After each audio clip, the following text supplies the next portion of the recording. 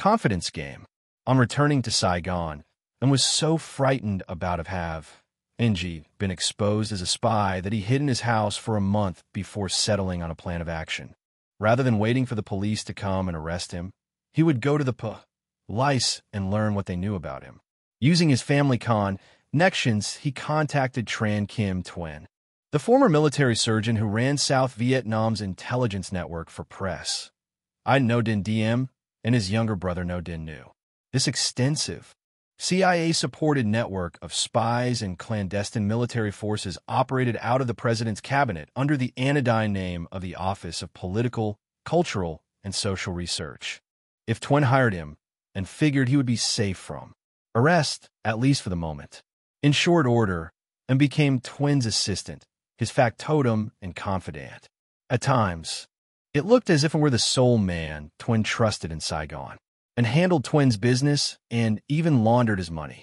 Tuen controlled the shipment of opium from the high plateaus down to Saigon, and says, actually, it was the owner of Saigon's floating restaurant who owned the 121 business, but he paid Tuen the protection money that kept it going. A number of sawmills in Cholon operated as fronts to Saigon's opium refineries. They cut down trees in a mound, tains on the Laotian border, and hollowed them out. These hollowed-out trees were filled with opium and trucked down to Saigon's lumberyard factories in Cholon. Tuen knew about it. His men took bribes, and he himself had funds deposited in foreign bank accounts. But he was a modest man and assures me he never stole money hand over fist, which is the style of today's crooks. Tuen used as his interpreter for foreign financial transactions, and he relied on him for other sensitive assignments, such as dealing with visiting Americans. On one such met Gerald Hickey, the expert on traditional Vietnamese culture who loaned his anthropological services to the U.S. government and was subsequently blackballed by academia, and describes how he accompanied Hickey when he went out to examine Vietnam's agrivilles, DM's first strategy for fighting the communists. If revolutionaries swim like fish in the sea of peasant life, the way to kill them is to dry up the sea. First, you remove the peasants from the countryside and relocate them into fortified enclaves known as agrivilles. The only people remaining in the countryside will be, by definition, revolutionaries, who could be bombed or gassed out of existence. In practice, DM's agrivilles were forced labor camps full of alienated peasants. They flew the Republican flag by day and nurtured the revolutionaries by night. DM was forced to abandon this initial experiment in counterterrorism after a year. But he and his American advisors refloated the scheme again in the 1960s, when agrivilles were renamed strategic hamlets. I like Jerry Hickey, and says, he was very intelligent and always cheerful. He wanted to find a political solution for the war. Unfortunately, people didn't listen to him. It was Hickey's long-held belief that Vietnam's warring parties should negotiate their own settlement. When Hickey and other Americans came to visit the President's office and was tasked with showing them the agrivilles, I took them across the Mekong River into Kien Hoa Province, the old Ben Tre Province. They were pacifying that area. It was infested with Viet Minh after the First Indochina War. A year after it was started, the program failed. Dr. Tuen gave me a car and asked me to visit the agrivilles and report to him on what I found. He knew that people were lying to him, the district chiefs and province chiefs. He needed someone he could trust, who could go out in the field and give him a secret report on what was really happening. I drove all the way to Rach Gia on the Gulf of Thailand in the south. Then from there I drove through central Vietnam to Hue in the north. I came back and reported to Dr. Tuen, the agrivilles program is finished. Forget about it. You have to do something new. That's why he dropped the agrivilles and switched, with the help of the Americans, to building strategic hamlets. An's handling of this assignment reveals how he became a trusted advisor to so many South Vietnamese and American officials. When asked to study a sensitive military issue, he means the matter firsthand, like an investigative journalist, and returns with a blunt report. Your strategy is not working. find a new strategy. At the end of the day, he looks like the one honest man in Vietnam, the person to consult for confidential evaluation of what is really happening. He tells the truth to Dr. Twen. He tells the truth to his communist handlers. It is the same truth, but it has different meanings depending on who is hearing it. Twen confronts a strategic weakness that needs fixing. The communists learn about a strategic weakness that can be exploited and protected his cover by telling his Western bosses the same truth he told to his communist comrades. But what happens when this truth is converted into a chess piece and projected forward on the board, 5 or 6 moves ahead? What does it mean that a communist spy advised the South Vietnamese government on how to build more effective fortifica tie-ins in the countryside? After all, the move from Agrivilles to strategic hamlets entailed an increased military presence, beefed-up armaments, and more coercion and brutality directed at Vietnam's peasants. Is An's advice an example of calm compartmentalization? Was he thinking like a Westerner by day and a communist by night? Or is there something deeper at work? If you immiserate the populace, uproot and brutalize them, will they become increasingly ardent in their support for the communists? Was an offering information or disinformation or some third category of truth? In any case, he was now launched on the career that would make him at once the most trusted advisor and the most effective spy in 20th century Vietnamese history. As we sit talking in his living room, and keeps himself posy-tionied near the telephone and a pad of paper, and there is Al, weighs a pen tucked in his breast pocket. Old colleagues call to ask him out for coffee. Foreign visitors request meetings. News AR arrives that old friends have died, and keeps these conversations brief. We always return to where we left off. In this case, I ask him what he means when he talks about an area being infested with Viet Minh in need of pacification. I use this language because I had to think like an American, he says. I had to think like a nationalist. If I had thought like a communist, I would have been finished completely. While working for Dr. Twen, and was once asked to interpret for a distinguished American professor. Twen, who had been detained by the communists in 1945 in North Vietnam before he escaped to the South, was fiercely anti-communist and highly suspicious of anyone sympathetic to their cause. After a 3-hour interview, the American professor invited him to lunch, and was surprised when the professor announced that Twen was either a Vietnamese communist or a member of the KGB. His way of reasoning and explaining things in AR, arriving at conclusions. "They're all communists," said the professor. Today, as he narrated one story after another, they were all presented with communist logic. I don't really know how the communists think, and said, but the Vietnamese welcomed Dr. Twen's logic. They consider him brilliant. He examines everything from A to Z, before AR, arriving at sound conclusions. We think he is an excellent analyst.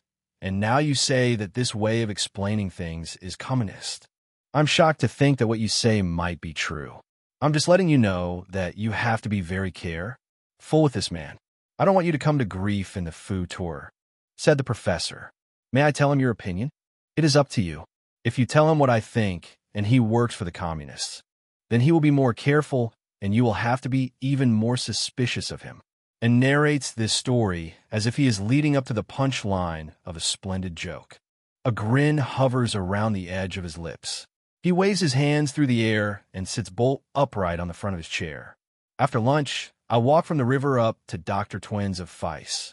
Hey, Dr. Twen, I said, finding him at his desk. Do you know what the American professor says about you? He says you're a communist. You're not working for the Vietnamese government. You are working for the KGB. And are you joking? Twen asked. He knew I liked to joke all the time. It's my way of talking like I'm joking, but I'm serious, and says, I never lie, and told him. Before explaining the prof's Soar's line of reasoning, Twen looked surprised. Then he said, the professor is right. Does this mean you're a communist? And asked, No, I'm not a communist. Twen reassured him, but the professor's analysis is correct. The communist way of reasoning is so logical, so appealing, so clear. It took me 3 years to learn how to imitate their way of thinking. Now I talk this way naturally. I didn't realize that one of these days an American professor would figure out what I was doing. And maybe I wasn't even aware of what I was doing. But this is a big mistake, Twin admitted. Lesson learned. You will have to correct your way of talk. ing. And chided him in the sing-song voice of a schoolboy, teasing one of his classmates. I had to learn this lesson for myself, and says, I had to learn how to talk like an American, think like an American. Actually, learning how to write balanced stories like an icon journalist helps you a lot as a strategic intelligence officer. It makes you more objective. When asked if he used this objective language in writing his reports to the communists, and said he did, I would talk about pacifying areas filled with Viet Cong terrorists. They knew what I meant. This is why the government sent me to school in 1978 and 1979. They found after the fall of South Vietnam that I used a lot of foreign words. I tried using the new communist words, but I didn't understand them. I speak in archaic Vietnamese. I learned the new words, but I've forgotten most of them by now. And laughs again, a deep guffaw at life's absurdities, and was eventually moved into the job for which he had been groomed by the Asia Foundation when Twin sent him to work for the Viet Thanh Xe VEX, the official government news agency, which was affiliated with Reuters. Before and officially severed his ties as a South Vietnamese intelligence agent, he was getting paid simultaneously by Twin, VEX, and Reuters at VTX, and was put in charge of the foreign correspondents. Many of them, with no training as journalists, had never filed a story, and ordered them to file at least one a week. They complained to Twin, saying that doing journalism would get in the way of their work as spies, their real job. Supporting it, Twin instructed his foreign agents to get serious in your work and start filing stories like in the Professional Pressman. Twin was An's patron for 3 years, until he fell from power after an attempted coup in December 1962.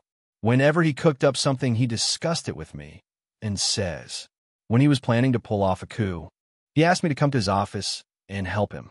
After his failed coup attempt, Twin spent the next 13 years under house arrest, ing to bring down one government after another. The bonds of friendship and obligation between An and Twin held fast up to the last day of the war, when it helped his friend escape the communist forces advancing on Saigon. I helped Dr. Twin get out of here. I knew I would be in trouble. This was the chief of intelligence, an important man to capture, but he was my friend. I owed him. He had been nice to me. He helped me with everything. An's working method continued unchanged as he moved from Twin's office to VDX and on from there to a full-time position at Reuters. Recognized as one of the hardest-working journalists in town, always ready to help his colleagues with informed opinions or telling anecdotes, and gave information in order to get it. Their food is information, documents, and says of the similarities between journalists and spies. Just like birds, one has to keep feeding them so they'll sing. From the Army, intelligence, secret police, I had all kinds of sources, and says, the commanders of the military branches, officers of the Special Forces, the Navy, the Air Force, they all helped me. In exchange for this steady stream of tie-in, and gave his South Vietnamese informants the same thing he gave his communist employers. We discussed these documents. As the South Vietnamese tried to figure out what they meant, they had a problem. How are they going to deal with the Americans? And then turned around and advised the icons on how to deal with the Vietnamese. It was a high-level confidence game, with death hovering over him should he be discovered photographing the strategic plans and intelligence reports that were slipped to him by his South Vietnamese sources, and was so well-informed and well-connected and so fluent in explaining Vietnam's political and military situation to visit ing Westerners that Peter Smark, the Reuters bureau chief in Asia, hired him in 1960 as the agency's local Vietnamese SOAR respondent. Founded in 1849 by German bank clerk Israel Beer Josaphat, Reuters originally employed carrier pigeons to deliver stock reports. The pigeons were soon carrying other kinds of news. And after Josaphat moved to England, where he christened himself Baron Paul Julius von Reuter, the Reuter Telegraph Company began building a worldwide network of news bureaus. Known for speed and brevity, Reuters employs a button-down British style bleached of emotion. Scoop the competition and report the facts are its twin mantras. It was An's job to put his ear to the ground and work the back channels at the palace to come up with early warnings on coups in Kaun, Turkus, palace intrigues, military campaigns, aerial bombardments, troop deployments, battlefield losses, and everything else that gets reported out of a war zone. While working for Reuters in the 1960s, Pham Xuan An became the irrepressible man about town who knew everything about everybody and was seen everywhere. In all the city's best restaurants and cafes, chatting and joking with everyone from generals and ambassadors down to the local cyclo drivers and dance hall girls. And established himself as the go-to man for newly arrived Americans who needed briefings and old-timers who needed a tip. He was always generous with his advice and stories, always a good source of local color. The news reports filed out of Vietnam that started with an anecdote provided by must number in the thousands. On January 25, 1962, and married Hong T. Thursday Nan, a young woman who sold embroidery and lacquer boxes in a store on the Rue Catinat. 10 years his junior, Thursday Nan was not one of his dieces, the women who kept him out of harm's way throughout his life, nor was she a member of the Communist Party. It was not until a month after they were married that An told his wife a few things about his secret life. Thursday, Nan was not the designated agent charged with destroying An's affairs were he to be captured. This role was reserved for two other female spies, Tam Tao and her sister, Chin Chi, who had previously declined An's offer of marriage. Lu Duc, though, founder of the Indochina Communist Party and Pham Xuan An's marriage counselor, played an unknown role in An's family life. But the wedding was undoubtedly discussed by the party at the highest levels. My wife knew a little bit, but she thought I worked for the revolution. She didn't know anything about intelligence. And told an interviewer in 2004. According to An, everyone in his family was sympathetic to the revolutionary cause, but for security reasons they were kept in the dark about his work. His middle brother, Pham Xuan Hoa, for years younger than An, had been trained in France as a helicopter mechanic. He was flying on President Diem's helicopter during a stormy night flight in 1962 when the craft hit the mountains north of Saigon and all 13 people on board were killed. Diem was not on the flight. An's youngest brother, Din, trained as a lawyer, got in trouble defending political prisoners and was himself in prison briefly. He was drafted into the army as a porter car, reeing munitions into battle until An used his family connections to get him reassigned to Diem's staff. Everyone in the family knew I was working for the communists, and says, my brother Din wanted to join, but I said no. Tam Tao, Chin Chi, and were in the same political cell. He taught the girls English and visited their house to court the beautiful Chin Chi. They waved goodbye at the airport when he flew to America, and they welcomed him back to Saigon on his return. After An had lain low for several months, Tam Tao took him to the tunnels northwest of Saigon and reintroduced him to the intelligence network, which had been rebuilt after Muoi Hong was captured. She was An's original courier. She had a false wall built in her apartment for evading the police, and this hiding place was used by the head of their intelligence cell during his visits to Saigon. Tam Tao had her own career as a spy, working as secretary and confidant to a number of U.S. military officers. Chin Chi did similar work until she was summoned into the jungle in 1965. For years later, Tam Tao was also moved to the jungle, where she found a husband approved by the party and was allowed to marry. When I learned that Tam Tao and Chin Chi, now widows, are once again living in Saigon, I arranged to meet them for tea. I find them sitting on the ground floor of a 3-story house on a quiet street in one of Saigon's nicer neighborhoods. After threading my way through the motorbikes parked in the courtyard and removing my shoes, I enter the downstairs living room, which is formally decorated with a large red upholstered couch and matching chairs covered with lace antimacassars. On top of a mahogany curio cabinet sits the family altar. Inside the cabinet, among other souvenirs, is a small statue of Liberty, which Tam Tao tells me she has recently bought on a trip to the United States. Both women are trim and elegant, with carefully coiffed hair. A tall woman with a handsome, even-featured face, Qin Shi, wears a white silk pantsuit, embossed with flowers and decorated with bone buttons and black piping. I see that she was once a great beauty, with sensual lips, high cheekbones, and large brown eyes. Today she has frosted hair and the retiring manner of a younger sister who has always allowed her elders to speak for her. She and Tam Tao are the kind of meticulously assembled matrons who could be chatting with me about their bridge club, but are instead describing their lives as spies and jungle soldiers. Born a year apart, the girls were teenagers studying English and French at Jia Long Lycée in Saigon when they met In, who was 4 years older than Tam Tao. He tutored both girls in English and fell in love with Qin Shi after the girls joined the Tran Van on student protest movement in 1951. Qin Shi went into the jungle for a year of revolutionary training.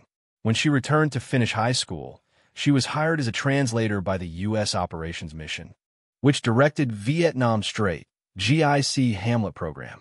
She traveled around the country by helicopter, accompanying doctors and nurses into the field. I talked to Wen and told him everything I saw. She says, I was a spy. After resisting An's advances, Qin Shi worked as a spy until she slipped out of the city in 1965 to take up the life of a jungle soldier. She remained single until 1968, when she married a North Vietnamese colonel and gave birth to a daughter. When I asked Qin Shi if Pham Xuan An was ever in love with her and wanted to marry her, Tam Tao chuckles and Qin Shi smiles. He wanted to marry me after he came back from the United States, she says. This was in 1959. My family agreed, but I said no. I turned him down. I wanted to travel abroad. I wanted to go to England to study, but Mr. Mu Wei Hong, our chief, did not approve of my leaving the country. I went into the jungle instead. His wife will want to hear me say this, she adds. It's an old love story. Mr. Mu De Hong supported the marriage, but I was too young. I wasn't thinking about love at the time. Later in the afternoon, after many more cups of tea, Qin Shi offers another explanation for why she resisted An's advances. There was a curfew, and everyone had to go home except for An, because he had a press card and could come and go whenever he wanted. So he would stay late into the night, talking. There was no way to shut him up. 7 months after I turned him down, a married Thursday Nan, she says, a spy must have what appears to be a normal family life and a wife to manage the family, in case he is captured. There was a problem, though. Since Thursday, Nan was not a member of the organization. If he was captured, the secret documents in his house were to be given to Tam Tao. She was the one who knew where they were hidden. At the end of the afternoon, Tam Tao takes my notebook and draws a map of the neighborhood where they lived during the war, with directions on how to find Pham Xuan An's old house. Giving the old and new street names, she tells me that An's house was at the end of an alley off No Tung Chow Street, which is now called Lu Ti Riang.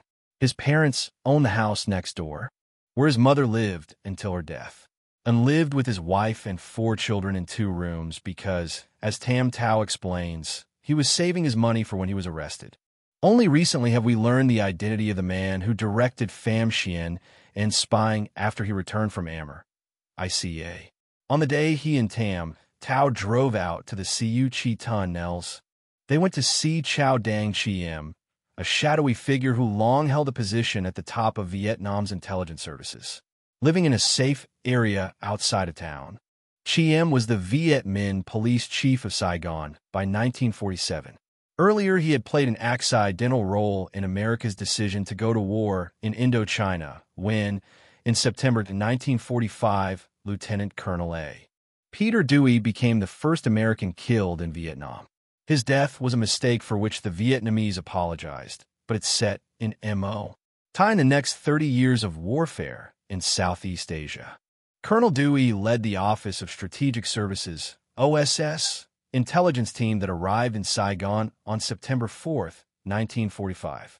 Charged with recovering 214 Americans who had been taken prisoner by the Japanese, Dewey met with members of the Japanese High Command and with Dr. Pham Ngoc Thach, who was serving as Minister of Foreign Affairs for the Viet Minh. Dewey, who had studied French history at Yale and law at the University of Virginia, was the son of a prominent U.S. congressman and, at 28, a distinguished veteran of OSS operations in Europe. He and his 7-person team were the only Westerners in Saigon, until a British Gurkha division from Rangoon and some French para-troopers from Calcutta arrived in the city on September 12th. 10 days later, on September 23rd, after British General Douglas Gracey had ordered French troops released from internment and rearmed, they rampaged through the city, killing hundreds of Vietnamese and reclaiming Saigon as French territory. Dewey implored Gracey to intervene, as he wrote in a prophetic report to his OSS colleagues in Hanoi. Cochinchina is burning. The French and British are finished here, and we ought to clear out of Southeast Asia. Gracey declared Dewey persona non grata and ordered him to leave Saigon. In a fateful move, he forbade him from flying an American flag on his Jeep. On September 26th, Dewey left the Continental Hotel and headed in his Jeep to the airport. Mistaken for a French officer, he was killed in a Viet Minh ambush, the first American casualty in what would become the Vietnam War, and, since his body was never recovered, the first MIA. Appalled by the mistake, Ho Chi Minh sent an apology and letter of condolence to President Truman. The day Dewey was killed, Chow Dang Chiem was calm, commanding a troop of soldiers guarding the bridge to Dachau, where Alden Pyle would later meet his demise. All we know of Chiem's involvement in Dewey's death is that he was one of the few people in Vietnam who knew where the body was buried. Chiem rose quickly through the ranks to become Vietnam's preeminent spy master.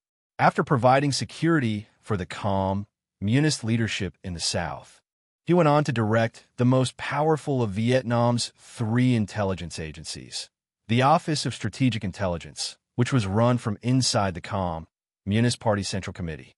The other 2 agencies were public security, run by the police, and military intelligence attached to the army. Pham Xuan An always insisted that he worked in strategic intelligence. To his Western visitors, this sounded like a cerebral activity removed from the dirty work of tactical intelligence. One said was literally true. But the impact of his affiliation resonates clearly only when we understand the direct link between the Office of Strategic Intelligence and the Vietnamese Communist Party. In May 1962, when New Zealander Nick Turner succeeded Peter Smark as the Reuters man in Saigon, he arrived to find the voluble Pham Xuan An holding court in the Reuters of Vice, which was installed in a corner of an old French villa near the presidential palace. Reuters shared the space with its nominal ally Vietnam Press, VEX. A year later, when the Buddhist crisis erupted, Reuters was thrown out of the villa and cut its ties to VEX. Reuters was running stories critical of the arrogance and incompetence of the Catholic Diem regime in handling the Buddhists, says Turner, which made relations dicey with this government-controlled propaganda agency. Reuters moved its office downtown to a second-floor walk-up on Rue Cadenet, which was good for him, since he was now a stone's throw from Café Givril, the continental terrace known as the Shelf, and his other Saigon haunts.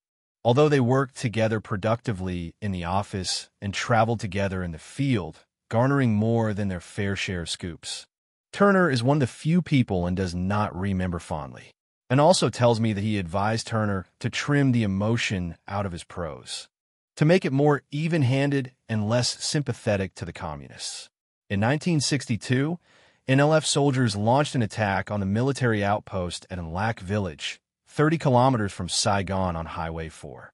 When Turner and An arrived on the scene, they found that local militiamen had been killed along with their family members, including women and children.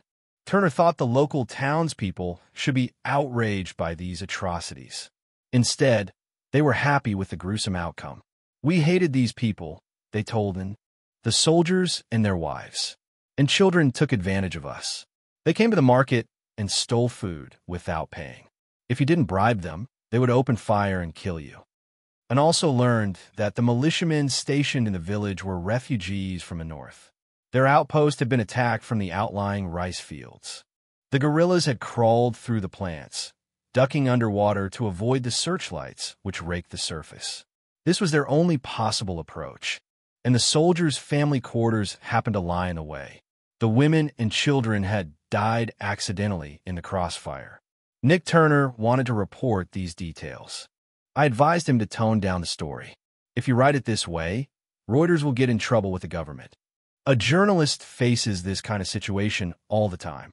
You don't dare write the story the way it happened. The same was true for the atrocities committed in Vietnam by the South Koreans.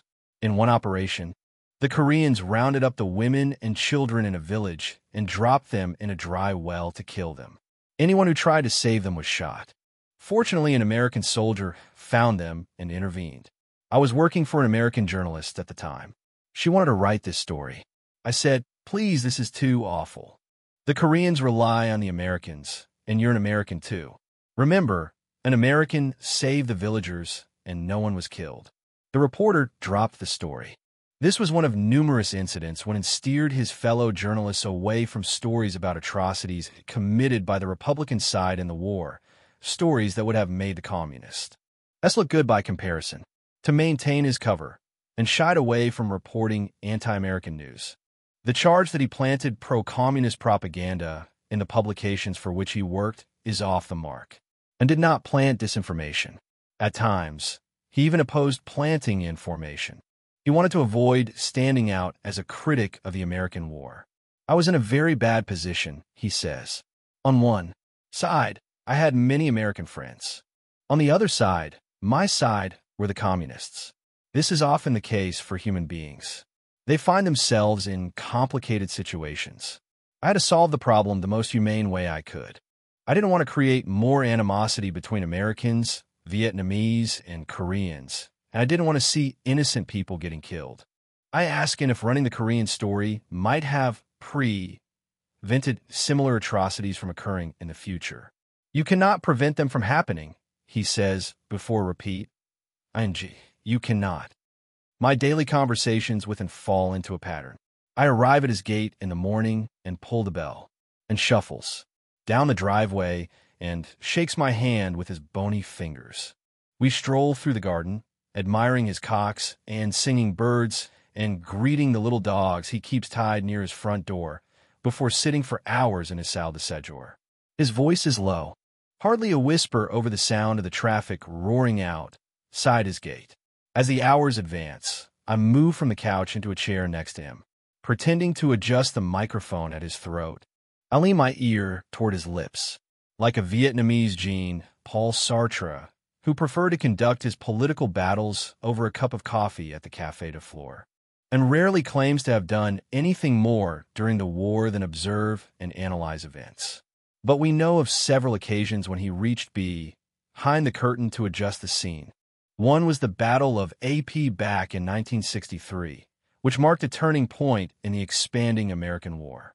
For the first time, the Viet Cong fought at Battao, Ion strength, and won a decisive victory against Vietnamese army units supported by American helicopters, armored vehicles, and artillery. 2 Viet Cong soldiers received North Vietnamese military exploit medals for winning this battle. One was the commander of the communist forces. The other was Pham Xuan An, who devised the winning strategy. How does a correspondent for Reuters win a combat medal? When asked, and always scurries behind his standard explanation. He did strategic analysis and provided background information on the commanders and troops involved. But he did far more. He was intimately involved in training the Viet Cong troops who engaged in the battle, advising them on how to fight against helicopter gunships, armored personnel carriers, and other new weapons which were then being introduced into Vietnam. He mapped the battlefield strategy and helped lay the trap that led to the communist victory. And then he went out and got the story reported. The battle took place outside the hamlet of AP Bac, 40 miles southeast of Saigon, in January 1963. Up till then, Viet Cong activities had consisted of hit-and-run attacks, avoiding pitched battles. Nick Turner wrote in an article called Media and War, Reflections on Vietnam, which was published in 2003. The Americans said that if the communists could be made to stand and fight, they would get a bloody nose. AP Back was the first pitched battle between substantial Viet Cong and government forces, and it was a Viet Cong victory. And it could not be hidden because on the night of the battle, I drove to the scene, taking Neil Sheehan of UPI with me. And at dawn we inspected the battlefield and got a clear picture of what had happened. When I asked Turner how he knew to head to AP Back, he pointed to Pham Xuan An and was the first reporter to break the news. He fed me the initial story and details that got me to write it. He told me some American helicopters had been shot down and that I should go to AP Back. America was not directly involved in the war at this point, so the fact that American helicopters were getting shot down was big news. It was the first major battle of the war. The communists stood and fought. They inflicted serious damage, shooting down 5 troop-carrying helicopters, and then they disappeared into the countryside. The story broke in the Western press and was written exactly the way the communists wanted it written. The battle pitted 350 Viet Cong soldiers against forces from South Vietnam's 7th Infantry Division, which was being advised by Lieutenant Colonel John Paul Van. At the disposal of the Republicans were 10 Shawnee helicopters, 5 Huey flying shotgun helicopters, 13 M113 Green Dragon armored personnel carriers, and 14 Hun Red troops, supported by long-range artillery, 13 fighter bombers, and all the napalm they wanted. Within minutes of the attack on AP Back, 14 of the 15 helicopters had been hit. 4 went down, and 3 Americans were killed, with another 8 wounded. A 5th helicopter was downed during a rescue attempt. At the end of the battle, the communists slipped away with 39 wounded soldiers and 18 killed. The Saigon forces lost 80 killed and 100 wounded, not counting the Americans. Emulate AP Back became both a communist slogan and method. Diagrams and descriptions of the battle were sent to all the communist forces in the South. The engagement was STUD, IED as a classic model for how the Viet Cong should fight their better-equipped opponent. Simply teaching marksmen to lead helicopters like ducks would result in 5,000 of these expensive machines being destroyed in the course of the war. Turner speculates that it might have played another role in the battle. He would have had enough knowledge of the battlefield tactics, rules of engagement, logistics, and battle readiness of both the Vietnamese and Americans in that area at that time to give pretty good advice on the way to set up a trap for them. Certainly, AP Back had the hallmarks of a trap. The Americans in particular, who at that time were still in an advisory role, but also providing helicopter support and air cover for ARVN troops, had been saying that they couldn't wait for the opportunity to engage a force of well-trained VC regulars who were prepared to stand and fight instead of melting away. The importance of AP Back was that this is exactly what the VC did for the very first time, but they did it according to their own carefully laid plan, not through being cornered and forced to defend themselves. Following AP Back, and busied himself covering the other big stories of 1963, including the Buddhist protest against Diem's increasingly repressive government. Monks began sitting in the lotus position in Saigon streets, dousing themselves with gasoline and burning themselves to death. To amplify their protest, they needed a journalist who could broadcast word of impending immolations without tipping off the police. For they burned themselves, the monks would ring me and give me the story first. And says, I knew that someone was going to die. If I reported it to the police, a life would be saved, but this was against the rules. The source had given me the story on condition that I shouldn't reveal it before it happened. These are the ethics of the press. You have to observe them, no matter how tough it may be. These are also the ethics of an intelligence agent who knows the propaganda value of burning monks. On November 1st, the Diem government was overthrown in an American-supported coup d'etat. Ngo Dinh Diem and 2 of his brothers were killed. The CIA officer supervising the operation, with an open telephone line to the U.S. Embassy and $42,000 in Vietnamese piastres stuffed in his pocket, was Pham Xuan An's friend Lou, Black Luigi Conian. 3 weeks later, President John F. Kennedy was assassinated in Dallas, Texas. Technically, I may have fired him, says Turner, revealing by his choice of words that this is a complicated subject. An was the best Vietnamese journalist in town. He had a sophisticated mind. He had the best contacts among the military and intelligence communities. The Americans trusted him. He had entree to Colonel Lansdale's outfit. He was my intelligence of Pfizer. Things were extraordinarily devious in Saigon in those days.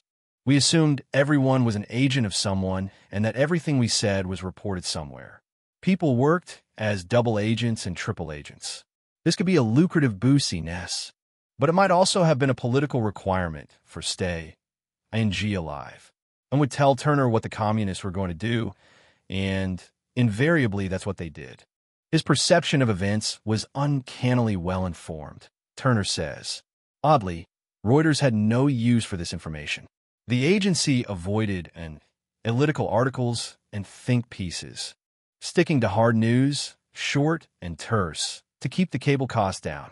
As far as Turner was concerned, and could be both a communist and a good reporter so long as he did the job he was paid for. But his capitalist employer was getting short shrift compared to his communist bosses, and would disappear from the office for several days at a time. He wouldn't tell me where he was going, and when he returned, he wouldn't tell me where he had been or what he had done. He just disappeared. People speculated he had a girlfriend, but I didn't believe it. I knew he was very fond of his wife, and I didn't think he was involved with anyone else. I suspected he was going off to talk to the Viet Cong. Looking, I told him, for all I know, you may be working for the Viet Cong.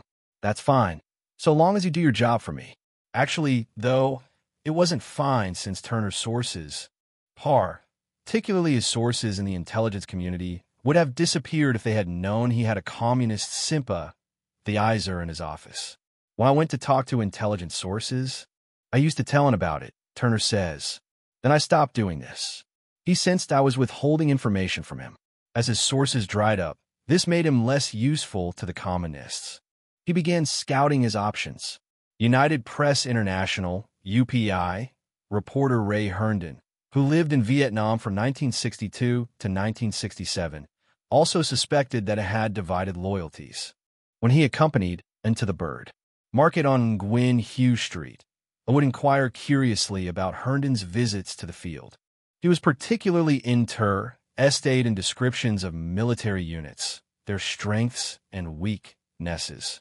I had a car and driver in Vietnam, which I leased to the Reuters Bureau for $250 a month, says Herndon, and would disappear with my car for several days at a time. I have gone hunting, he would say when he returned to Saigon. Then he would present my wife and me with a leg of venison or a piece of wild boar. Maybe it crossed my mind to wonder if he was a courier, running antibiotics and other supplies out to the Viet Cong. My wife, who is Eurasian, was also sus Pikiasavan. He seemed to show up in too many places at once and be too interested in observing what was happening. Of course, our side was spying on us too. The CIA put an agent named Don Larimore on our staff. I caught him once inside my apartment, riffling through my telephone book. So we were suspicious of everybody, and included. I had long wondered why he was called to the countryside. Why make him cross enemy lines and report to Siu Chi, a hotly contested war zone northwest of Saigon? He was sometimes caught in crossfire, and once he had to spend the night hiding in a ditch, and was summoned to Siu Chi in the same way we summoned our own assets to Saigon, says former CIA and interrogator Frank Snepp, who now works as a TV producer in Los Angeles. This is what you do in the business. You call people in for debriefing. It was a way to keep tabs on him. You want to make sure he hasn't been turned. You eye him. You see if he's still with you. It's very dangerous, but that's what you do. And says he last went to the Siu Chi tunnels in 1966. After that, with the 25th Infantry Division stationed there, it was too dangerous. They had defoliated the jungle with herbicides and flattened the trees with roam plows. Before 1966, I went there all the time, he says. After that, we relied on couriers. I asked him why he needed to see his commanding officers in the jungle. I believed I knew better than they did what was going on, he tells me. They knew how to fight, but that was all. So their orders didn't mean that much to me. Sometimes they needed me to analyze with them. So I would help them, with Reuters drying up as a source of news, and was not only disappearing from the office, but was also freelancing for other journalists. Even when he was in the office, he was often distracted by guests. A string of visiting correspondents beat a path to our door to Pickens' brain, Turner says. The parade included correspondents such as David Halberstam of the New York Times, which was permissible since his paper was a Reuters client. But the situation got dicier when he spent time chatting with Reuters competitors, and was a huge reservoir of nuanced information, much of which Reuters had little use for. But it would have been great for thoughtful pieces in papers like the Herald Tribune and the Christian Science Monitor. As Turner later learned, this was exactly where Ann's ideas were appearing.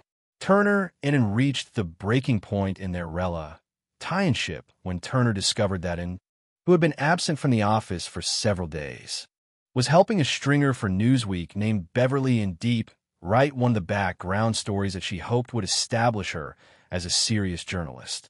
Eventually, Ann worked for Deep as her legman B, for moving to his staff position at time. Deep was one of Ann's nieces, the female protective spirits who knowingly or unknowingly covered for him while he did his real work as a spy. On learning what Ann had been doing, Turner exploded. "That's not on," he yelled. "I'm sorry. If you're working for other people, you can't be working for Reuters. Actually, it was all right to work for the communists, but not for Newsweek." One was the enemy. The other was the competition. Compared to the paucity of news in the small Reuters operation, Time was a gold mine for Ann and the communists. They had lots of inside dope, Turner says. They wrote long reports naming their sources, and would get an incredible depth of information just from reading these reports. They were full of news from journalists in the countryside, interviews with monks and other opposition figures, conversations with high government officials. They probably provided the finest overview you could get on the situation in Vietnam. These were the best files in the country. They were incredibly valuable. I always presumed that the CIA was reading Time's cable traffic and appreciating the quality of their reporting, says Turner, who later worked for Time as a freelancer. I sometimes wondered if the CIA wasn't the real audience for these reports. I mean, no one back in New York seemed to be reading them. Correspondents would file 15,000-word stories from the field, which got homogenized into a 750-word article that said exactly the opposite of what had been reported from the field. It seemed to me that the CIA was the only reader who might appreciate the value of what Time was sending over their wires. I always assumed the CIA had a backdoor deal with Time. This is why people sweated their guts to get good information that was then ignored. When I asked Turner if he ever ran a security check on Ann or discussed his suspicions with intelligence agents, he admits, "No one seemed to believe that Ann was a security risk, and I wasn't going to mention it to British or American intelligence. I was afraid they would clam up and not talk to me anymore." Turner himself was already a marginal figure in Saigon. They regarded me as representing a British outfit, and I wasn't treated as well as if I had been in American news. In order to keep his own nose clean, Turner stifled his suspicions. The one person capable of blowing Ann's cover did his best to keep it in place, and has himself to blame, says Turner about Ann's departure from Reuters. "He schooled me in how to read the minds of Vietnamese. Don't believe what you're told. There's always another truth underlying the obvious. As we used to say in Vietnam, if you think you know what's going on, you're not well informed." The more you learned, the more complicated it became, and gave me a good education in understanding the Vietnamese. I then applied it to him. Reliable sources. When he left Reuters in 1964 and was out of a job but not out of work, the American presence in Vietnam was building. From 17,000 advisors, the United States was preparing to introduce 500,000 combat troops. Included in the baggage to this buildup was a raft of journalists. More than 500 would be accredited by 1966, all of whom needed translators and local reporters. As Ann's friend Francis Frankie Fitzgerald remarked, the News Corps includes senior editors from New York, cub reporters from hometown papers, Ivy League graduates, crime reporters with two-syllable vocabularies, spaced-out young photographers, combat veterans of Korea and the Second World War. Everything, in fact, except a determined opponent of the war. And freelanced for this flotsam of American journalists. His two major clients being Robert Chaplin, veteran correspondent in Asia for the New Yorker, and Beverly and Deep, a 27-year-old. Fresh-faced reporter with bangs and a beehive hairdo who was freelancing for Newsweek, the International Herald Tribune, and the Christian Science Monitor. Deep became his DS. Chaplin one of his best sources. Brunette, gentle, and unprepossessing. Deep was what former Washington Post correspondent William Prochnow calls a perfect example of the girl-next-door world of the fading 50s. Deep lent herself to this cause when she wrote that a woman journalist at war should be a living symbol of mother, sweetheart, and the apple pie world back home. Deep grew up on a farm in Nebraska. She majored in journalism and political science at the University of Nebraska, graduating in 1957, and then got a master's degree from the Columbia School of Journalism. She traveled on a student exchange to Russia and Central Asia. Bitten with wanderlust, she saved her money while working as a political pollster during the U.S. presidential election in 1960 and then pitched up in Vietnam in 1962. Planning to stay for 2 weeks, she stayed for 7 years, making her one of the longest-serving Western correspondents to cover the war, and felt beholden to Beverly Deep, Laura Palmer, and the other women correspondents who coached him in the etiquette of American journalism. They taught him how to punch up his leading sentences. They showed him how to be objective, the great god of American reporting. They helped him branch out from writing staccato wire service prose to penning longer opinion and editorial pieces. Unknowingly, Beverly Deep served other purposes for him. She traveled widely through the country and was well received by soldiers who loved being gallant to a female reporter. She needed him to translate. He needed her to get access through his own investigative reporting from the field. Deep tended to report on America's activities in Vietnam with credulous enthusiasm. She reminded her colleagues of Alden Pyle, the quiet American who thought of Vietnam as a civics lesson on the problems of freedom. The few critical remarks she ventured about the American enterprise in Vietnam were meant to improve U.S. strategy. In other words, to win the war. Deep was brave and adventuresome, but she never got around to confronting the big questions that 7 years in a war zone might have provoked in a more inquisitive mind. Her reporting on the battle at Khe Sanh brought her a nomination for a Pulitzer Prize. By the end of her lengthy tour of duty, she had acquired a military husband, Colonel Charles Chuck Keever, who ran the press center in Da Nang, and 29 volumes of correspondence and articles, which are now stored at her office at the University of Hawaii, Manoa, where she teaches journalism. Rather than remarking on her naivete, and employed Deep as the perfect foil for his own activities. Deep lived in a 4th-floor apartment above a garage in the heart of Saigon. The apartment, consisting of one large room with a kitchen and a refrigerator cooled by a block of ice, faced the Rex Hotel, where civilian and military officials gave their daily press briefings, and explains the mutually beneficial arrangement he'd developed with Deep.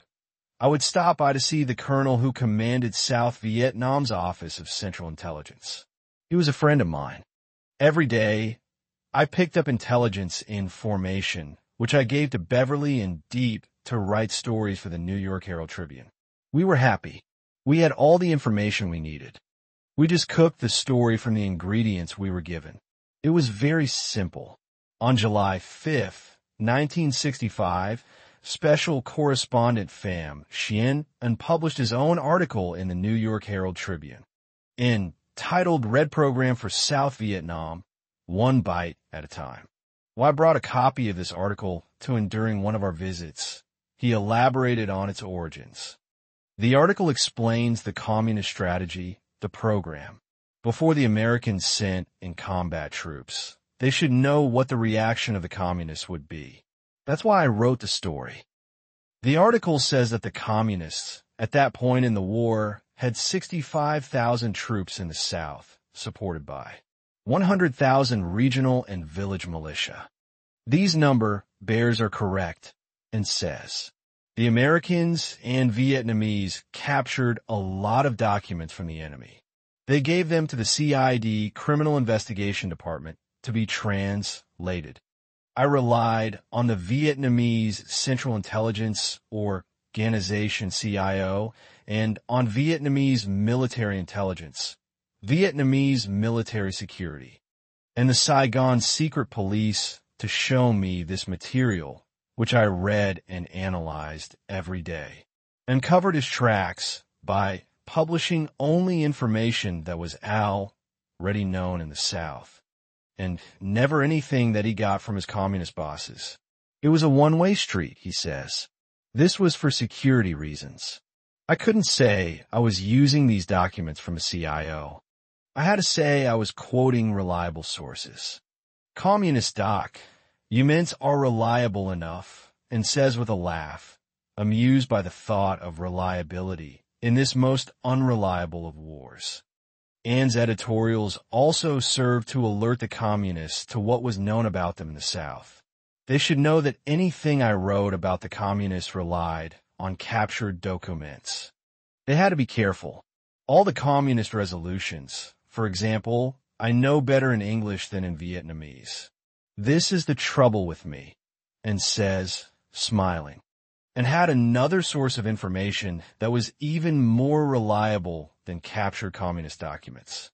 Every day, he saw the raw intelligence data on military interrogations, including interrogations of communist defectors.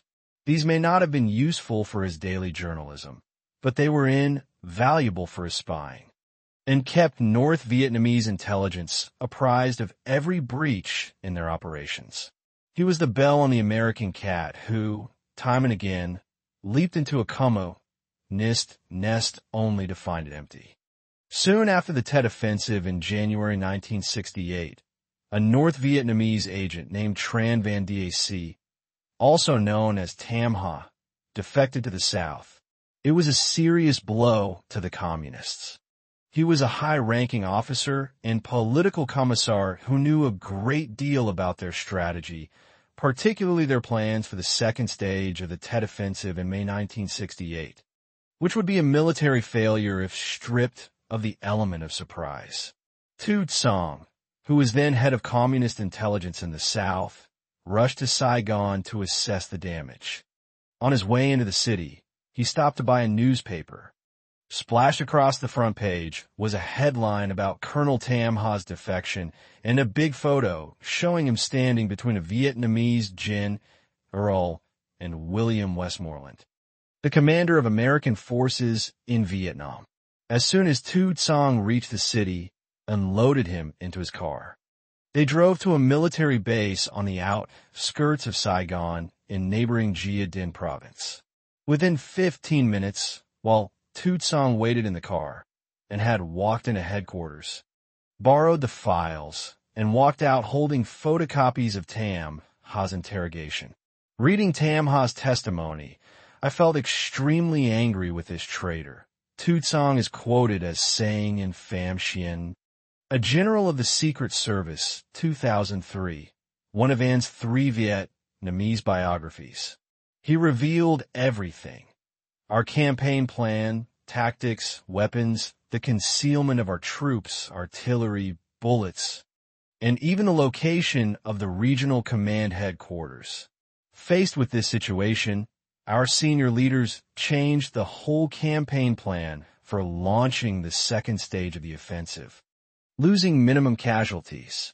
The outcome of this offensive eventually forced the enemy to de-escalate the war and go to the negotiating table. This story is remarkable for a number of reasons, including the fact that Pham Xuan An is driving onto a military base with the head of communist intelligence in the front seat of his car. We were in a hurry. and explains. Besides sharing some of his sources with her and a calm, pawnied Beverly deep into the field. One day they drove out to visit John Paul Van, who had resigned from the Army but returned to Vietnam to run the United States Agency for International Development Pacification Program in Hao Nha Province, near the Cambodian border. Van was a colorful figure who gave journalists good copy. A critic of America's strategy in Vietnam, he wanted a better, smarter war with closer engagement on the ground and less reliance on high-altitude bombing and long-range artillery. Van was considered a world authority on counterterrorism until Neil Sheehan gave him a darker cast. As Sheehan revealed in A Bright Shining Lie, John Paul Van and America in Vietnam. While Van allowed PLE to assume that he was forced out of the Army because of his outspoken criticism of U.S. policy, he was actually cashiered for statutory rape.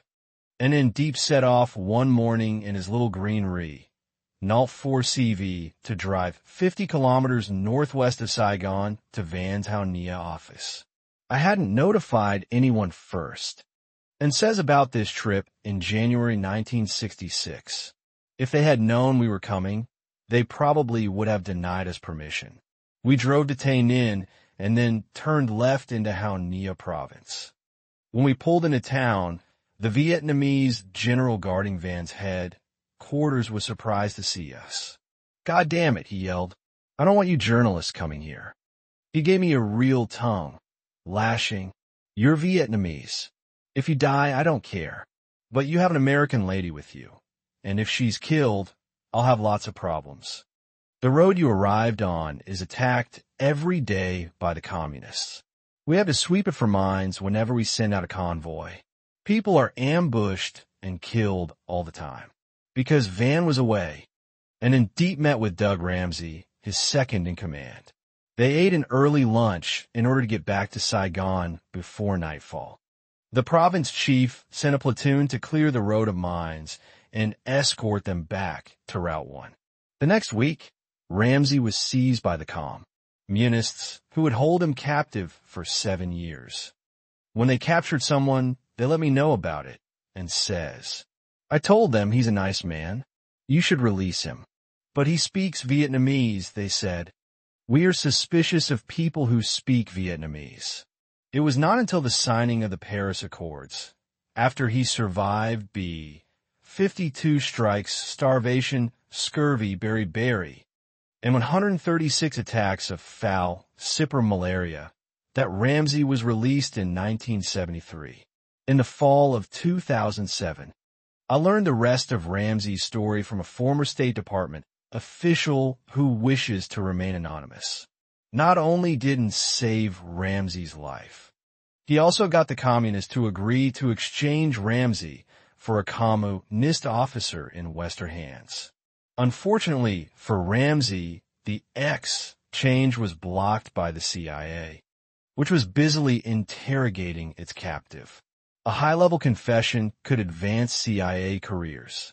Ramsey could wait, and had other good reasons to work for Beverly Deep. The American women journalists had one advantage over the men, he says. The people they interviewed thought they could fool them.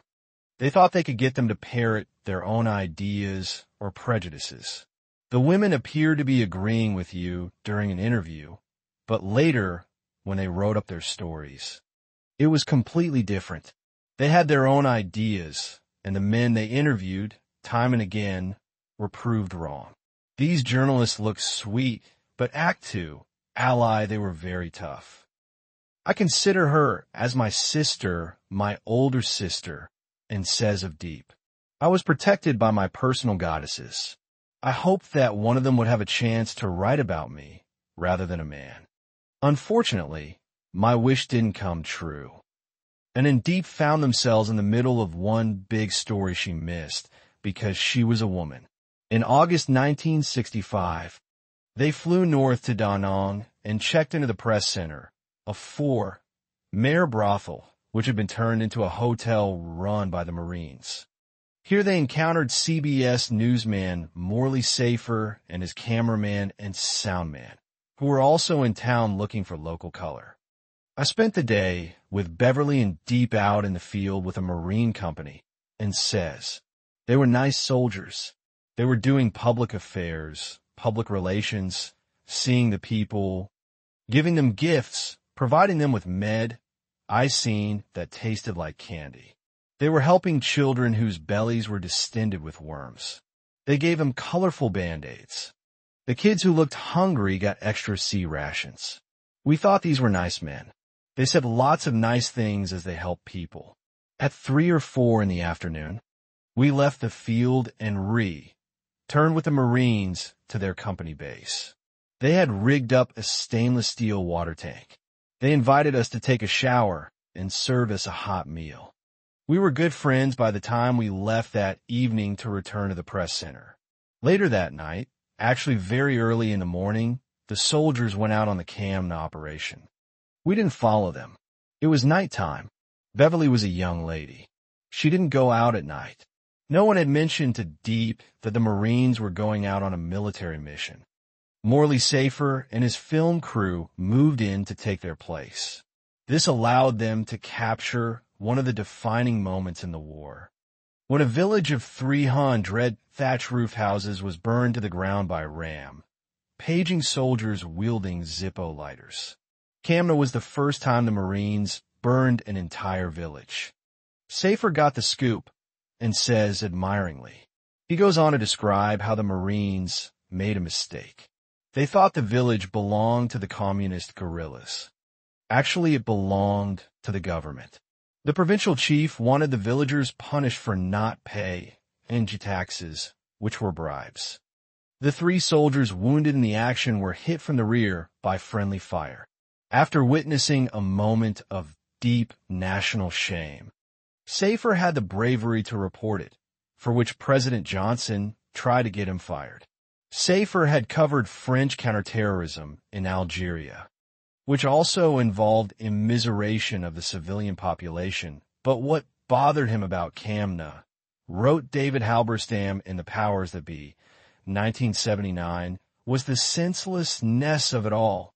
For even when the French had applied torture, they had usually done it with a certain precision. They knew exactly what they were trying to find out.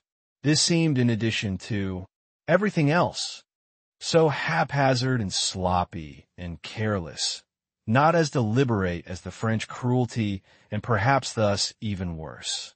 When the footage from Camna was shown to Americans on the evening news it marked, said Halberstam, the end of the myth that we were different, that we were better, in his assessment of Camna, and is surprisingly forgiving.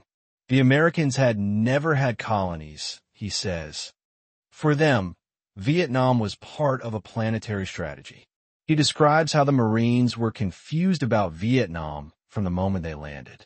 After being trained in North Carolina, an incredibly tough course where they stood in water for hours on end, they charged off their landing craft to hit the beach at Da Nang.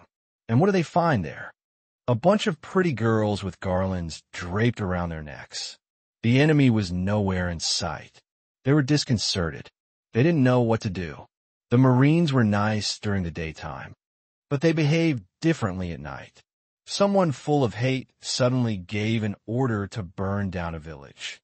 Camna was a traumatic event, for in a personal turning point in the war.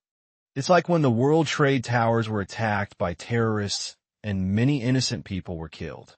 Maybe these soldiers were nursing the poison of revenge. That's unavoidable in war. It's like what happened later during the My Lai massacre. Human beings have 2 parts, an animal part and a human part. Sometimes the animal nature is so strong that you lose your reason. The Vietnamese do this to the Vietnamese. They don't know whether they are brothers or enemies. Even God cannot explain it. We return to this subject when I visit Ann's house on the morning of May 20th, 2004. Both of us have been up late watch. CNN broadcast congressional hearings on the torture of Iraqi prisoners at Abu Ghraib, another defining moment in America's far-flung wars. Pictures captured on cell phones and floated on the internet show naked prisoners being led around on leashes and hooded prisoners with their outstretched arms and penises wired with electrodes.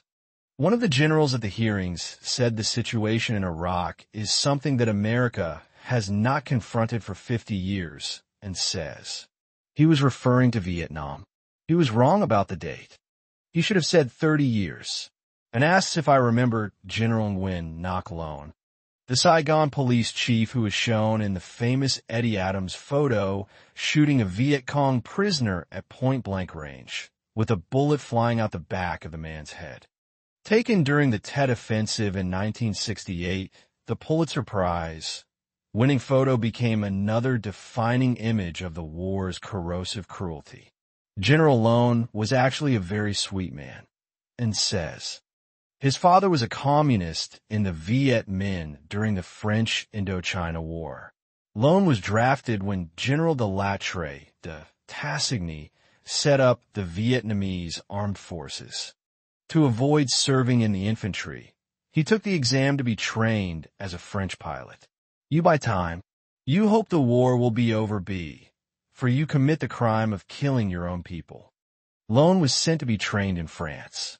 They made him the highest rank ING officer in the Vietnamese Air Force. Loan was supposed to drop bombs on the Viet Minh revolutionaries. Instead, since the French had no system for recording the results, he bombed in the jungle and the swamps. He made sure he flew low enough to look down and see that no one was killed.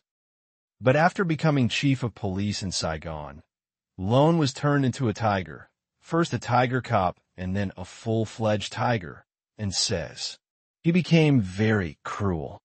A commander has to know how to handle the animal part of human nature.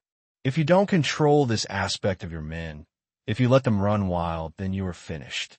This is what happened at Cam Nha. These nice young Marines were good people. They loved women.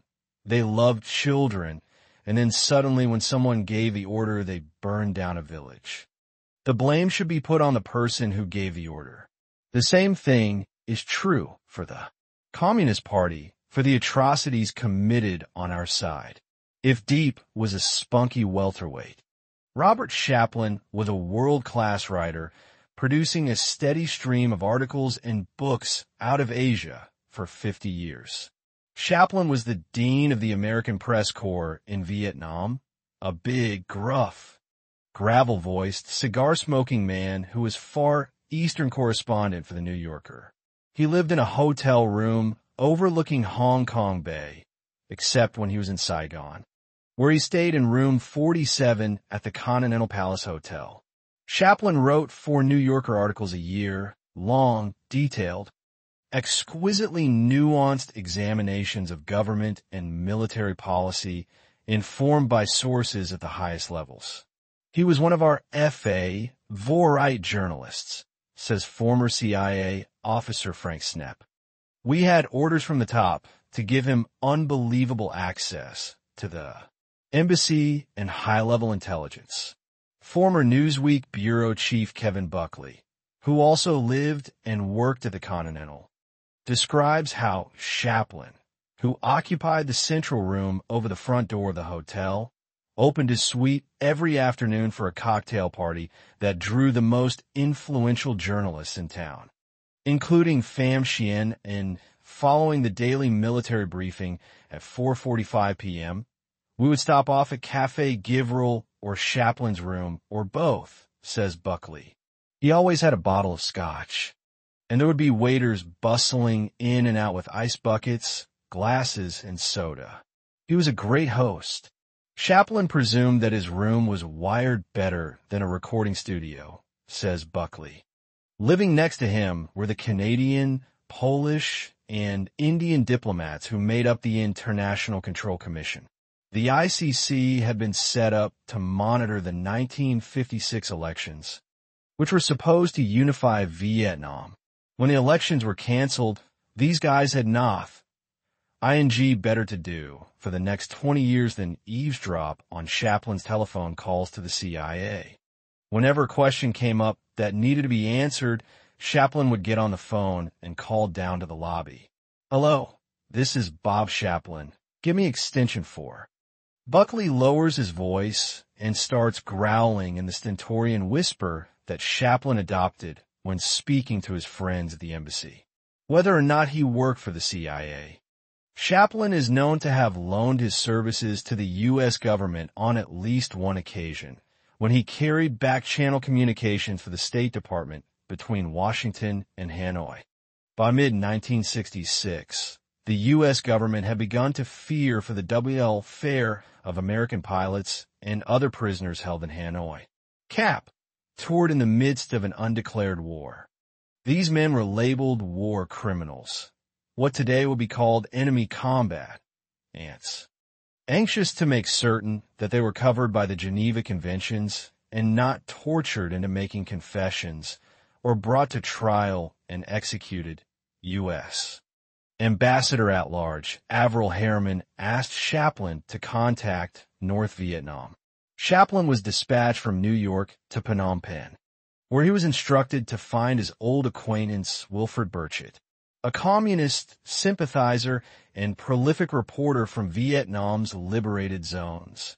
Burchett was thought to be the quickest route to Hanoi. Chaplin penned a letter detailing America's concerns and offered a deal, either medical supplies or a reciprocal exchange of prisoners. Following the release of U.S. pilots, 2 days after Burchett delivered Chaplin's letter to the NLF representative in Phnom Penh, he got a reply.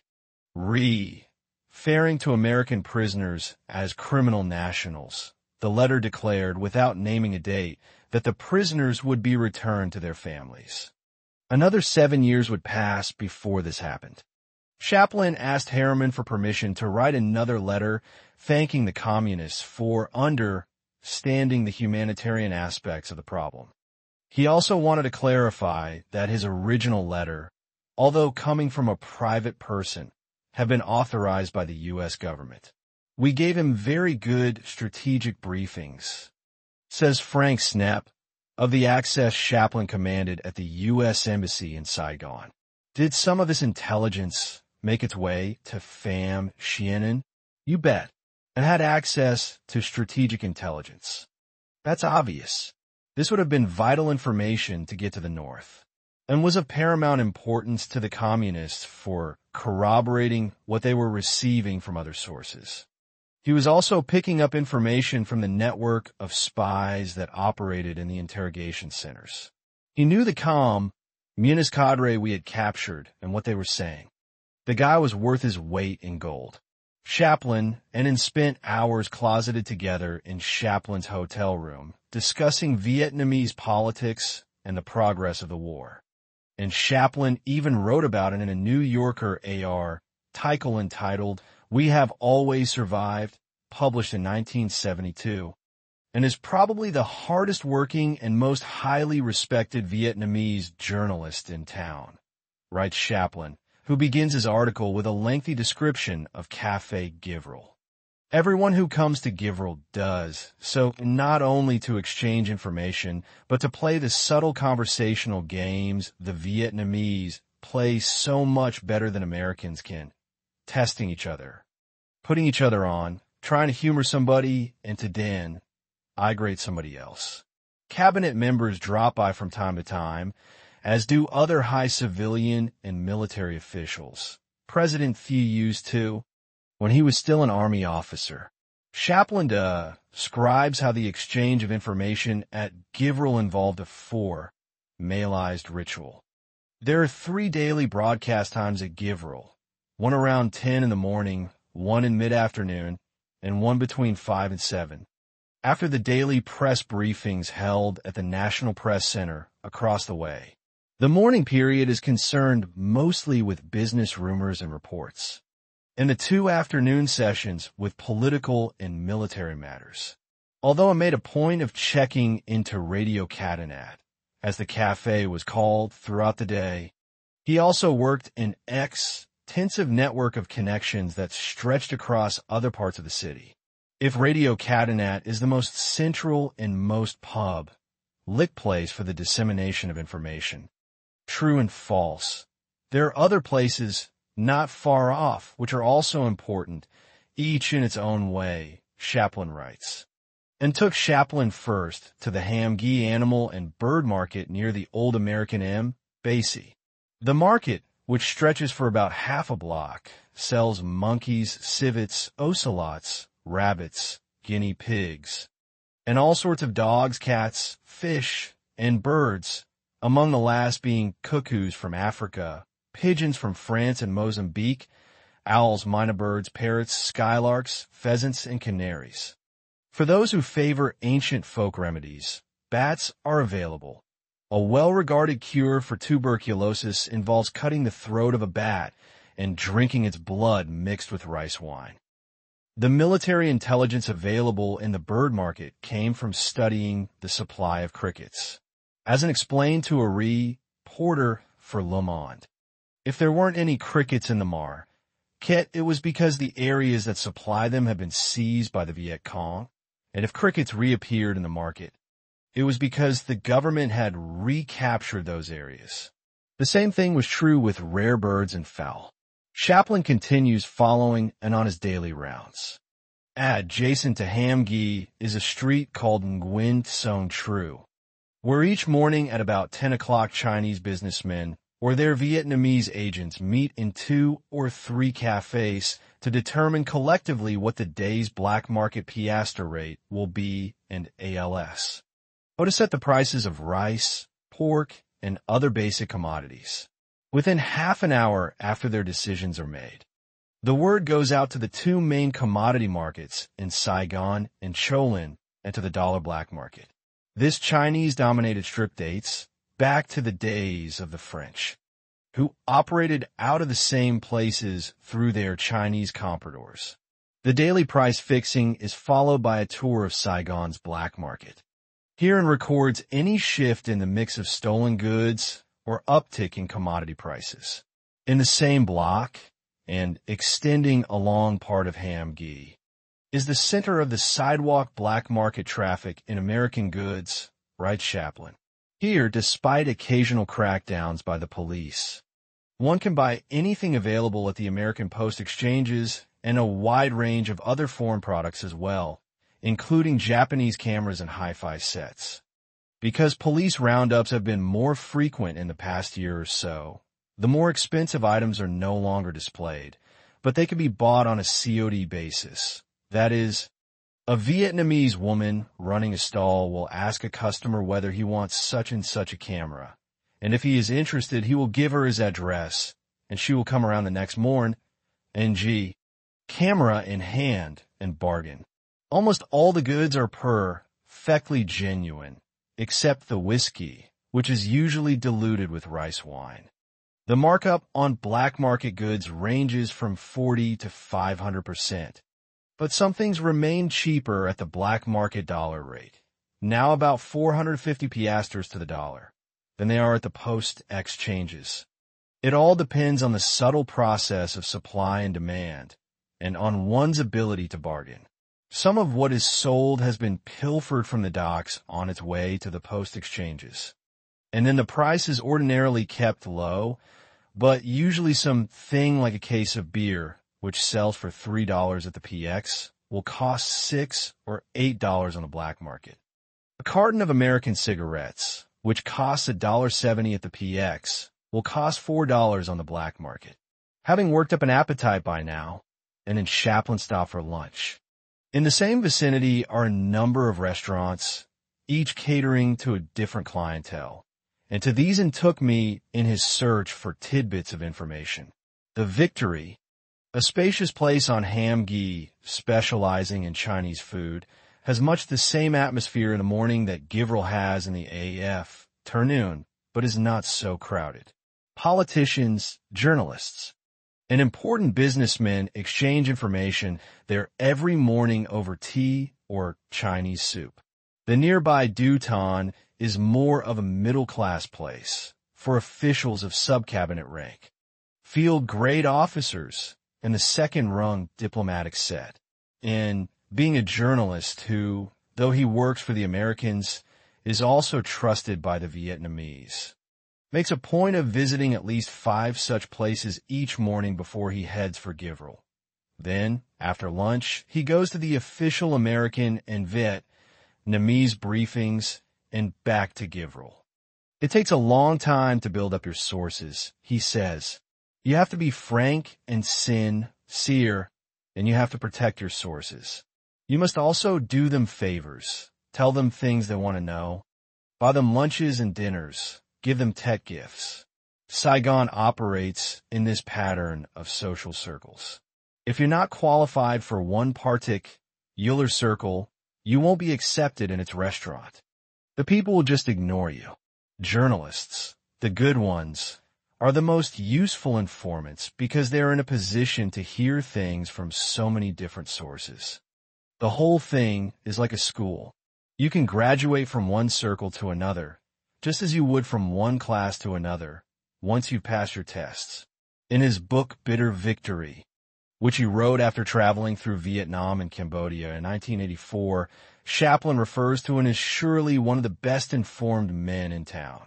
In our conversations over the years, often lasting for hours, I discovered that the facts and opinions he furnished about the communists, the government, and the many contending individuals and groups, including Buddhists and Catholics who opposed both sides in the conflict, were more on the mark than anything I could obtain from other sources.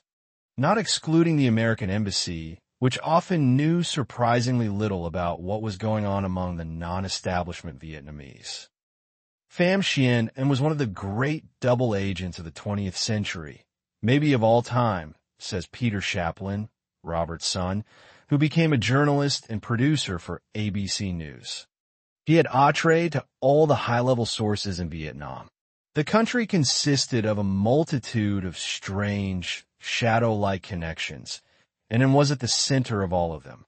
Peter describes to me how his father, like An, was well connected. When he went to Washington, he would see friends at the CIA. Other friends in Hong Kong were agency people. People said, "Oh, he must be working for them," but I don't think this was the case. He traded in information, he breathed it, he lived it. He would have been of incredible interest to the agency.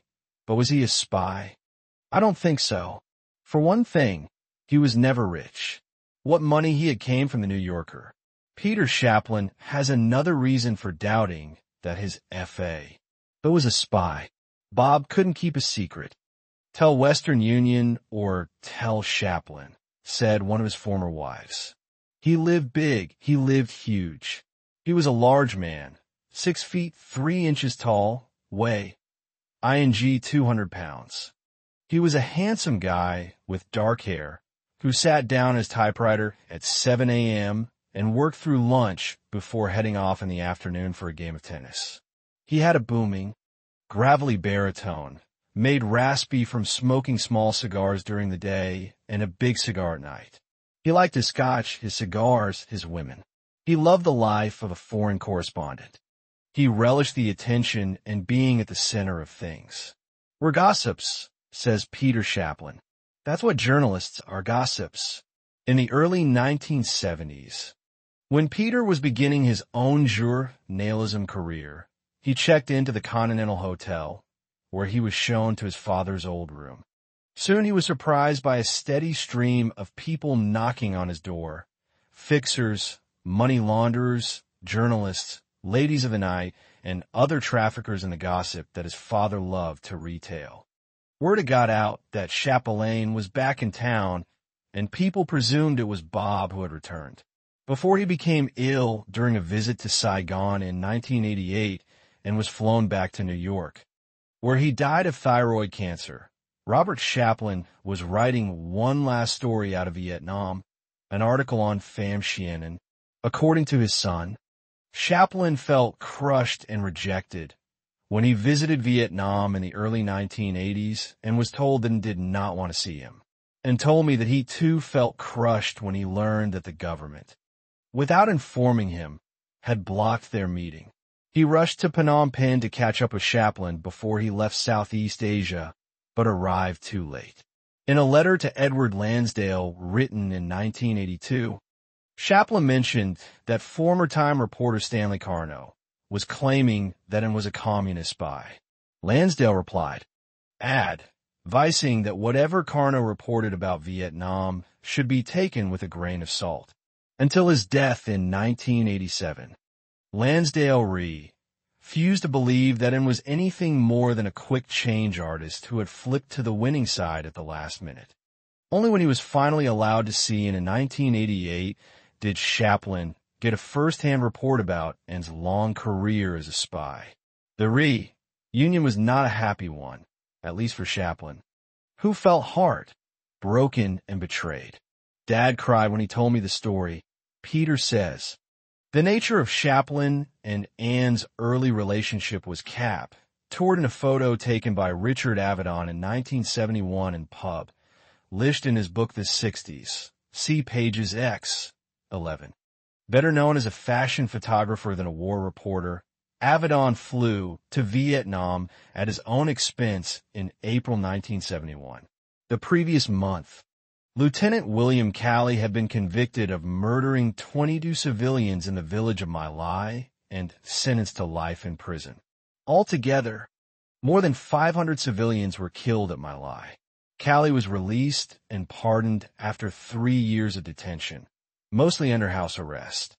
When he arrived in Saigon, Avedon set up a studio in the Continental Hotel and started booking a 10-day photo shoot with napalm victims, U.S. generals, bar girls, and soldiers. Chaplin arrived in Avedon's makeshift studio with 4 Vietnamese colleagues. In the photograph Avedon published, the journalists are dressed in their customary attire of white shirts and dark slacks. Pins and eyeglasses are tucked in their shirt pockets. At the center of the photo, a bemused Chaplin bends close, his right hand cupped to his head, a smile hovers around his lips, while An laughingly whispers something in his ear. Standing beside An is Chow Jiao, looking professorial with his Chinese goatee and silver spectacles. Nguyen Din Tu, a journalist for Saigon's Xinhua newspaper, holds his pipe in his hand, and Nguyen Hung Vong, Chaplin's assistant, smiles a toothy grin from the caved-in face of an opium addict. On one of my trips to Vietnam, I gave An a copy of Avedon's book. Together, we looked at the photograph of him with Chaplin, and then got up to riffle through a drawer where he retrieved a small black and white print, another shot from that day's session, given to him by Avedon. When I asked him to tell me about the published photo, he described the 27 members of the Communist Party in Chow Jiao's family and Vong's work for the CIA, which resulted in his being arrested in 1978 and tortured for more than 4 years in Saigon's Chi-Hoa prison.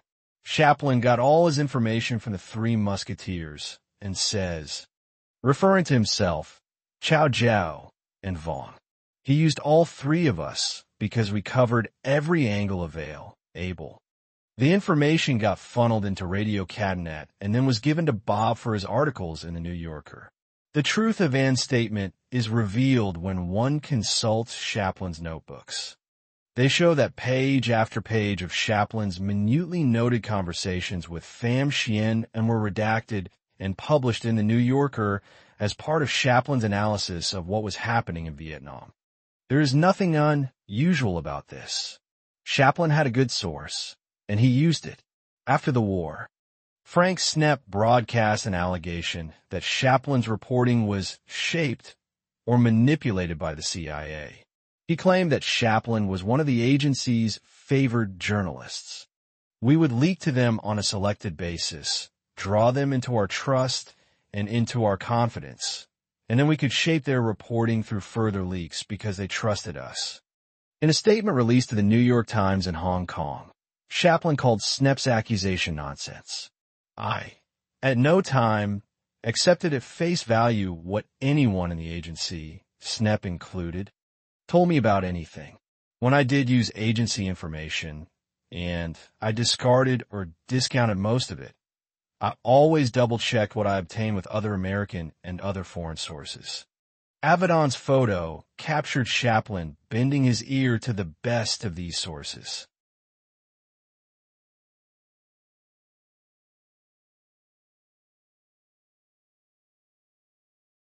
The Perfect Crime. In 1963, Henry Luce, owner and publisher of Time, phoned Frank McCulloch, then managing editor of the Los Angeles Times, and asked him to go to Vietnam to sort out the mess we're in over there. McCulloch thought Luce was talking about the war, but he was actually talking about the Time Life Bureau, where morale had plummeted after the bureau chief had quit in protest. McCulloch met Pham Xuan An, then a part-time stringer, on his first visit to Time's Saigon office in February 1964. A year later, he hired him for $75 a week to work full-time as a local correspondent. Two things impressed me about him. McCulloch told documentary filmmaker David Felsen during an interview in 2006. He understood American journalism, and he was highly intelligent. Because he was so well connected. He knew Vietnamese politics intimately, and in 1964, when I first arrived in Vietnam politics, unfortunately, was a bigger story than the war itself. The coups d'etat came and went so fast that if you're going to cover Vietnam, you had to have Vietnamese know-how, and that's what it provided. When McCulloch, a 43-year-old former Marine Corps sergeant, first arrived in Saigon, the Time Life office had two demoralized employees who were still sore about Charlie Moore, the bureau chief, being forced to quit in a feud with the editors in New York. By the time McCulloch left Vietnam 4 years later, the Saigon office had 25 employees, including some of the war's best reporters. They filed 50,000 words a month via a direct telex line to New York, and they collected massive amounts of information on every aspect of the conflict, and spent a lot of time in the bureau, and all he had to do was listen, says McCulloch. He had access to everything the bureau filed as a source, and I can think of lots of examples of hard, specific information that would have made use of and reported to his superiors. McCulloch cites, as an example, the fact that he was the first journalist to learn 3 months before it occurred that the United States would be sending ground forces to Vietnam. A friend in the military had tipped him the news, and even supplied the precise numbers, revealing that the United States planned to station 545,000 troops in South Vietnam over the next year and a half. I'm sure those were valuable figures for the communists to have, McCulloch says. I'm never going to do that. President Lyndon Johnson lied to Times editor. When asked to confirm McCulloch's story, the magazine then killed the story. This would not be the only time that Pham Xuan An got a scoop from Time long before the magazine's readers back in the United States. McCulloch was a hard-charging newsman who believed that a journalist's job is to afflict the comforted and comfort the afflicted. The son of a Nevada cattle rancher, he had spent a couple of years trying to become a professional baseball pitcher before he began covering the police beat for the Reno Evening Gazette. When he broke important stories on how the mafia controlled gambling in Nevada, they threatened to kill him. McCulloch took this as a call to type faster. He broke other important stories on white racism in the South, corruption in the Teamsters Union, and Republican Party cronyism in Los Angeles. The cronyism story was a particularly brave piece, considering that McCulloch was managing editor of the Los Angeles Times. The paper was a house organ of the Republican Party, and its City Hall reporter was a registered Republican lobbyist. McCulloch went on to edit other papers, including the MC Clatchy Family Sacramento Bee. At each paper, the number of pages devoted to investigative reporting increased, and the STO rise got tougher. The bald McCulloch was called Buddha by the Vietnamese as he traveled through the countryside. He was a very scary guy, the journalistic equivalent of a Marine Corps drill sergeant, said Morley Safer in an interview published in the American Journalism Review. He could sometimes terrify the guy's work, ing for him with his bullet head. He demanded that they get it absolutely right, but at the same time he had a remarkable understanding of the problems his reporters faced. In his gruff way, he was very compassionate. He was a soft-hearted guy. One day, when they were supposed to go out to lunch together, McCulloch found him sitting at his typewriter trying to file a story under deadline. "What's it about?" McCulloch asked, and told him. "Excuse me," said McCulloch, pulling up a chair to Ann's desk. "I'll take it from here." He started typing a mile a minute and says, he goes rat-a-tat-tat-a-tat, like a machine gun, and then he pulls the paper out of the typewriter and hands it to the telex operator. "That's done," he says, rising from my desk. "Now let's go to lunch." During his 4 years in Vietnam, McCulloch turned a one-man operation run out of Room 6 in the Continental Hotel into a major bureau bustling with correspondence, photographers, contract employees, secretaries, telex operators, drivers, translators, and visiting editors from New York, who expected to see action in the field before being wined and dined in Saigon's best restaurants. McCulloch moved the operation into a villa at 7 Han Thuyen Street, facing the park in front of the presidential palace. The American embassy was a short walk down the street. Under McCulloch, the bureau developed a particular rhythm. Reporters gathered early Monday morning to pitch story ideas and argue about what should be covered in the fall, Lowing Weeks magazine. Assignments came back from the editors in New York by Tuesday, and everyone scattered into the field. By late Thursday night or early Friday morning, they gathered again in the office, swapping notes and writing up their STO, rise for teletyping to New York, where the magazine closed and went to press on Sunday. "We all gathered for the writing Friday, Saturday, and into Sunday," says McCulloch. These weekend sessions were followed by drinking a lot of beer and eating good French dinners, and wasn't part of the buddy system in the bureau. MC. Culloch told David Felsen. He was more reserved, slightly aloof, but he was there all day long. When a correspondent was working on a political story, a coup or something like that, the first thing he would do is ask him what the background was, what had happened, and served more as a source for other reporters than he did as a reporter himself, says McCulloch. But there was a period of time in 1965 and early 1966 when the coups came. There were 12 coups altogether, when you'll find a lot of his reporting in the Time Incorporated files, and did his best to keep his name out of these files. Once, when he was too prescient in predict a forthcoming coup, the police called him in for an interrogation. After that, he tried to slip into the background. He was Time's political analyst and cultural authority on Vietnam, but he rarely exposed himself as someone writing and filing his own stories. He talked. He consulted. He traveled throughout the country as a Time correspondent, but he allowed his colleagues to write the cables that would have got him in trouble if leaked to Vietnam's intelligence services. Another value he had as a reporter was his sure knowledge of the South Vietnamese government, particularly the corrupt tie-in that was in it, says McCulloch. He knew which generals were taking what kind of cuts. One general's wife ran a prostitution ring, which covered 5 or 6 provinces. It must have been an enormous moneymaker, and had intimate knowledge of these scandals, which characterized South Vietnam's rulers until the last of them, General Nguyen Van Thieu, fled the country with several suitcases full of gold bars. Time never ran these stories either. By this point in his career, and was well schooled in the rules of American journalism, how to keep himself out of the story and write the anodyne prose that passes for objective, ity. This made him an enormously valuable employee, says McCulloch. In assessing who and was and what he did, people should know that he was a completely honest journalist. He didn't let communist propaganda or positions intrude on what he reported. I'm sure as a spy that he took valuable information out of the bureau, but those are two very different things.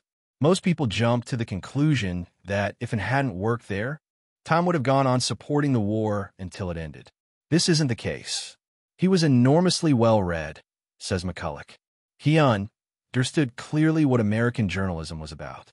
He was a highly intelligent man and a passionate Vietnamese citizen, qualities that made him a delight to be with. McCulloch remembers a couple of visits he paid to Un and his family in their house near Saigon's Central Market. They were wonderful PLE, his wife and his sons. McCulloch remembers something else about these visits, and kept 2 very large dogs. I've forgotten what breed they were, but they were big. They weren't aggressive, but they weren't afraid of anything either, and clearly loved both of them.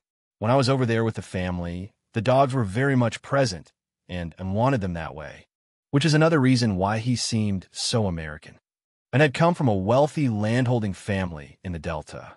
We were told he had lost his land to the Viet Cong, and this provided him with a perfect cover. He could and did sound anti-communist. Did he tell you this story? David Felsen asked McCulloch in their taped interview. I'm embarrassed to say I don't remember if he told us that story, or if it came from somewhere else, says McCulloch. One reason and refrained from joining what McCulloch calls the Beery Society of American Correspondents in Saigon was the fact that he had two jobs: a day job at Time and a night job at INV, old photographing documents and writing reports. After his children went to sleep and transformed his two-room house and bathroom darkroom into a news bureau of his own, as his dogs guarded the door, he used a camera and lights bought for him by the Communist Party to work through the night photographing documents slipped to him by his friends in the Vietnamese intelligence agencies and the police. In the morning, he disguised his film canisters to look like nem, nin hoa, grilled pork wrapped in rice paper, where he hid them in the bellies of fish that had begun to rot. More fish and nem would be piled into baskets that looked like the offerings scented at a Buddhist funeral. When he left his house and drove to the horse racing track where he walked his German shepherd every morning, he would deposit his nem canisters in an empty bird's nest high in a tree. For larger shipments, he hid his rolls of film under the steel of what he pretended was a family grave, and his wife sometimes followed him at a distance. If he were arrested, she would alert his couriers. Throughout his career, and worked with Nguyen Thi Ba, a female courier who wore her hair pulled into a bun. From 1961 to 1975, she picked up his secret correspondence and film canisters, eking out a living as an itinerant vendor of toys and knickknacks. She lived away from her children and was often sick with malarial fevers, and, too, often suffered from diseases. I felt great compassion for him, Ba told Tan Tu, who co-authored one of the 3 Vietnamese biographies written about him. For years, Ba and him were the only people who fully understood the reality of each other's existence. Using live drops, dead drops, couriers, and radio transmit tours hidden in the jungle that linked him through the Central Office for South Vietnam, CUSVN, to military headquarters in North Vietnam, and was supported by dozens of intelligence agents detailed to work on his behalf. Of the 45 couriers devoted to picking up his messages from Ba and running them out of Saigon, 27 were captured and killed. There were times before my departure on a mission when my wife and I agreed, if I were arrested, it would be best if I were killed. And told the writer Nguyen Thi Ngoc Hai, it would be more horrible if they tortured me for information that put other PLE's lives at risk. Sometimes it got so dangerous that, while my hands were steady, my legs were shaking uncontrollably. Despite my efforts to keep calm, the automatic reflexes of my body made me shiver with fear. On a steamy day in January 2006, my translator and I ride our motorbikes out toward the airport to interview Nguyen Van Thuong, one of N's former couriers. In the scrubland surrounding the approach to the main runway, we find a new housing development full of 3-story brick and stucco homes. With so much money to be made in Saigon's building boom, no one is bothered paving the streets. A jet roars overhead with its landing lights flashing. We stop at the big steel gate in front of Thuong's house and peer inside at a courtyard containing lotus flowers and a car pond.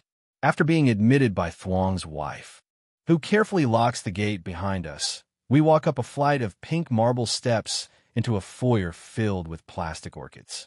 We enter a living room with shiny wood floors, big uffall, steered sofas, and a widescreen TV to find Thuong sitting in his chair. He is a sturdy man with a large, square face and broad chest, but he is only half a man. His lower half has been chopped off. They began with his right foot and moved in successive amputations up from there. Thuong's left leg is completely gone. The right leg is cut to a knob that ends at the knee. After each cut, he was given a chance to sell out, but he maintained to the end that he was an illiterate farm boy who had been roaming the countryside trying to dodge the draft. Thuong sits ramrod straight as he describes how he became a hero of the People's Armed Forces. He was born in 1938 in the Mekong Delta near the Cambodian border. His mother was arrested by the French in 1947 and died on Polo Condor. His father, a courier for the Viet Minh, was arrested and died in prison under the Diem regime. Continuing in his father's line of work, Thuong joined the intelligence services and started running messages for various spy networks, including those of Vu Ngoc Na and Ba Quoc, two high-level spies in the South Vietnamese government, and Pham Xuan An. Thuong worked at the interface between the civilian couriers who ran messages from Saigon to the suburbs and the armed couriers who ran them through the jungle and across the Cambodian border. It was a dangerous assignment, requiring alternately that he melt into city crowds and crawl in darkness through the Siu Chi tunnels. I was the best person, says Thuong matter-of-factly.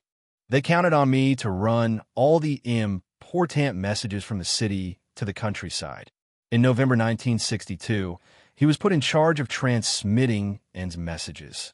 For security reasons, he had limited knowledge of who he was working for, and he still refers to Pham Xuan An by his nom de guerre, Hai Trung. He had actually met in the preceding year, when he was summoned into the jungle for one of his debriefings. In 1961, Mr. An was sent to the forest for 2 weeks of study, says Thuong. I cooked his food and took care of him while he was there. What was he studying? I asked. The policy of the Central Committee, says Thuong. This was expected of everyone in the party. Thuong presided over a network of men and women who met 3 times a week in the park in front of the Catholic Cathedral next to the statue of the Virgin Mary. After picking up messages concealed under a bench, he traveled north on Na, Tynal Route 13 into the forest. He carried an array of fake IDs. One said he was a captain in the Republican Army. Another said he was a farmer. In special cases, as a last resort, he brought out an ID which identified him as a police intelligence agent. Sometimes I carried his messages directly from Saigon to Siu Chi. Other times, they passed through many hands, he tells me. Thuong reaches into a tin box, an old Lipton tea container, and hands me a picture of himself. It shows a handsome young man wearing a sweater vest over a white shirt and black trousers, his eyes hidden behind lightly tinted sunglasses. He looks like a young professional on his way to work. In 1969, after 15 years on the job, he was unmasked by a communist agent who had gone over to the other side. Many years later, after I was released from prison, someone told me that the documents I was carrying concerned plans to attack Cambodia. There was another document with the names of 36 spies who had been inserted into the communist network. One leg of Thuong's brown-checked pajamas dangles to the floor. The other is tucked under him, but the material is so thin that I can see the stumps of what used to be his legs MOVNG under the fabric. I try to focus my gaze on Thuong's eyes as a fan blows hot air over us, and he continues his story. Thuong was riding a motorbike down the road to Siu Chi when a helicopter swooped overhead. The open arms informer was on board, pointing at him. A voice boomed out from a loudspeaker, calling him by his secret name, while soldiers used a rope ladder to drop to the ground. Thuong shot off the rotor with his pistol. The helicopter crashed into a field and exploded. Thuong hid his documents and $1,000 in cash in a ditch and began running across the rice paddies. A battalion of paratroopers came for him. He was surrounded by 400 American soldiers and 300 South Vietnamese soldiers. With 21 bullets remaining, he killed 21 enemy soldiers. He jumped in a bunker to hide, but was smoked out with gas and roughed up before being put on a helicopter and flown to an American military base. Here, he confronted temptation. A beautiful girl came to serve me. She invited me into the Open Arms program. More beautiful girls came, singing songs, tried to persuade me to confess my identity. An American colonel began interrogating me in Vietnamese. I told him that I was a farmer, but they examined my feet to see if I had been wearing rubber sandals. They saw that I had been wearing shoes. They looked at my hands. I didn't have the calluses of someone who worked in the field. The colonel promised Thuong $100,000 and a sumptuous villa if he informed on his colleagues and came over to the American side. They would make him a lieutenant colonel. They would give him Mercedes and lots of girls. As Thuong recounts what happened next, the house fills with the smell of lunch cooking in the kitchen.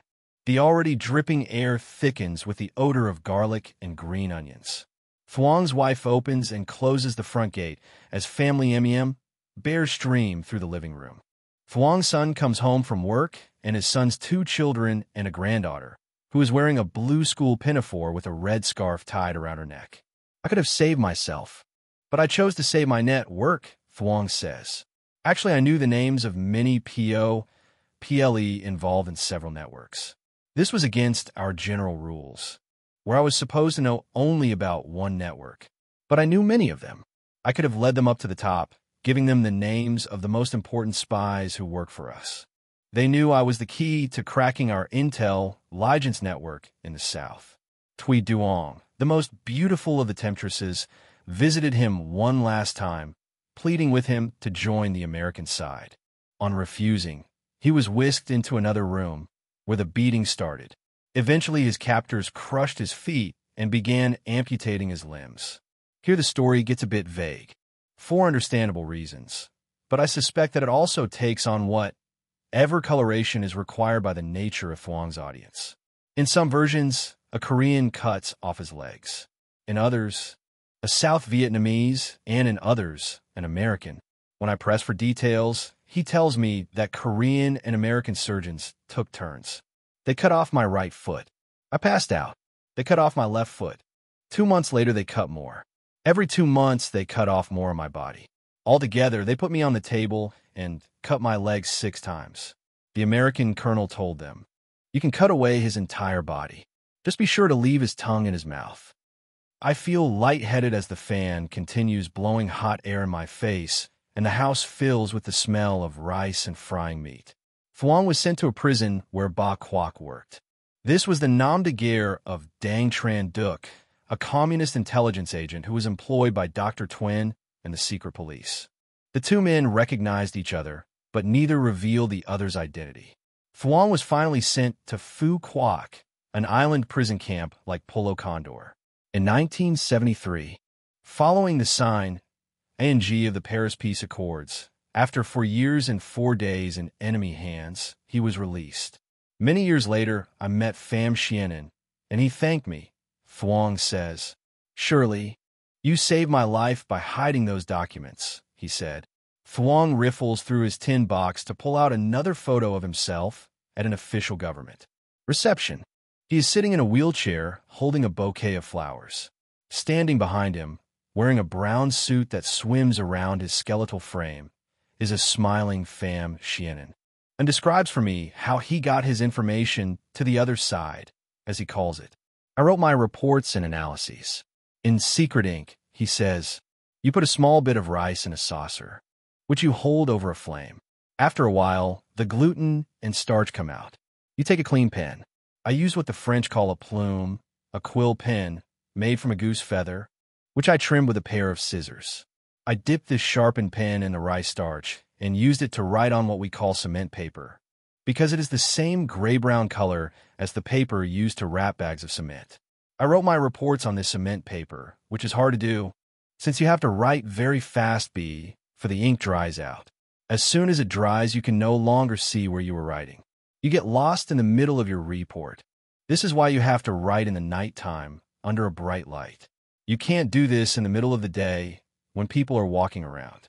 So I would wait until midnight every night, after everyone had gone to bed, to begin writing my reports. You hold the light very close to the paper while you're writing. The rice starch ink, when it's wet, is shiny and reflects the light. But when it dries, you can't see anything. So you have to write very fast, which is why you should have your report memorized. You have to write it continuously, without pausing while you're writing. When you're finished and the ink has dried, you end up with what looks like a normal piece of paper. You wrap something with it, some egg rolls or rice, and give it to your courier to take into the jungle. Our base at Phu Hoa Dong wasn't very far away. When the report arrives, you mix up a solution of water, iodine, and 100% alcohol. You use a piece of cotton to dab the solution over the document. The solution has to be weak with just a trace of iodine, not too strong. One small bottle of iodine and a small quantity of alcohol will last you a long time. You can buy them from any pharmacy for a few pi asters. You dampen the piece of cotton and pass it over the paper. The iodine stains the rice starch, and suddenly the writ ing appears.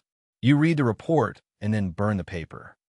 The rest of the communist spying operation was equally primitive. When I visited the Cu-Chi tunnels in the early 1960s, the only equipment for transmitting urgent messages to headquarters was a Morse code radio link to Cambodia. These messages were then sent to the north, to the Politburo, and to Pham Van Dong, who was in charge of strategic intelligence. Van Dong was the third member of North Vietnam's ruling triumvirate, along with Ho Chi Minh and General Von Nguyen Giap. He had earned his revolutionary credentials by spending 6 years in the tiger cages of Pulo Condor. A Mandarin's son and former classmate of Ngo Dinh Diem, Dong, instead of going to work for the French, had helped found the Viet Minh after managing the communist takeover of South Vietnam in 1975, which involved sending 400,000 people to be re-educated in forced labor and prison camps. Dong served for a decade as Vietnam's hardline premier. With increasing frequency as Tet approaches, the bell on N's gate is pulled by visiting family members and friends. His dogs yap as guests drop by throughout the day to leave bouquets of apricot blossoms and other presents that are exchanged ing the holidays. He minimizes his contribution to the war as nothing more than long-range strategizing. Only after meeting his colleagues in Vietnamese intelligence and spending years piecing together his story did I begin to see a different picture, and provided strategic and tactical intelligence to the North, the kind of intelligence required to win battles and confound the enemy. In my New Yorker article, I wrote that it had been awarded 4 military exploit medals. He did not correct me, and it was only after An's death, when his medals were pinned onto a black field and framed under glass, that I learned he had been awarded 16 medals, 14 of which were associated with specific military operations.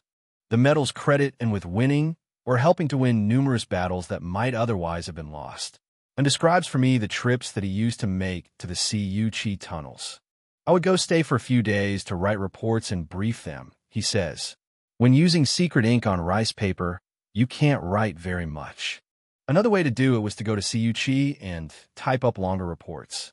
He also typed reports at home, using a portable Hermes typewriter bought for him by the communists. To keep my reports from being traced back to me, the typewriter had to be saved exclusively for writing these reports, and says, between 30 and 100 pages. Depending on the circumstances, these were long-range reports on how the war and political situation would evolve over the next few months. After the war was over, I threw this typewriter in the river. The communists also bought in a camera, a Canon reflex, which he used to photograph his reports 1 page at a time. He left the film undeveloped, being careful to leave the leader hanging out of the roll by not rewinding the film completely. This way, if the courier were captured, he could pull out the film and expose it. He would probably be killed, but no one would be able to read what I had written. I asked him if he ever photographed secret documents. Yes, sometimes I did this, but it was very dangerous, he says. These documents were stamped secret, eyes only, top secret. You had to be very careful about how you handled this kind of material. They might be baiting you. Somebody hands you the docu, mint, and you take it home and photograph it. Suddenly, the police break into your house and arrest you. This is why I developed the habit of speed, reading these documents and turning them immediately. This was sufficient for what I needed. Remember, I worked in strategic intelligence. I wasn't a spy. Spying is a different thing. You steal documents. You take pictures of documents. The material you send into the field is transmitted verbatim. I wasn't supposed to do this sort of thing unless they forced me to do it. This happened when they didn't trust my way of analyzing things. They would demand proof, and I would give them some documents to support my analysis. Without the documents, we can't understand what you are telling us, they would say to me. As the war continued, and it became increasingly important and his situation ever more perilous, he became less deferential to his superiors. He had access to secret documents and was privy to every aspect of the enemy's war plans and intelligence. His communist bosses, like intelligence agents everywhere, were hungry for this material. When they pressured him to steal it and film it, he refused. He was not going to die for trafficking in pieces of paper marked top secret. Instead, he would narrate what he had read and recount the facts and reports written to Ho and Jayap. They had to believe him because An's word was gold. If they didn't trust me, I didn't care, he says. For me, it was very simple. I worked for them. I worked for the right cause, for the Vietnamese people. I didn't work for any individuals. If they didn't trust me, I could just wash my hands and walk away. Sometimes they said, "We trust you, but we need more detail to understand what you're saying." In that case, I might send them pictures of the documents. He is in danger if the fictions and myths he is disseminating are recognized. The second is mistakes. If you are captured by chance, no one will save you. There is another kind of mistake that comes from getting a story but not reporting it. For example, I was at dinner talking to someone who told me that Norodom Sihanouk was about to be overthrown in a coup. This was the start of the American invasion into Cambodia in April 1970, when they attacked the Sihanouk Trail. This was important information, but I didn't report it to the communists. I should have, and if I had, I would have saved a lot of lives. Why didn't you report it? I asked. I was too busy, he says. I had hundreds of other things to report. My friends gave me the details of the coup, but I didn't pass them along. This was a big mistake. I deserve to be blamed. I should have told the communists. Later I told them I had made a mistake. This rates as one of An's rare apologies to his handlers. His attitude toward them was generally dismissive. He was better informed and smarter than they were. They were poor northerners in tattered clothes and flip-flops, a dour, distrustful race, compared to the more jovial and privileged Southerners. Sometimes they challenged me, he says. They doubted my information. Whenever they asked me for the names of my sources, I would say, I am the source. If you don't believe me, forget about it. And shies away from the subject whenever I ask him for details about the secret documents he handled. But clearly they were pressed into his hands by everybody on every side, and had been a founding member of the Vietnamese Central Intelligence Organization, CIO, and trusted aide to Tran Kim Tuen, its original director. He was presumed to work for the CIA, and he was free to peruse Time's background files. Officers in the South Vietnamese military thought of An as the local Weth Erman. He was the forecaster you wanted to consult before planning a coup d'etat or military campaign or other big change in the political climate, and could help figure out how to satisfy American patrons, while at the same time protecting the local constituency and making some money on the side. And was neither judgmental nor censorious. He indulged in none of the city's numerous sins, but he was always pleased to accompany friends whenever they dropped into dance halls or opium dens. The Americans were pumping huge sums of money into Vietnam. The South Vietnamese generals were stealing it as fast as they could, but had to pretend they were representing America's interests. They wanted to lead their troops into combat while avoiding the enemy, and roamed the city's cafes and restaurants like a doctor on house calls. He advised people on how to distinguish the petty sins that could be winked away from the grave errors that would get you sacked or killed. I had hundreds of friends everywhere, he says, or they would ask me to help them edit the reports they were sending back to the Americans. Where did these documents come from? They came from the Army, intelligence, secret police, from all kinds of sources, and says, the commanders of the military branches, the officers of the special forces, the Navy, the Air Force, they all helped me, and sometimes they needed my help. I had to return the favor. They had a problem. How were they going to deal with the Americans? For example, when the Americans landed their troops in Vietnam in 1965, the Vietnamese generals knew that they would be losing power to the American command. They used to be independent, making decisions on their own, except for having to deal with American advisors. But now the situation was changing, and describes a country full of anxious gen, airals who had been instructed not to suffer casualties in the field, politicians who were mystified by the strange practice of stealing elections and calling it democracy, and spies who were worried about competing intelligence agencies that were jeopardizing the drug traffic and other successful businesses. Masters of indirection and obfuscation. The Vietnamese had learned how to deal with a small American presence, but the new occupying force was another matter altogether. In the quid pro quo of people seeking An's advice and as seeking their information, documents changed hands, even if only briefly. The political situation in Vietnam was altered dramatically as the first of what would eventually be 500,000 troops arrived in the country.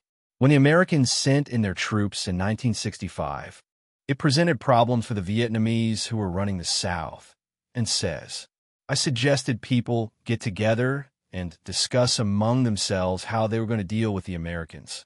Up to this point, you have been independent. But now the question becomes, how are you going to maintain your command? If you aren't happy with the American advisors, you can kick them out.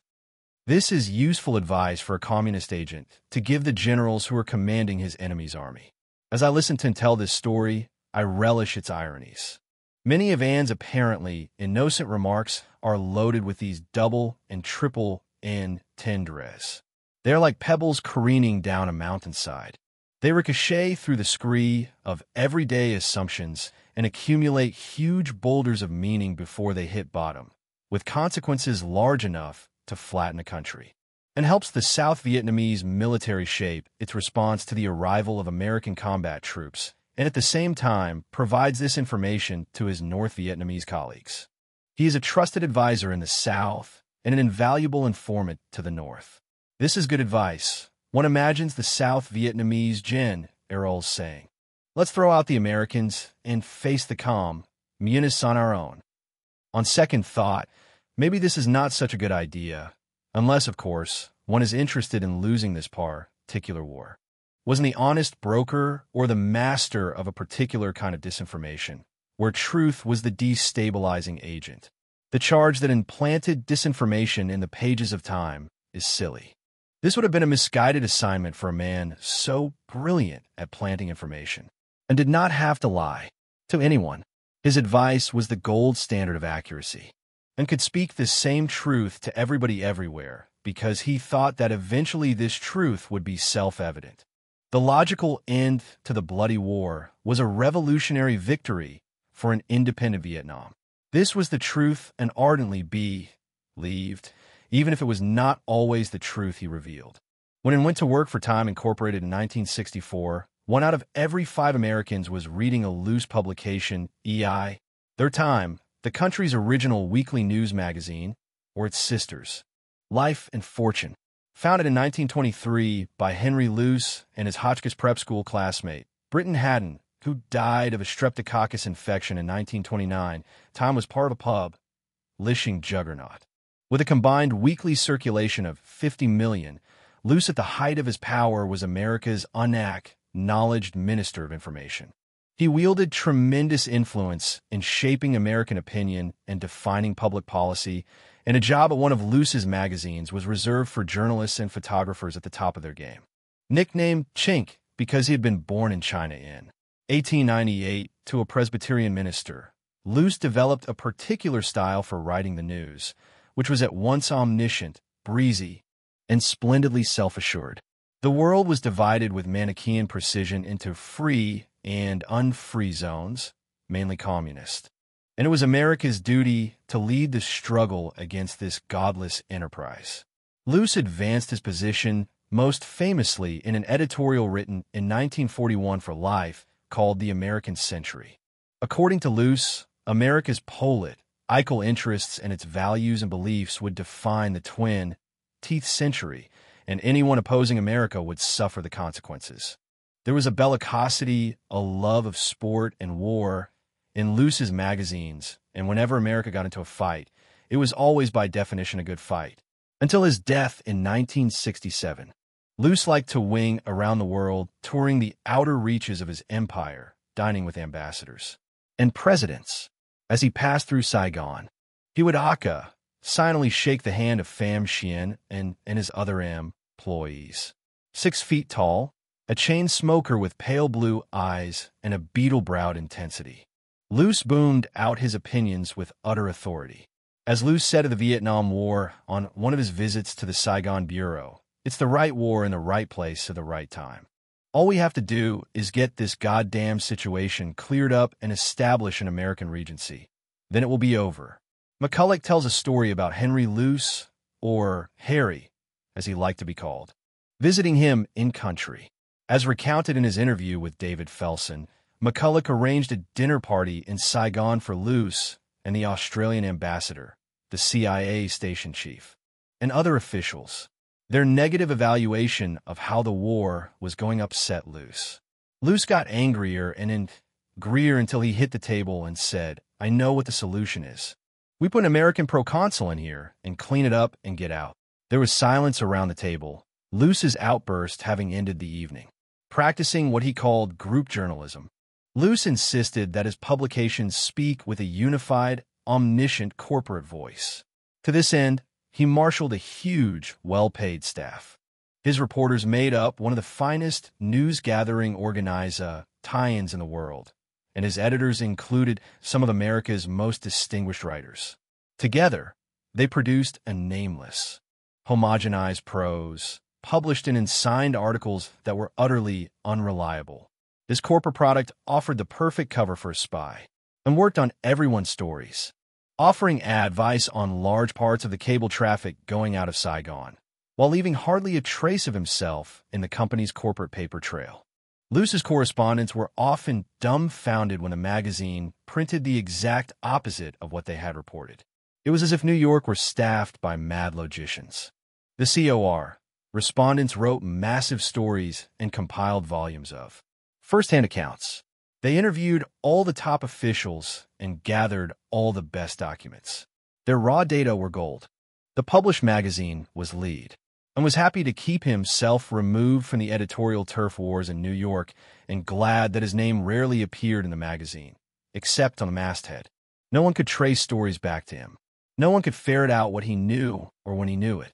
The higher he rose in the company ranks, the less he wrote. He was the background source, the advisor, leaker, tipster, legman, and translator, but not the author, of Times cable traffic for Vietnam, and was the confidence man in everyone's confidence. He was committing the perfect crime, with no evidence of breaking and entering, no fingerprints at the scene. There was just Pham Xuan An, smiling and joking as always, while Pierre NG out from behind the stack of papers piled on his desk, expecting that a famous journalist would have produced at least one noteworthy article. Many people claim that An wrote Times obituary for Ho Chi Minh in 1969, but denies authorship. For a big story like this, correspondents from all over the world would contribute, along with freelancers and other people. Then the rewriters in New York would do a very heavy job on this material. They would sift through it and produce an article on deadline. Times articles were anonymous, with no bylines, and it was not until 1970 that Murray Gart, chief of correspondence, put An's name on the masthead. The Saigon bureau chief at the time was Jonathan Larson, son of one of the magazine's found NG editors, and runs through the list of 8 bureau chiefs under whom he served: Frank McCulloch, Simmons Fund, Tress, William Raidmakers, Marsh Clark, Jonathan Larson, Stanley Cloud, Gavin Scott, Peter Ross Range, uttering their names with such formulaic stiffness that he could be listing Vietnamese dynasties, and developed the same kind of joking camaraderie with some of these men that he maintained with Edward Lansdale, by translating the queer customs of the East into personal advice. He became the Dear Abby of sexual dysfunction, height, pleasure, longevity, and other cures offered by Chinese medicine, providing various powders and potions to friends in need. I gave Jonathan Larson some good Chinese medicine for having children. This is very expensive medicine, rich in E6 tamins, I said. Take this every day, and while taking it, you should have sexual intercourse only with your wife. Don't go wild, spreading your sperm all over the place. I don't know whether or not he listened to me, but he took my medicine. In spite of accusations by Time editors in New York that the Saigon Press Corps was a weak-kneed bunch of whiners who covered the war from the rooftop bar of the Caravel Hotel, this accusation, published in the press section of the magazine, had resulted in Charlie Moore's resignation. A wartime assignment in Southeast Asia was grueling, dangerous, and sometimes deadly. 3 Time Life correspondents were killed in the war, and many were injured. The first casualty was Life photographer Robert Capa, who was killed on assignment in Indochina in 1954. The last casualty was photographer Larry Burrows, who for 9 years did combat reporting, photo essays, and 22 covers for Life magazine before the South Vietnamese helicopter in which he was riding was shot down over Laos in 1971. In a prolonged war with shifting boundaries and murky allegiances, being captured was a serious threat, and got reports from the communists on who had been captured and where they were being held. On numerous occasions, he vouched for his journalist colleagues and worked through back-channel contacts to get them released. In public, he feigned helplessness, while aiding his fellow Time journalist Robert Samanson, and came closest to getting discovered. Another attempt to free Time photojournalist Sean Flynn resulted in failure.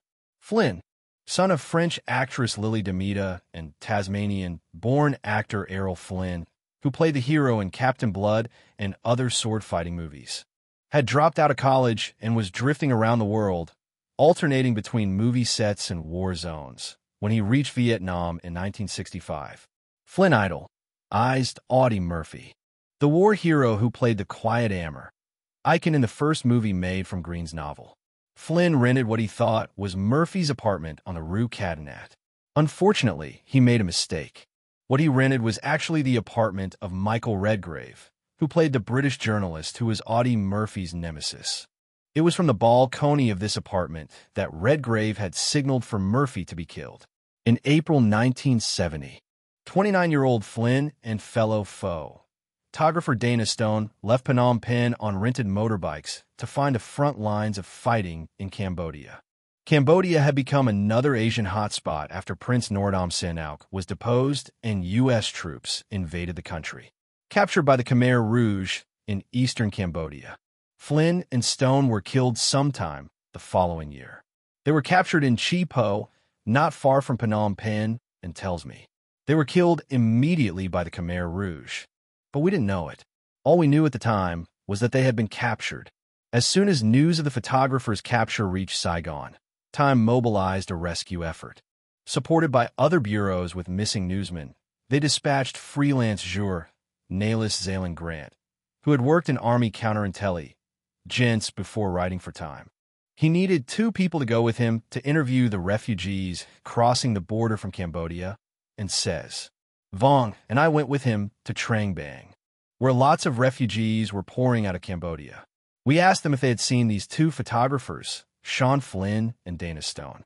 The rescue effort was carried on for another few years by British photographer Tim Page, who had been seriously wounded on the Cambodian border while working for Time, and was dispatched on another assignment involving Flynn. He was sent to clean out his apartment, which was full of marijuana and a huge selection of guns picked up as war trophies. Fortunately, we got there before the police, and worked to save the lives of other captives, including a dairy farmer who was actually a colonel in the Australian Air Force.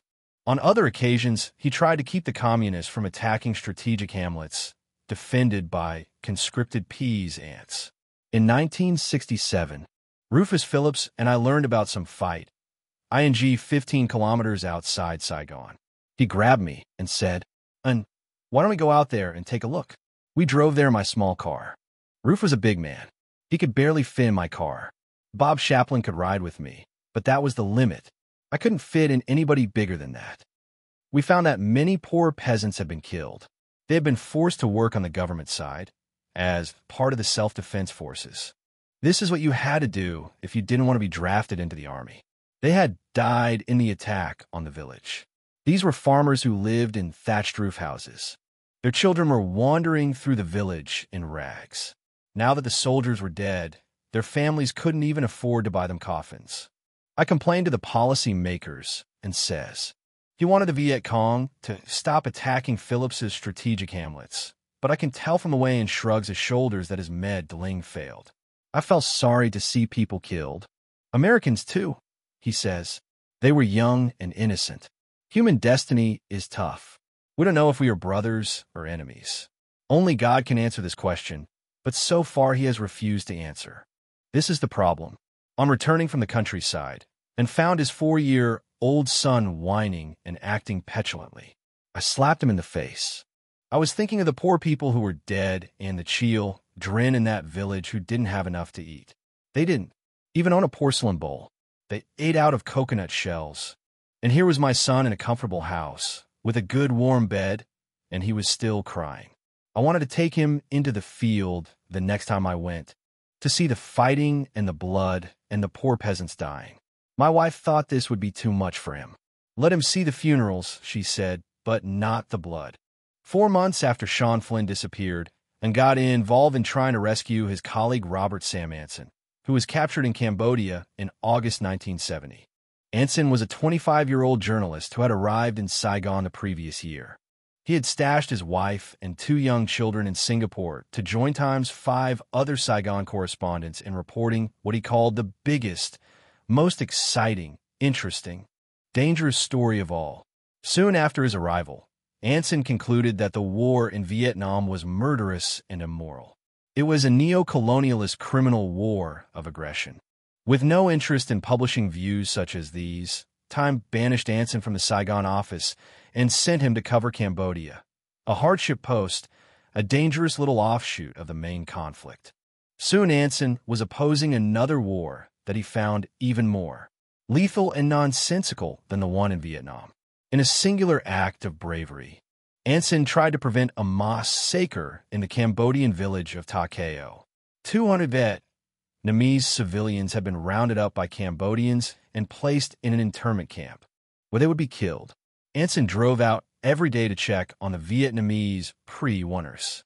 He staved off the massacre for a few days, but one morn, he arrived to find a great heap of bloody corpses, among them a few children who were still breathing. When Anson was later captured, it was An's description of his good deed at Ta Keo that convinced the communists to release him. After 3 weeks in captivity, Anson was given a pair of Ho Chi Minh rubber sandals as a going-away present and released. He made his way back to Saigon and rushed into Time's office to wrap Pham Xuan An in a bear hug of thanks. It would be another 18 years before Anson learned for sure that it'd save his life, but Anson's wife had begged him for help, and he had promised to do what he could, a dangerous remark, implying that he really could do something. I have a weakness for crying women and children, and admits. In 1988, when Anson visited in Vietnam, he asked, "Why did you save me if you were an enemy of my country?" And replied, "Yes, I was an enemy of your country, but you were my friend." To this day, Anson works with a photo of it on his desk. Zaylen Grant, the Time stringer with a background in military intelligence, claims that Pham Xuan An was the first known case of a communist agent to appear on the masthead of a major American publication as a correspondent. This may be true, but Time has long been a genial home for spies, and Time Incorporated has listed many intelligence agents on its mastheads. In one instance, the magazine sent a bureau chief spook to help the CIA lead a military coup. From its inception, Time took a pro-American stance that turned it into a cheerleader for military ventures around the world. This sometimes involved more concrete forms of aid, with the magazine providing cover for CIA operatives and lending itself to various covert operations. Time regularly published what it knew to be disinformation and propaganda, whenever these served what the magazine considered to be America's interests. World War III has begun, Henry Luce declared in March 1947. It is in the opening skirmish stage already.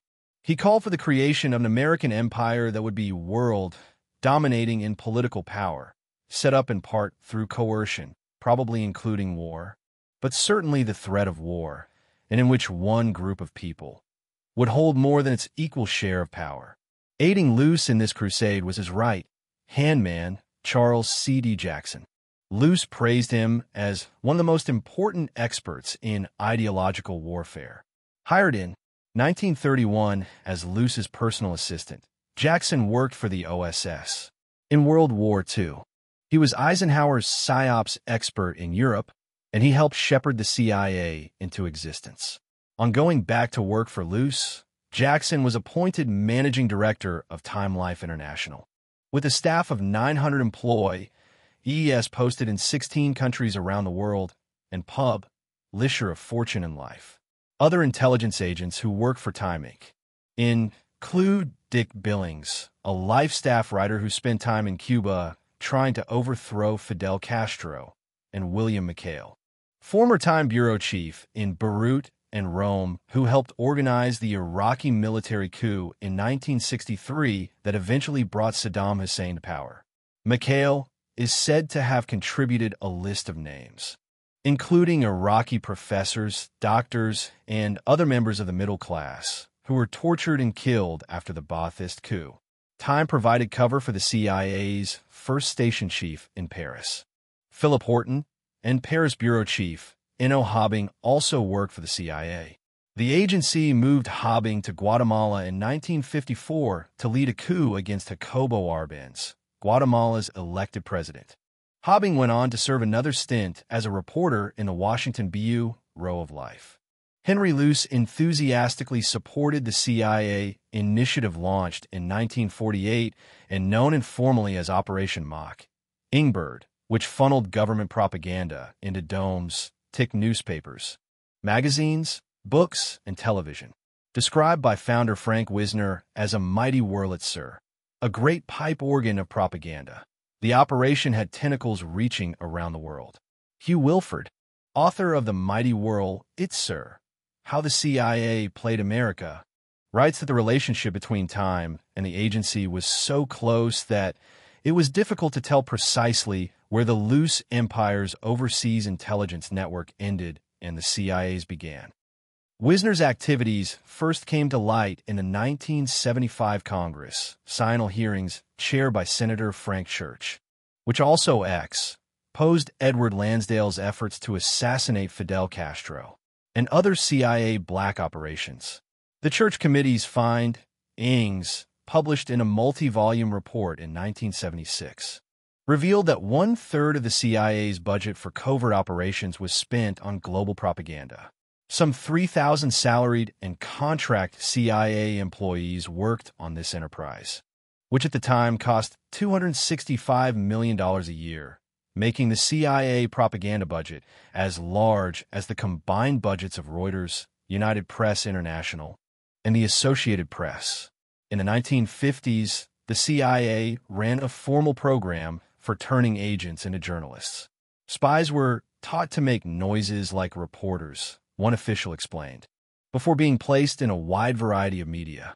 Carl Bernstein, of Watergate fame, wrote in 1977 that more than 400 American journalists in the past 25 years have secretly carried out assignments for the Central Intelligence Agency. The New York Times followed up Bernstein's article with an investigation of its own, which doubled the number of journalist spies to 800, including Times reporter James Reston and syndicated columnist Joseph Alsop, whose articles ran in 300 newspapers. The agency also financed the publication of as many as 1,000 books a year. The media outlets which harbored these covert agents, cum journalists, included most of the major newspapers and television networks in the United States. Support was provided by William Paley at CBS, whose news president had a direct telephone line to the CIA, and Arthur Hay Sulzberger at the New York Times, who signed a secrecy agreement with the agency and provided cover to at least 10 CIA officers.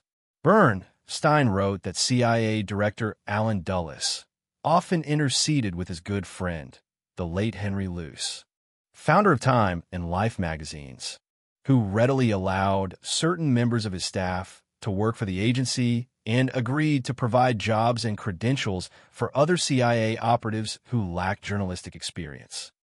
Journalists provided a full range of clandestine services, said Bernstein, from simple intelligence gathering to serving as go-betweens with spies in communist countries. Reporters shared their notebooks with the CIA. Editors shared their staffs. Some of the journalists were Pulitzer Prize winners. Most were less exalted. Foreign correspondents who found that their association with the agency helped their work. Stringers and freelancers who were as interested in the daring-do of the spy business as in filing articles. And the smallest category, full-time CIA employees masquerading as journalists abroad. At least 22 American news organizations employed CIA journalists, and a dozen American publishing houses printed the agency's subsidized books. When asked in a 1976 interview if he had ever told journalists what to write, CIA Chief William Colby responded, "Oh sure, all the time." New Year. Something odd happens when I phone Ann's journalist call. Leagues to talk about him. They remember him fondly and count him among their best Vietnamese friends. But they disagree on what he looked like. One person recalls that he was a bit shabby and down at the heels, with a hacking cough and lack of social graces. Others remember him as an elegant bon vivant who easily fooled them with his story about being the son of a rich landowner in the Mekong Delta. He was tall. He was short. He was a sturdy, athletic man or a tubercular wraith, like Woody Allen Zelig, and slips into the picture at every key MO, meant in Vietnamese history over the past 50 years. He is there at the Battle of AP Bac, the Buddhist crisis, the assassination of Diem, the fall of Saigon. He witnesses these historic events at a distance, displaced from the center.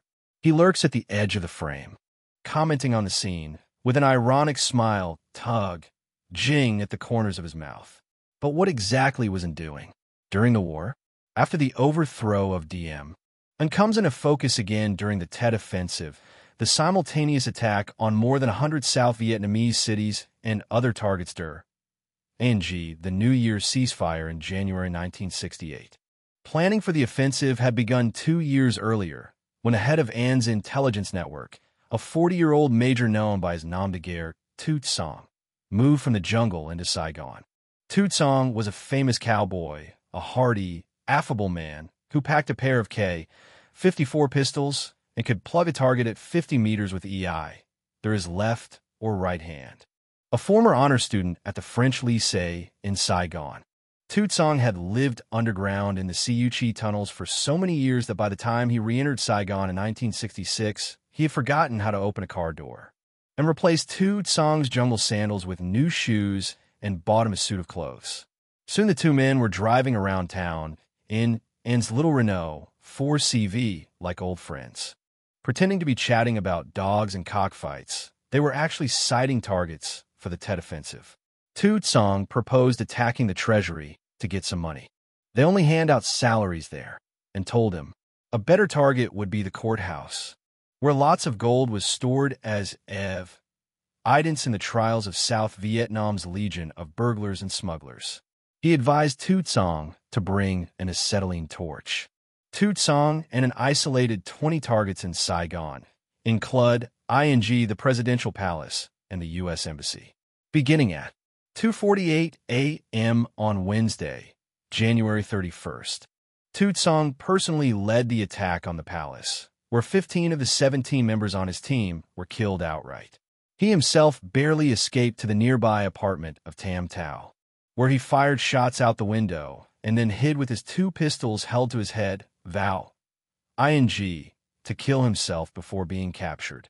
When soldiers rushed into the apartment, Tam Tao convinced them that she was a South Vietnamese loyalist and perhaps even the mistress of the American officer, her boss, whose photo she prominently displayed. Later that morning, Toot Song and An drove around the city, counting the bodies of the Viet Cong soldiers who had died in the attack, to commemorate the role these 2 men played in the battle. Toot Song's pistols and Pham Xuan An's Nault are now displayed in the Museum of Military Intelligence at Army Headquarters in Hanoi. The display includes the Canon reflex camera and used to photograph his reports and secret documents. Also exhibited is one of the 4 suits of clothing that the Communist Party bought on for his travels in America. The Tet Offensive, engineered by General Tran Van Tra, The Southern commander who had planned the ambush that killed An's French teacher was a simultaneous assault by 80,000 communist troops on targets Thr. Alghout, South Vietnam. Apart from holding the Hue Citadel for 3 weeks, the offensive was quickly suppressed, and it never sparked the popular uprising it was supposed to engender. The attack was a military disaster, with the Communists losing over half of their committed forces in the south and perhaps a quarter of their NVA regular forces from the north. The offensive destroyed the Viet Cong as a fighting force, and says. Then the United States introduced the Phoenix program, which was extremely effective in assassinating thousands of Vietnamese communists and neutralizing the opposition in the south. As the war ground on for another 7 years, the brunt of the battle would be increasingly borne by mainline forces from the north. In spite of its failures, Tet was also a brilliant military success. The offensive shocked the American public and dealt a major psychological blow to the U.S. military. In March 1968, Lyndon Johnson quit the presidential race and partially halted the bombing of North Vietnam. In May, the Paris peace talks began, commencing the protracted negotiations that would end 7 years later with America's disorderly retreat from Vietnam. Only when the cable traffic was released after the war did we learn that U.S. commanders had contemplated using nuclear weapons and chemical warfare to counter the attack. General Ole Bus Wheeler, former math teacher at West Point, who was then chairman of the Joint Chiefs of Staff, cabled General William Westmoreland, former superintendent at West Point and commander of U.S. forces in Vietnam, ask ING whether tactical nuclear weapons should be used.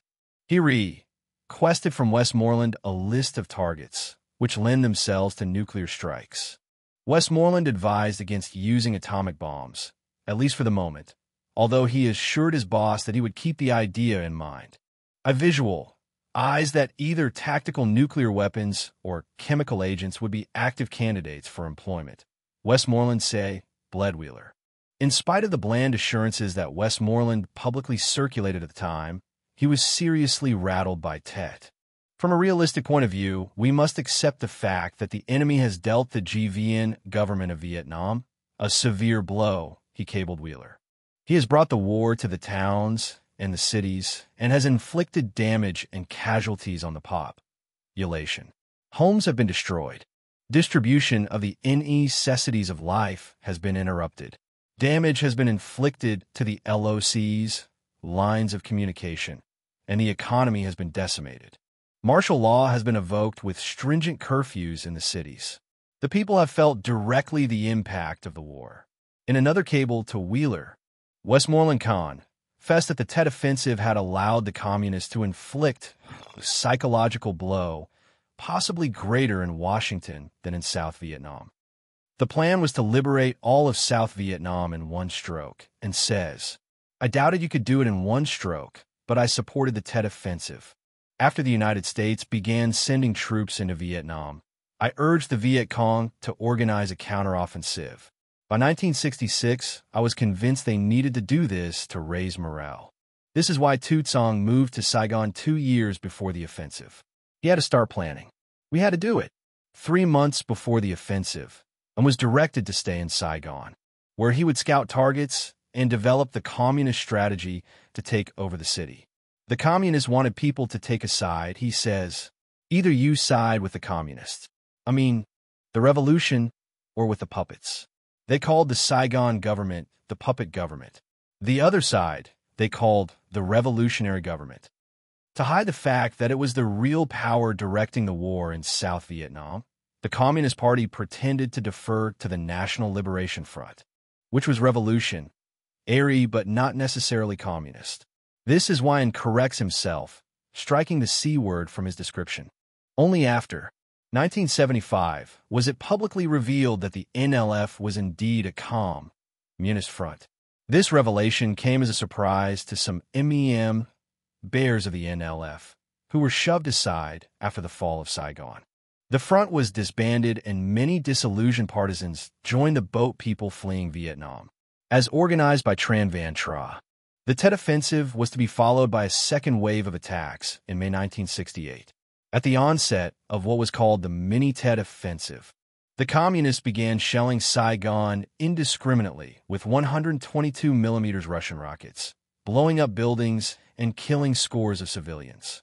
I sent a message to the commanders in the field asking them to stop firing on the city, and says, I told them to stop the shelling. It had no military objective and was alienating people.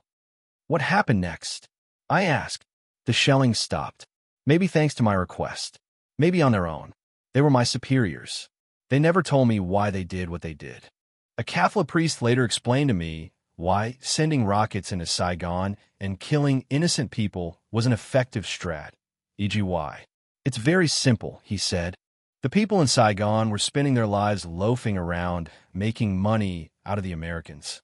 They didn't care which side won, just so long as they could sell things and rent their houses at a high price. The communists wanted them to take sides. Either you are with the communists, the revolution, or you are with the puppets. I noticed that it is again correcting himself by reflex, omitting mention of the communists. He admits that the priest has a point and his logic is calm, compelling. But I'm too sentimental for this sort of thing, and says, that's my problem. I don't like to see innocent people get killed. When I ask him if he ever regrets the role his intelligence played in the deaths of innocent people and doesn't waver. No, he replies. I was fulfilling my obligations. I had to do it. I was forced to do it. I was a disciplined person. So you have no regrets? No. The author of 7 books published on the Vietnam War, Tu Tsang, is a sturdy, handsome man with the self-assurance of someone who has cheated death many times. I used to be very strong, he says, before enumerating a list of war wounds that have left him 61% incapacitated. He rolls down his sock to show me where a bullet passed through his ankle. A meter of his intestine was lost to his stomach wound. He has scars on his head from B-52 bombing raids and Eichel scars as well. I have a recurring nightmare about being strangled by an enemy intelligence agent, he says. One night, thinking I was striking my attacker, I accidentally hit my wife and knocked out her 2 front teeth. Since then, we have slept in separate beds. Nguyen Van Tao, as he was called by his parents, was a 17-year-old scholarship student at Lycée Petruskai when he left school in 1945 to join the revolution. He slipped back into the city a year later to marry his high school sweetheart. When he left again for the jungle, she was pregnant. 27 years later, he returned to Saigon to meet his daughter for the first time. Tu Tsang spent his entire adult life fighting the First and Second Indochina Wars before heading to Cambodia in 1978 to fight against China and its Khmer Rouge proxies.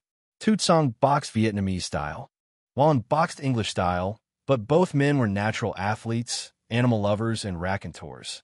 While shuttling between life underground in the Siu Chi Tun, Nels and intelligence work in Saigon.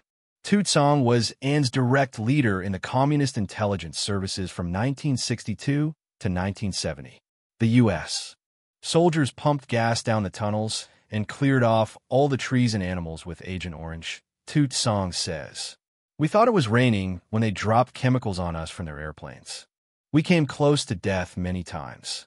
He circles his arms overhead to show me how American paratroopers dropped down from the sky like air-borne ferrets to chase him underground. In addition to commanding the intelligence network in Saigon, Tu Tsang directed the city's guerrilla terror campaigns. We were divided into frontline soldiers and inner-city soldiers. He tells me. The second of these exploited the enemy's weaknesses, attacking restaurants and bars.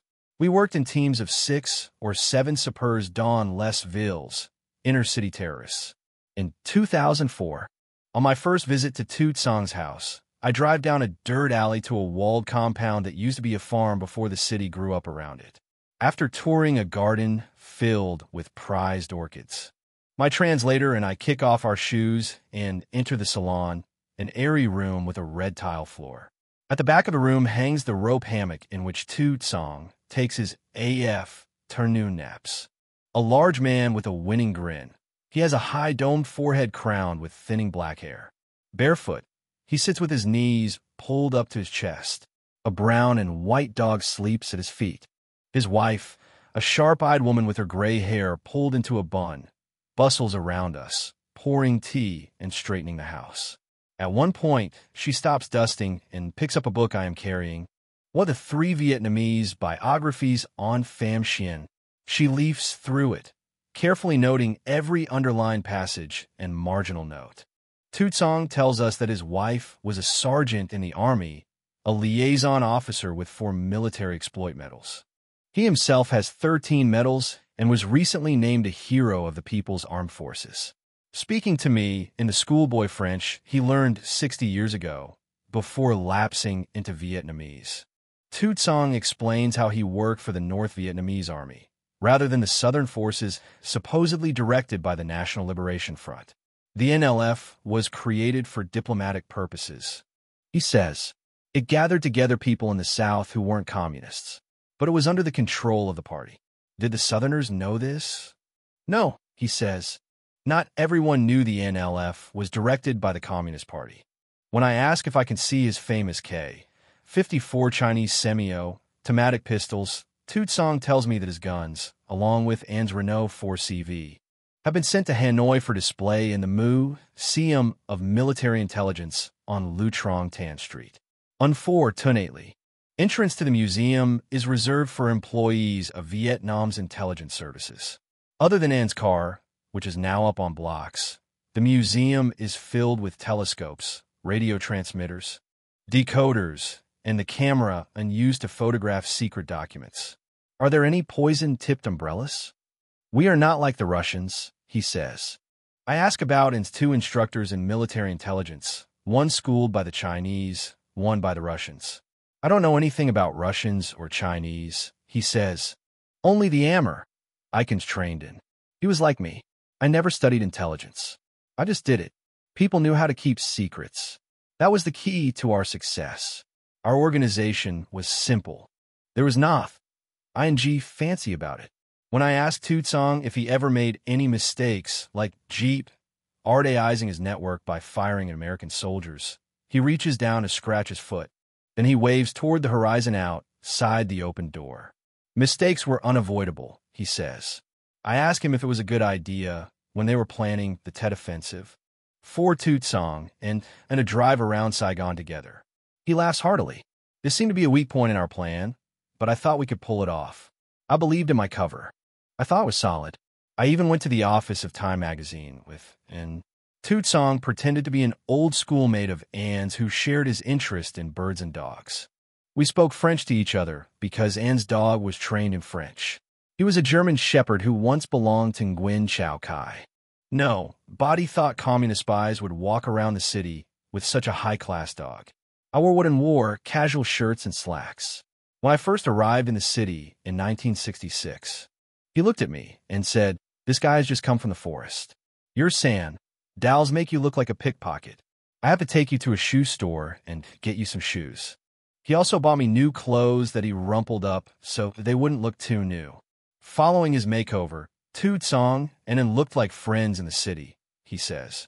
We held party meetings and discussed work in luxurious restaurants where the tables were placed far from each other and no one could overhear what we were saying.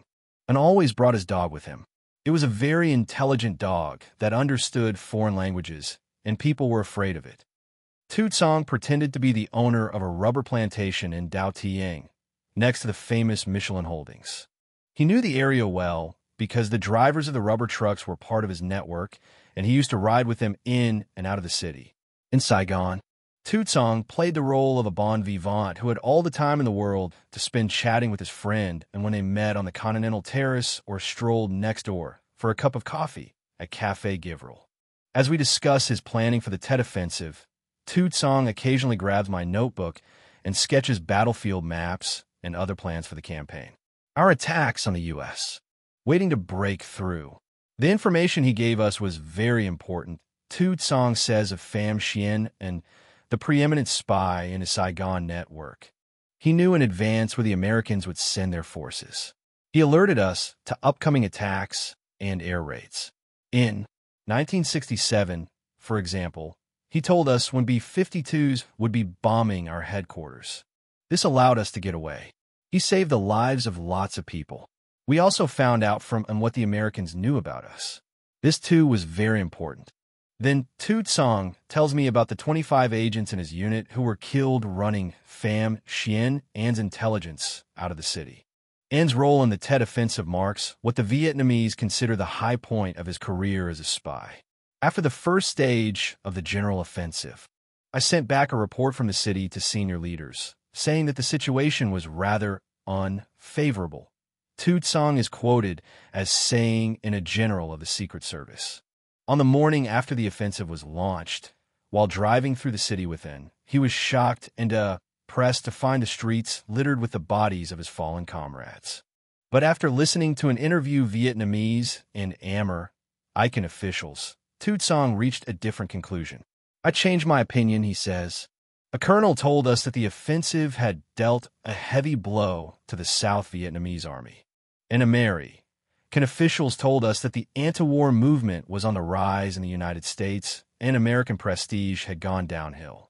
After that, I changed my mind and reported that the offensive would not bring about satisfactory results militarily, but its political and psychological impact on the enemy would be great. Senior leaders held that this report had correct assessments. The previous one was criticized. It was Pham Xuan An who convinced Tu Tsang and his communist leaders that the Tet Offensive was a political victory and understood the psychological value of the operation. It was a propaganda coup, a masterstroke of Lansdalean PR, with resounding consequences in Vietnam and the United States. All the Vietnamese supported it, and says of the Tet Offensive. They knew it would force the Americans to negotiate, and it succeeded. It did force them to negotiate. Not all of An's colleagues had supported the offensive. It was not like General Giap's heroic battle at Dien Bien Phu. Tet was a modern move, a kind of psyops ballet, which could only succeed if given the right spin. Many of the targets under attack had been held only briefly, sometimes no longer than was required to snap a picture of a U.S. embassy or an American air base under attack. Even Tu Tsang, in his first report back to COSVN, had missed the point. He was depressed about the dead bodies of his colleagues, with the communists having lost 45,000 soldiers, 10 times more than the other side. Then, and with his eye on the time wire and the news pouring in from around the world, explained the larger picture. Americans were shocked and dismayed that nothing in Vietnam, not even the American embassy, was safe from attack. The South Vietnamese government was not defendable, and the American government had been shaken to its foundations. The offensive would drive President Lyndon Johnson from Vice and General William Westmoreland from command. It opened the credibility gap, the disparity between official propaganda and first-hand reports from the front, and it engendered in the United States a fundamental distrust of government that persists to this day, and was the one person uniquely positioned to explain to General Giap and the Politburo how Tet was playing around the world. He interpreted its psychological impact for his colleagues and convinced them of its importance. Once he had converted Tu Tsang to his view, the two of them worked assiduously to get the rest of the Communist command to accept their interpretation of events, and they obviously succeeded, as evidenced by An's official biography, which says that he would have been made a hero of the People's Armed Forces, Vietnam's highest military honor, for what he did during Tet alone. However, because he was working inside the enemy ranks, the conferment was delayed in order to ensure absolute secrecy. Arriving at 7 a.m. to pick up Tu Tsang for a day's journey out to the Siu Chi tunnels, we find the old warrior standing outside his gate wearing green army fatigues and a short-sleeved white shirt. He is holding copies of his books, which he intends to present as gifts to the soldiers who are still stationed at Siu Chi. Accompanying us for the day is Thuy Ngoc, the Vietnamese wife of a retired U.S. Foreign Service officer. Thuy, a small, dark-eyed woman of encyclopedic intelligence, has been helping me as a translator. She and Tu Tsang compare notes on how they used to rank among the brightest students in their colonial high schools, forgetting for the moment that they chose opposite sides in the war. They soon discover that they can recite Vietnamese poetry and sing the old patriotic songs together. driving into the countryside northwest of Ho Chi Minh City. We passed through miles of truck traffic and commercial sprawl. Welder's torch bar on the edge of the road next to Van, doors selling cassette tapes, orchids, and cigarettes.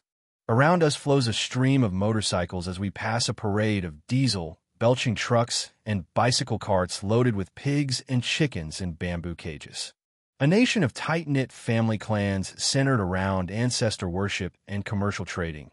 The Vietnamese are the world's least likely communists. Their primary allegiance is not to the state, but to the family. The unnatural implantation of communism into Vietnam was a historical accident. The party's anti-colonialism briefly lined up with Vietnam's nationalist aspirations. But today, the people doing business around us look more like students of Adam Smith and Karl Marx. Toot Song takes my notebook and draws in a map of the rubber plantation he supposedly owned 60 kilometers north of the city and all the landmarks he passed on Route 13 as he traveled into town to meet Pham Xuan An. With couriers and safe houses along its length, Toot Song knows every inch of the route we are traveling. For 10 slow miles, we honk our way through swirling eddies of Hondas, Vespas, ox carts, and rickshaws until we cross a canal that feeds the Saigon River. Here the countryside opens into emerald green rice paddies and fish ponds edged with palm trees and coconuts. White cranes flit over the fields, which are dotted with black water buffaloes and women in conical hats. School children walk along the highway, wearing neatly pressed white shirts and red kerchiefs tied at the neck. Toot Song draws another map showing me the battle plan for the 1968 Tet Offensive, including the feints on the U.S. Embassy and the Presidential Palace, which were supposed to draw American troops into the city and leave Saigon's perimeter momentarily undefended. We had 2 divisions here, hiding in the rice paddies, he says, pointing out the window. There were 10,000 soldiers on this road, but they never made it to the city. Our cover was blown. The 25th Infantry Division attacked and killed many soldiers in these fields. Toot Song taps me on the shoulder and points over a weedy parade ground toward a mass of low-lying buildings. This was the American base, the 25th Infantry Division, Tropic Lightning, he tells me. All the gas and tunnel rats, roan plows and pesticides which for years were directed at killing him came from here. We drive on through countryside covered with dwarf trees. We were not successful. Toot Song says of the Tet Offensive, we caused panic. It was a psychological success, but it was not a military success. He tells me that the strategy was borrowed from the Tay Son warrior Nguyen Hue, who in 1785 defeated the Chinese by catching them off guard during the Tet festivities. The Tet Offensive had 3 goals: to take over Saigon, to kill the puppet forces, and to make a big noise. For the first goal, we failed. For the second goal, we failed. Only for the third goal did we succeed. After passing a former police checkpoint, Toot Song tells the driver to pull over. We stop at a little white house with a brick patio. The front yard is filled with bamboo frames that are COV, aired with drying rice paper used for wrapping spring rolls. A silver-haired woman dressed in flower-print trousers and blouse greets us. She smiles up at him as Toot Song wraps his arm around her. It is the embrace of old soldiers, bonded through their memory of death and surprised to find themselves still alive. Nguyen Thi Se was one of Pham Xuan An's couriers. She had Toot Song in her house and fed him. After she was caught bringing him a radio, she was sent to prison and tortured for 3 years. As we walk behind her house into the garden, the air is sweet with the smell of frangipani. We stroll among palm trees and jackfruit trees, with their pendulous green fruit hanging low to the ground. The garden is nicely irrigated and tended.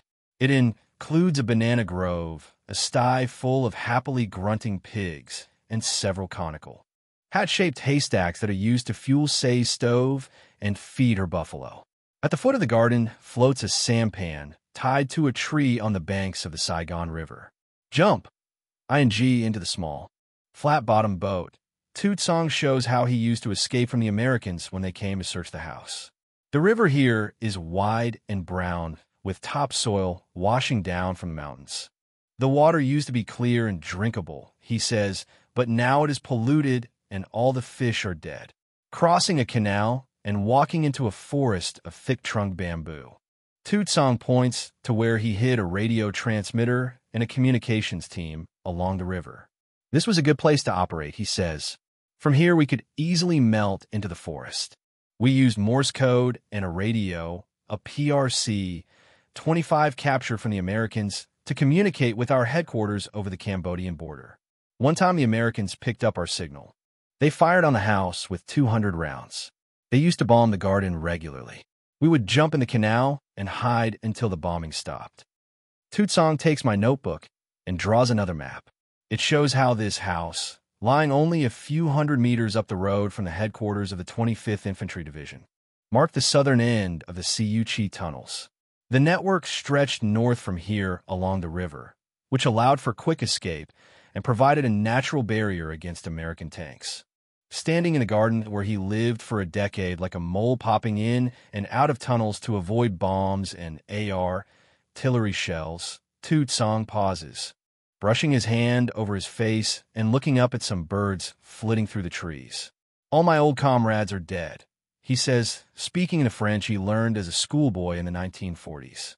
I miss them when I stand here and look at this garden where I used to live. Tutsong starts to sing an old revolutionary song about Vietnamese children fighting the French with bamboo poles sharp, aimed into pungi sticks. Thuy Ngoc joins his high, sweet tenor. She too knows the words to all these songs, which she learned as a child living in a Viet Minh zone in the north. Together they stand in the garden, singing Autumn Victory of 1945. Small as you are, you can still kill the French. Even with wooden guns, you can load, aim, and fire. You will dye the whole forest red with the blood of the enemy. Most of my soldiers were women like her, Tutsong says, beaming down on the diminutive Thuy. He is pleased that she knows the old songs. This means she is still Vietnamese at heart, even after moving to the United States and marrying an American diplomat. A mile down the road from Nguyen Thi Say's house, we stop at the Siu-Chi theme park, where a stretch of tunnel has been opened to visitors. After an introductory film, a guide outfitted with a pointer made from an old auto antenna begins lighting up a diorama that resembles an ant farm illuminated by Christ moss lights. 250 kilometers of tunnels were built with man-traps made from pungi sticks, airlocks against gas attacks, and choke points designed to catch big-boned Americans. Thousands of men and women died in these dark burrows stretching 20 miles west into Cambodia, but for all the military force expended on destroying them. The tunnels managed for 30 years to hide as many as 10,000 soldiers within striking distance of Saigon. We spend a morning touring displays filled with life-size mannequins demonstrating how Viet Cong soldiers manufactured landmines and hand grenades. There's a shooting range where, for $1 a bullet, I can fire an AK-47 on full automatic at targets shaped like elephants, tigers, and camels. All morn, we have heard the sound of shots ringing through the small, second-growth forest which has grown up at Siu-Chi. Aka. Silently, I look over at Tutsong to watch him hunch his shoulders and glance around for cover. I hear the sound of firing, and I become alert, he explains. Our final stop is a collection of long wooden tables set up in the forest where girls dressed in the black pajamas of Viet Cong soldiers serve hot tea and manioc dipped in a mixture of peanuts, sugar, and salt. When I lived here, this is all we had to eat, says Tutsong, sitting at one of the tables. I lived on it for years. It made me sick. He recalls B-52 bombing raids that made him bleed from his ears and malnutrition that left him covered with red spots. Before long, the guides of Gath aired around to hear Tutsong tell his stories. When he asks if they know the songs that the soldiers used to sing when they sat here, eating manioc, the girls shake their heads. Tutsong starts singing. He is joined by Thuy, and then the guide chime in. The rat-a-tat of AK-47s resound through the forest as Siu-Chi is filled again with voices calling for Vietnam to dye its land red with the blood of the enemy. Apart from the Tet Offensive, the other big story of 1968, although it would not be revealed until the following year, was the My Lai massacre. On March 16, 1968, a company of soldiers who had been in Vietnam for 3 months and had lost 10% of their men to snipers and bombings walked into a village seeking revenge. Finding no enemy soldiers in the hamlet known as My Lai 4, they began raping and shooting more than 500 women, children, and old men. It took them a day to kill everyone, and they stopped in the middle to eat lunch. Of the 13 soldiers later charged with war crimes, only one, Lieutenant William Calley, was convicted by court, martial of murder, and sentenced to life in prison at hard labor.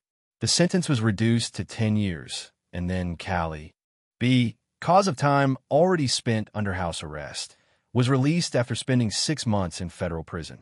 As the mother of one of the soldiers of My Lai told Seymour Hersh before he broke the story, "I gave them a good boy, and they sent me back a murderer."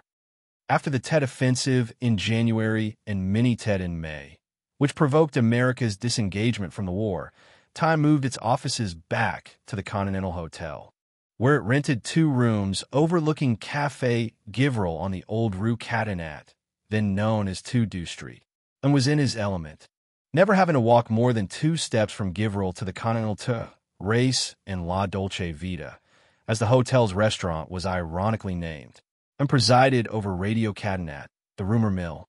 He attended the military briefings known as the 5 o'clock fall, lies, and when Bob Chaplin was in town, he regrouped for cocktails in Chaplin's room at the Continental, which included a heavy teak desk and a corkboard for Chaplin to pin his maps. Winnan and Chaplin wanted to talk privately. They would step outside onto the balcony and peer through the tamarind trees, which lined the street in front of the hotel. Cocktail hour lasted until everyone went off to dinner at Augustine's or Bro, Dard's, or another of Saigon's pleasant French restaurants. The evening ended with a late-night coffee at Givril's or a round of drinks on the roof of the Caravel Hotel. While he lived the public life of a boulevardier, An's private life was more abstemious. Tutsong recalls that An's house was tiny, a mere 10 meters by 20, living as simply as possible, and says he was saving his money for the moment that he would be unmasked, leaving his wife and 4 children to fend for themselves. I accepted that sooner or later I would be caught, like a fish in a pond. Maybe a small fish can escape through the net, but not a big fish. I was prepared to be tortured and killed. This was my fate. Chin Chi and Tam Tao, An's fellow spies, have drawn me a map of where he used to live in the dense warren of houses that lies between Saigon's Central Market and Cholon, the city's Chinese district, and has added his address, 121/55 Lu Ti Riang. A double-barreled address like this means that he lived not on the main street, but in an alleyway behind it. Look out for the water tower, Tam Tao says. When you see it, you'll know you're close to An's house. The day I set out to see where An lived while writing reports in invisible ink and photographing secret documents. I begin with a tour of his old haunts in central Saigon. From my balcony at the Continental Hotel, I look down the old Rue Catinat toward the Saigon River. In French provincial Fache Ion, the trees have been gussied up with whitewashed trunks, and below lies another colonial legacy, the municipal theater which served for 2 decades as South Vietnam's National Assembly. Across the square in front of the theater is the old car, Avel Hotel, which is dwarfed by the new addition that towers over it. Correspondents once gathered in the Caravel's rooftop bar to watch the tracer bullets and rockets that lit the night sky on the outskirts of Saigon. To my right, I look across Catinat, now named Dong Khoi, onto the Eden Building, an enormous, dun-colored edifice that fills the entire block between the Continental and Rex hotels. Once home to the Associated Press and other news agencies, the Eden is now a mildewed wreck inhabited by families that live in unplumbed rooms. The balconies are littered with outdoor showers and chicken coops. Flowers and vines grow wild up the crumbling facade, and as soon as its residents can be evicted, the Eden is destined to become another Molar X, tracked from Saigon's gap-toothed mouth. 2 blocks up the street, toward Saigon's red brick cathedral, I spot the apartment building at 22 Gia Long Street that once served as a CIA safe house. On top of the building sits the flat-roofed elevator hoist house that was used on April 30th, 1975, as an emergency helicopter landing pad. This is where a queue of refugees climbed a rickety wooden ladder up to the helicopter that had come to rescue them, an image captured by Hubert Van Es in his iconic photo of the last flight out of Saigon, taking off from the roof of the U.S. Embassy. It was NEI, though the last flight nor the embassy rooftop, but the photo was so poignant in capturing the ignominy of America's pell-mell retreat for Vietnam that this is what it was called. Directly below the Continental, at the base of the Eden Building, sits Café Givril, built with curved windows looking onto the two busiest streets in town. This fishbowl of a restaurant was the perfect lookout for surveying wartime Saigon. Across the street lay the open-air terrace and bar of the Continental Hotel. On either side of the cafe stretched the fancy shops that filled the ground floor of the Eden Building. Americans sat in the booths next to Givril's windows, while the Vietnamese sat inside toward the bar, talking discreetly as they sipped iced coffee, fees sweetened with condensed milk. The inner courtyard of the Continental, with its famous garden, remains unchanged from the days when an Intut Song sat here planning the Tet Offensive.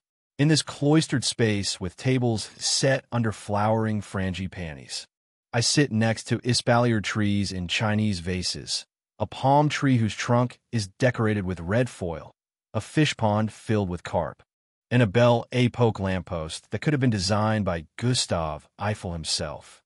Over my table rises a frangipani with wildly waving arms that stretch 30 feet into the air, before arriving at a fringe of spatulate leaves and white flowers that scent the air with a heady tropical aroma. The day has already turned vaporous, with the sun beating down through a layer of diesel fumes and dust when Viet, my Honda man, and I head to the Benton market. Citing the telltale water tower that Tam Tao has given as a landmark, we turn down an alley no wider than my outstretched arms, before the track appears to end at a pagoda with fish and fruit vendors squatting in front of it, asking for directions to Anne's house. We are told to knock on the door of an old woman who has lived here for many years. We find her at home chewing betel nut, and yes, she remembers the journalist who parked his car out on the boulevard and who, because of his press pass, was the only person in the neighborhood allowed to come and go all hours of the day and night. The old woman directs her niece to lead us through the maze of streets behind the pagoda. We follow her down a CRE vast beside the temple, which I hadn't noticed before. We jog right-left, right? With the alleyway narrowing at every turn. My elbows graze the walls if I hold my arms akimbo. A crowd of onlookers gathers as people come out of their houses to stare at the commotion. And soon the entire neighborhood is involved in deciding exactly which house was Pham Xuan An's and which his parents'. Finally, we agree that my map is right. I ring the bell at 121/55. A young man opens the gate in front of a new 3-story structure and confirms that this is where the famous journalist lived, although his house has been knocked down to make way for a modern replacement. A country created by Salvador Dali, and scored more coups in the years following the Tet Offensive, some as a spy, some as a journalist. Occasionally, during our conversations, I find my head spinning as I imagine him shifting through the multiple roles he played during the war. When the South Vietnamese army invaded Laos in 1971 and tipped off the North Vietnamese, his advance warning, including the battle plans for what was called Lam Son 719, load the communists to inflict 8,000 casualties.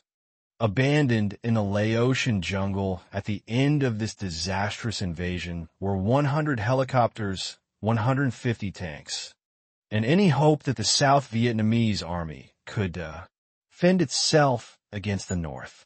When we lost the battle in southern Laos in 1971, we were hoping to cut off the Ho Chi Minh Trail. After an earlier raid into Cambodia, to cut off the Sihanouk Trail, and says, "What do you mean when you say we lost the battle?" I ask. I'm referring to the nationalist side. I'm sorry. Ie Mikon. fused, and says, laughing, "It is my turn to be confused," when he continues talking about the battle from the Southern perspective, perhaps to deflect attention from the lethal consequences of his spying. With the Battle of AP back and the Ho Chi Minh Campaign, Lam Son 719 is one of the major communist victories that can be at tribute, at least in part, to Pham Xuan An's intelligence.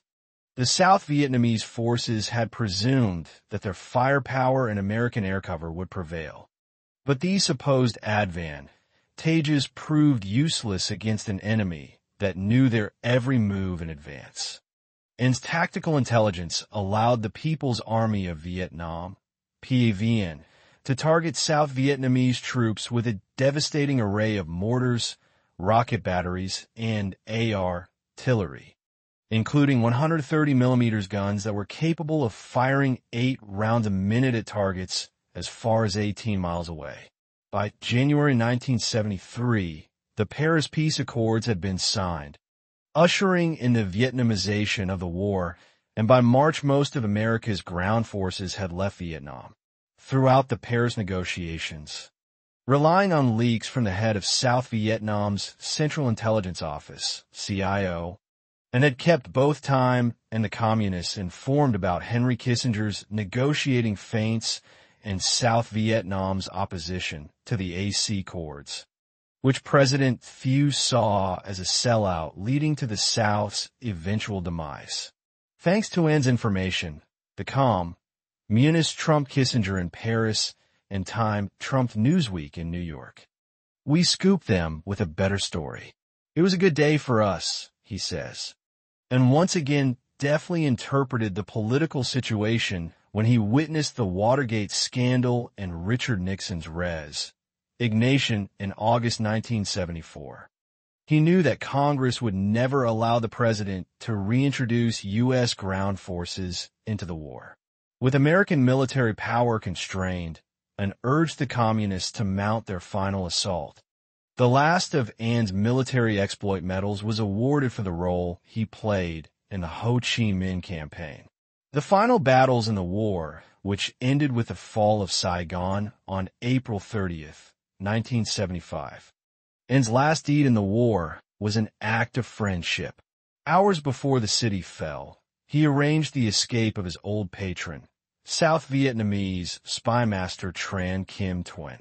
In Hubert Van Nies's famous photo of the last flight out of Saigon, the final person climbing the rickety ladder up to the waiting helicopter is Tran Kim Nguyen. Out of the frame, down below on the street, waving goodbye with tears in his eyes, stands Pham Xuan An. Nguyen had suddenly appeared in my office and says he had waited too long to get out, and now he was trapped.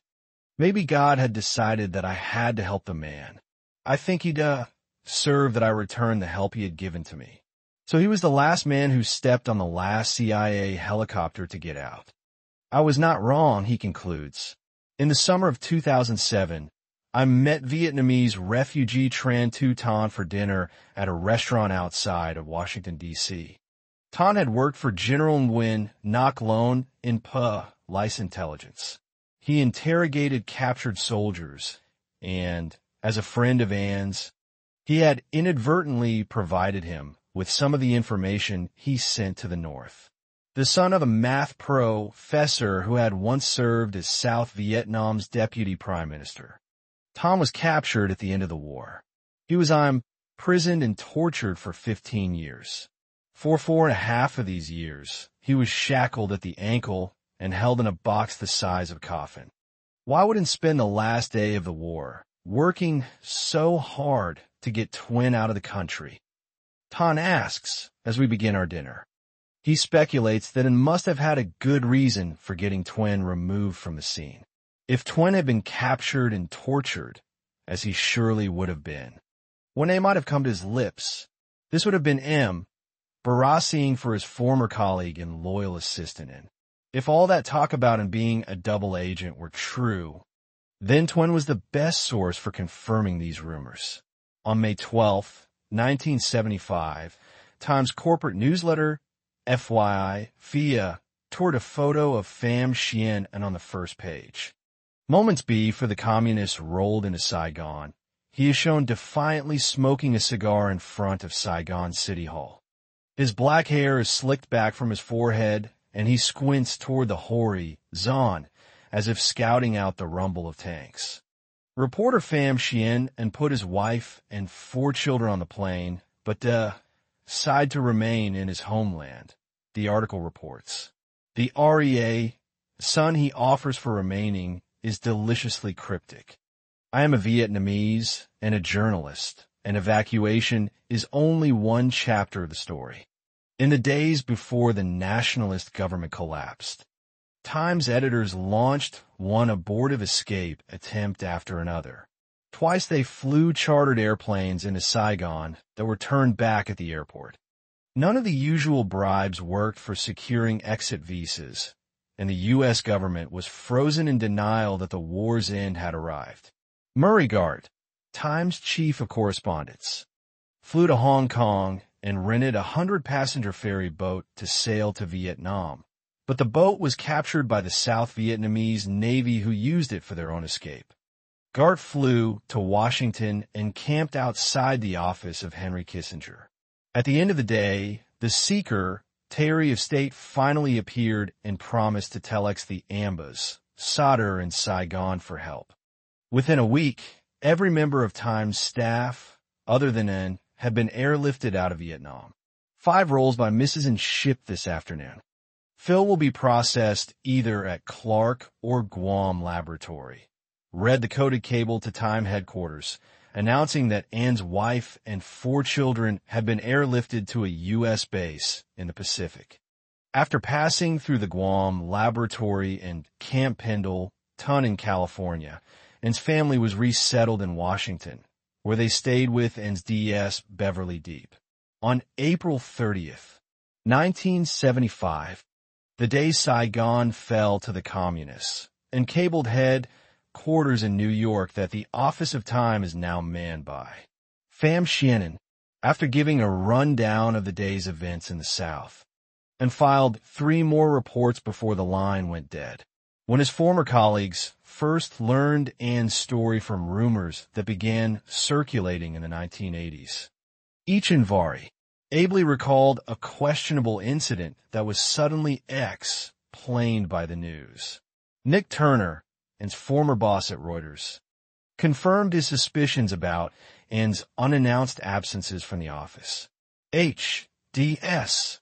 Greenway, known to his friends as David, suddenly understood why his former colleague, at time, knew more than he did about the Battle of Lam Son, 719. I had been up on the border near Khe Sanh, watching badly mauled soldiers retreating from Laos, Greenway told me. I described them as survivors from the original column, lead, ing the attack. No, and said, without the slightest hesitation. The original column was wiped out. What you saw were survivors from the attempt to rescue the column, which also failed. Later, when I thought back on it, he seemed remarkably well informed.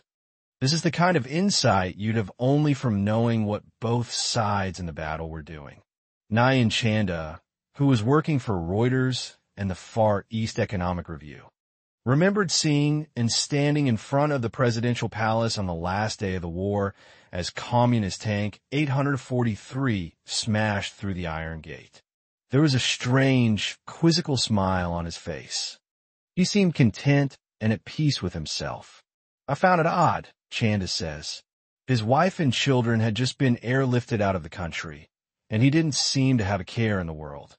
Chanda later realized that and was celebrating the communist victory he had supported for 30 years, aside from Chanda's fleeting glimpse, and kept his cover in place after 1975. It was a dangerous moment for me, he says. It would have been easy for someone to put a bullet through my skull. I was afraid they would kill me and barbecue. My dog's alive. All I could do was wait for someone from the June GLE to come out and recognize me. And his mother moved into the Continental Palace Hotel, where they occupied Robert Chaplin's old room. Chaplin had pressed the key into An's hand as he left the country. Eventually, it moved into Time's two-room office. He was summoned for repeated interrogations by the police until intelligence officials intervened. People began to suspect that he was a man of the revolution when they saw him ride his bicycle to the military supply depot and leave with bags of rice and meat tied to his handlebars. They assumed, though, that he was an April 30th revolutionary, someone who had jumped to the communist side only after the fall of Saigon. Not even military officials as highly placed as Bui Tin, a North Vietnamese colonel and intelligence agent, knew An's story. Working as deputy editor of the North Vietnamese Army newspaper, Tin rode a tank up to the presidential palace on April 30th, accidentally finding himself the highest-ranking OFFI ser on the scene. He accepted the surrender of the South Vietnamese government and then sat down at the president's desk to file a dispatch for his newspaper. Like most journalists newly arrived in Saigon, the next thing he did was go looking for Pham Xuan An.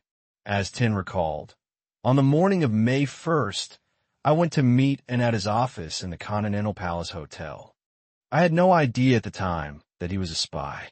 All he told me was that he was a correspondent working for Time Life. He duced me to all the journalists in town, and I helped them send their articles abroad. 3 months after the end of the war, I still didn't know and was a spy, and was supposed to follow his family to Washington and carry on his work as a Vietnamese intelligence agent. But this assignment was blocked at the last minute.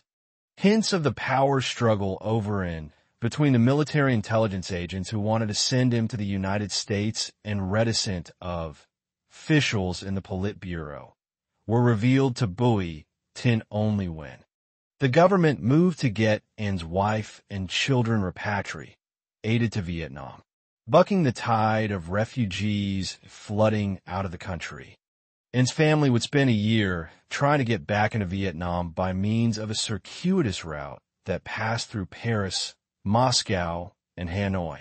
When Tibing An then finally got them home, An's family had been camped for 4 months in the corridors of the Vietnamese embassy in Paris, buffeted between Vietnam's competing intelligence and security departments, when one day Ben found them sitting there.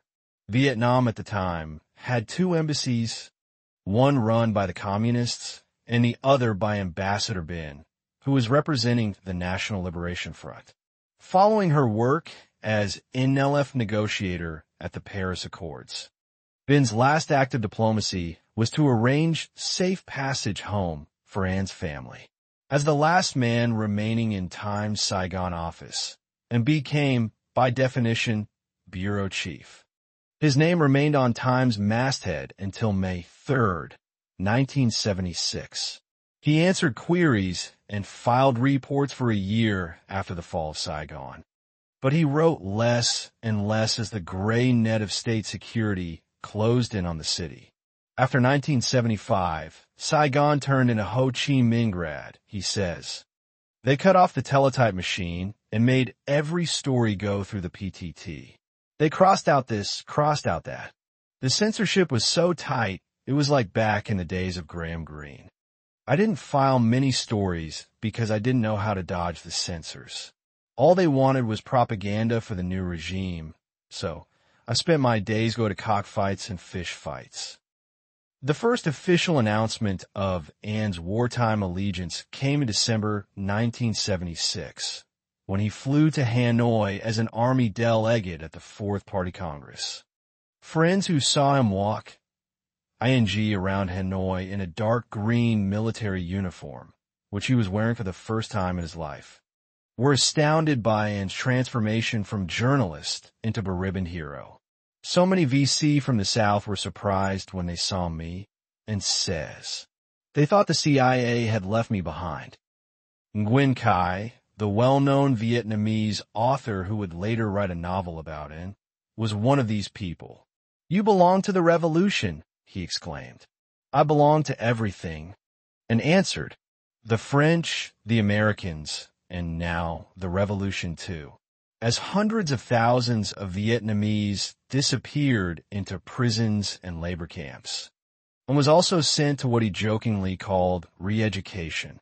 In August 1978, he was enrolled for 10 months instruction at the Nguyen Ai Quoc Political Institute in Hanoi. This was a training course in Marxist-Maoist thought for high-level cadres. I had lived too long among the enemy, he says. They sent me to be recycled, always a bad student, and finished near the bottom of his class. They didn't like my jokes. He says of the dour northern heirs who were trying to teach him to speak the new Vietnamese, full of political terms borrowed from China, and suffered through the bone-chilling rains of a Hanoi winter, sleeping on a wooden bed with a cotton mattress. I wore a Chinese cotton jacket that made me look like a mummy. I asked for a Russian jacket, but I was still cold, so I went back and asked for a 111 degrees centigrade jacket. "What's that?" asked the head of the institute. "3 girls." I said, "One sleeping on my right, one on my left, and one on top of me." They didn't like me at all, and says of his political reeducators. But I haven't made a big enough mistake to be shot yet, and was put in the political deep freeze for a decade. He was forbidden to meet with former American colleagues visit ING Vietnam, and speculation abounds about why he was fled into seclusion. He was too close to the Americans, too fluent, and too well versed in Western politics. He had allowed spy, master twin to escape. He refused to finger Vietnamese call leagues who had worked for the CIA. Perhaps, as in himself was heard to complain, the communists considered him a rentier who had collected money from the peasants living on his land. In the meantime, he was biding his time, waiting for the anti-American climate to change as Vietnam went on to fight other wars against the Cambodian Khmer Rouge and their Chinese allies. On January 15th, 1976, he was named a hero of the People's Armed Forces, the country's highest military honor. By 1978, he was a lieutenant colonel. By 1981, a senior lieutenant colonel. And by 1984, a full colonel. By 1990, still serving as an active duty officer, he had risen to the rank of general. As he looked out on Saigon through the gates of the villa into which he had retreated, and saw no signs of communist idol, the city was overrun with humorless apparatchiks and carpetbaggers from the north. Prison camps sprouted in the countryside, and social ostracism and revenge were the order of the day. Like Voltaire, and devoted himself to cultivating his garden. Actually, his wife, Thursday Nan, cultivated the garden, but part of it was always reserved for the cages holding and fight ING cocks and exotic birds. On those occasions, Nguyen left his house and tried to contribute to rebuilding post-war Vietnam. He was rebuffed. He proposed renaming the little park in front of the Catholic Cathedral Morrison Square, after American Quaker Norman Morrison, who had doused himself with gasoline and burned himself to death outside Robert McNamara's office at the Pentagon. McNamara had stood at his office window and watched Morrison burn. And as he later wrote in his 1995 memoir, in retrospect, Morrison's death was a tragedy not only for his family, but also for me and the country. I reacted to the horror roar of his action by bottling up my emotions and avoided talking about them with anyone, even my family. Mark, MC, Namara's wife, and our 3 children shared many of Morrison's feelings about the war, and I believed I understood and shared some of his thoughts. Known in colonial times as the place Pignot de Behaine, after the 18th century French missionary who opened Vietnam to European colonial influence, and during the Vietnam War as John F. Kennedy Square, the little park in front of the cathedral, is currently named after the Paris Commune. In 1981, former Newsweek correspondent Arnaud de Borch grave. In congressional testimony before the U.S. Senate sub, Committee on Security and Terrorism, denounced Pham Xuan An as a disinformation agent. The charge was overblown, but An's old competitor was getting his revenge for having been scooped by An during the Paris peace talks. The same year, Stanley Carnell, writing in the Wall Street Journal, character An, whom he was forbidden to meet during a visit to Saigon, as a senior official in the Vietnam government. These reports confirmed what others had known since An first donned a military uniform and started riding his bicycle to monthly party meetings in 1976. We thought this was a joke. David Greenway says when I asked him about the charge that An was an agent of influence whose job was to manipulate the news and plant stories in time. Greenway, who was injured covering the Tet Offensive in Hue, left Time in 1972 and later became editorial page editor of the Boston Globe. The editors at Time weren't listening to us. None of Time's reporters was manipulating the news. He wouldn't have had any better luck than the rest of us.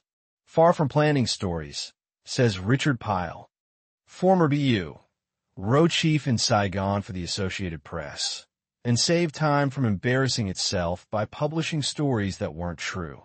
It was sleight of hand on his part. Without revealing how he knew what he knew, he'd let you know whether you were on the right track. After learning the news about his former Saigon political correspondent, Murray Gart, chief of correspondence at Time during the war, is reported to have said, "And that son of a bitch. I like to kill him." Peter Arnett was similarly critical of him. The two journalists had often met at Givral's to swap stories. "It's still a raw point for me," Arnett says. "Even though I understand him as a Vietnamese patriot, I still feel journalistically betrayed. There were accusations all throughout the war that we had been infiltrated by the communists. What he did allowed the right-wingers to come up and slug us in the eye. For a year or so, I took it personally. Then I decided it was his business."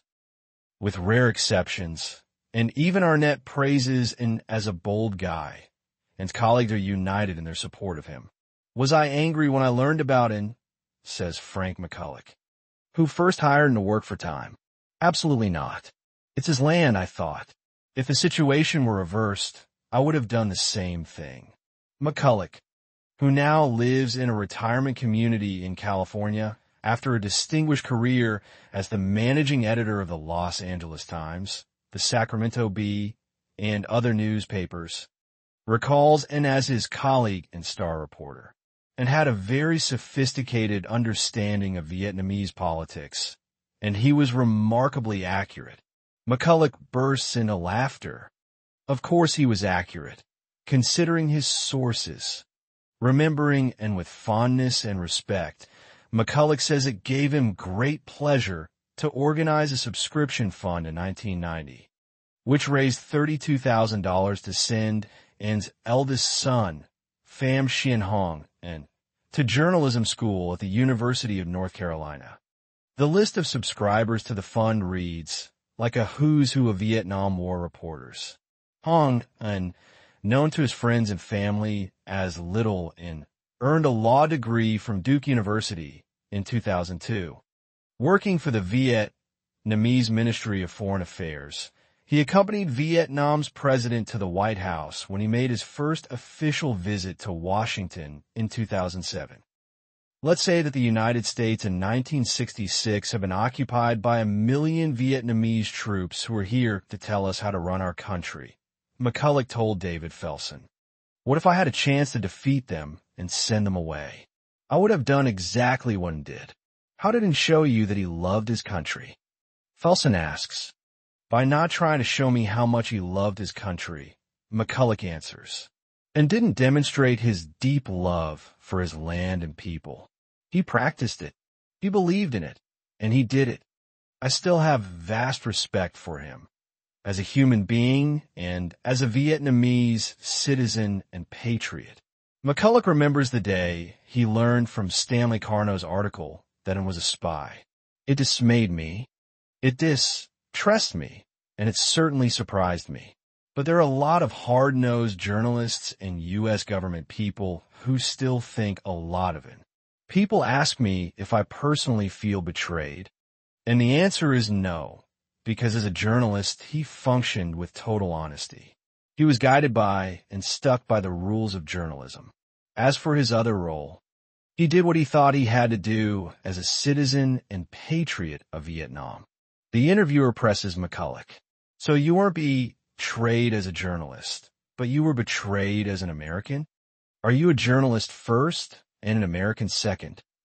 No, I don't feel that, says McCulloch.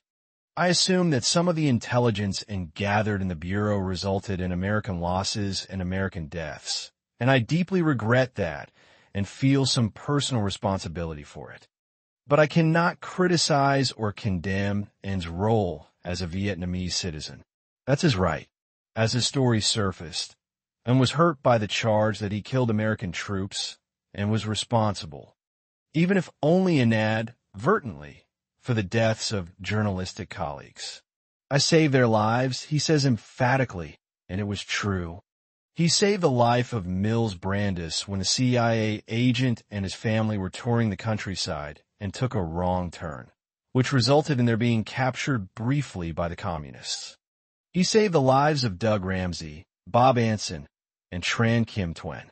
He often intervened to keep peasants from being tortured or shot by South Vietnamese troops. He helped South Vietnamese officials flee the country in 1975 as defeated warriors and, later, as refugees sailing across the South China Sea, and played the game fairly, as a gentleman, but none of this counters the unfortunate reality that he lived and worked in the midst of a bloody war that killed several million people. When I went to see him, and often reiterated that Vietnam fought 3 Indo-Chinese wars, the first against the French, the second against the Americans, and the third against the Chinese, following a series of provocations. With Cambodian forces cross, ing the border to kill Vietnamese villagers in the Mekong Delta, Vietnam invaded Cambodia on December 25, 1978. Phnom Penh was captured a few days later, and for the next decade Vietnam would be mired in a guerrilla war against Pol Pot and the Khmer Rouge, who were armed by the Chinese. Knowing more about how to wage guerrilla wars than fight them, Vietnam lost more than 50,000 soldiers in this third Indo-Chinese conflict before the last shot was fired in March 1990. In February 1979, China invaded Vietnam across its northern border. They captured the cities of Chao Bang and Lang Son before withdrawing at the end of a bloody 29-day war, which resulted in thousands of casualties on both sides. Today, the border bristles with troops. Vietnam has more than 30 divisions facing China, and the war continues with cross-border raids and diplomatic disputes involving the Paracel and Spratly Islands, 2 rocky archipelagos in the South China Sea rich in fish and subterranean oil. In 1990, colonel, and was elevated to the rank of general. At the time, Vietnam was beginning to adopt Doi Moi, the Renova tie-in policy that opened the country to the West, and explains his promotion with a joke. As Western journalists began returning to Vietnam, people would ask to see General Givril, and to avoid embarrassment, the government decided to raise his rank to match his title. When I first met him in 1992, one was a pleasant host to any, one who troubled to pull the bell on his gate. He had resumed his old role as cultural informant and commentator on all things Vietnamese, and was a genius at the art of conversation, a brilliant raconteur and jokester, as well as an astute analyst. While we talked so amiably, I also had the feeling that he was monitoring our conversation, recording it in his head so faithfully that he could play it back later word for word. Sometimes, the following day, or even 2 or 3 days later, he would return to something he had said and clarify or correct it. Some times he asked me not to repeat something he had said, which made me wonder why he said it in the first place. As An wrote to his old college girlfriend, Lee Meyer, after she got in touch with him and they began corresponding in 2000, I have not written anything worthwhile for the last 25 years, but have spent my time yakking with former foreign colleagues who have happened to come here to visit with me. In 1997, the Vietnamese government apparently denied him permission to visit the United States for a conference of the Asia Society in New York, to which he had been invited as a special guest. And it was not until March 2002 that the 74-year-old emphysema-stricken general was supposedly allowed to retire. He retired again in July 2005, but he was actually working up to the day he died. They wanted to control me, he says. That's why they kept me in the military so long. I talk very wildly. They wanted to keep my mouth shut. All we can say for sure is that for at least 30 years after the end of the war, and was still an active member of Vietnam's intelligence service. There was often a touch of bitterness in An's voice when he talked about life in post-war Vietnam. The government could be stupid or corrupt. The opportunity to build a united, prosper, us Vietnam had been squandered on ideological blunders, like the decision in 1978 to nationalize the rice markets and seize the property of urban merchants, which resulted in a flood of ethnic Chinese boat people fleeing the country. If an occasionally criticized Vietnam's party cadre, he reserved his fiercest comments for China, which he considered an ever-present danger and the worst colonial meddler in Vietnam's history. It was China in the 1950s that had forbidden North Vietnam from launching the war against Diem and the Americans, while An watched his fellow revolutionaries in the South get wiped out. The Vietnamese Communist Party had held back at China's insistence. It was only when the Southerners began attacking Diem on their own, without Hanoi's approval, that the North belatedly jumped into the battle. The Chinese were afraid of getting their nose bloodied, as in Korea, and says, only when the Americans escalated were they forced to support us. But we Vietnamese keep our mouths shut. We are so damn afraid of Big Brother, and says, using Vietnam's familial term for its huge neighbor to the north. By 2002, the year of An's first official retirement, the Vietnamese Communist Party considered him sufficiently accessible to commission a biography, Pham Xuan An, Tin Nuoi Nu Quoc Doi, Pham Xuan An, A Life Like His Name. The title of the book plays on the word An, which in Vietnamese means hidden, and dodged most of the questions put to him by the book's author, Nguyen Thi Hai, about what he had actually done during the war. But Hai was an energetic reporter who tracked down An's colleagues and collected information that An himself would not divulge. Her book appeared at the same time as a 53-part series of newspaper articles published in Thanh Nien, official newspaper of the Ho Chi Minh Communist Youth League. An English translation of some of this material was published in 2003 as Pham Xuan An, a general of the Secret Service. A third biography, Nuoi Im Lang, the Silent One, was written by Thor Chu Lai for Tong CUC2, TC2, the Vietnamese Intelligence Service. Another book-length series of articles was published in Vietnam News in 2007. And Thanh Nien in May 2008 began producing a second series of articles on Pham Xuan An. In the meantime, 2 biographies have been published in the West. Un Vietnamien Bien Tranquille, The Quiet Vietnamese, by former Le Monde reporter Jean-Claude Pomani, and Perfect Spy, by American professor of government Larry Berman, after he retired, and also began to appear on television and in movies. An hour-long appearance on a Vietnamese talk show was followed by a 4-hour TV documentary aired in December, BER, 2007. French television producer Alain Taeb filmed a doc Documentary about a reunion at the Continental Hotel between Pham Xuan An and Philippe Franchini, the hotel's former owner. One of An's more intriguing roles was the part he played in Australian director Philip Noyce's remake of The Quiet Amber, Icon. Instead of British journalist Thomas Fowler having two men working for him, an Indian assistant and a communist agent, Noyce combined them into one man, Mr. Hin. He told the Chinese-American actor who was playing the role to come see me, and says, he knew I was a guerrilla at the time who worked in the city. I would brief him about communist active, idiots, how we acted and what we did. Noyce, in the press kit released with the film, describes how he decided to alter Green's novel. The change was inspired by an intriguing story that I heard of a very famous Vietnamese patriot, General An.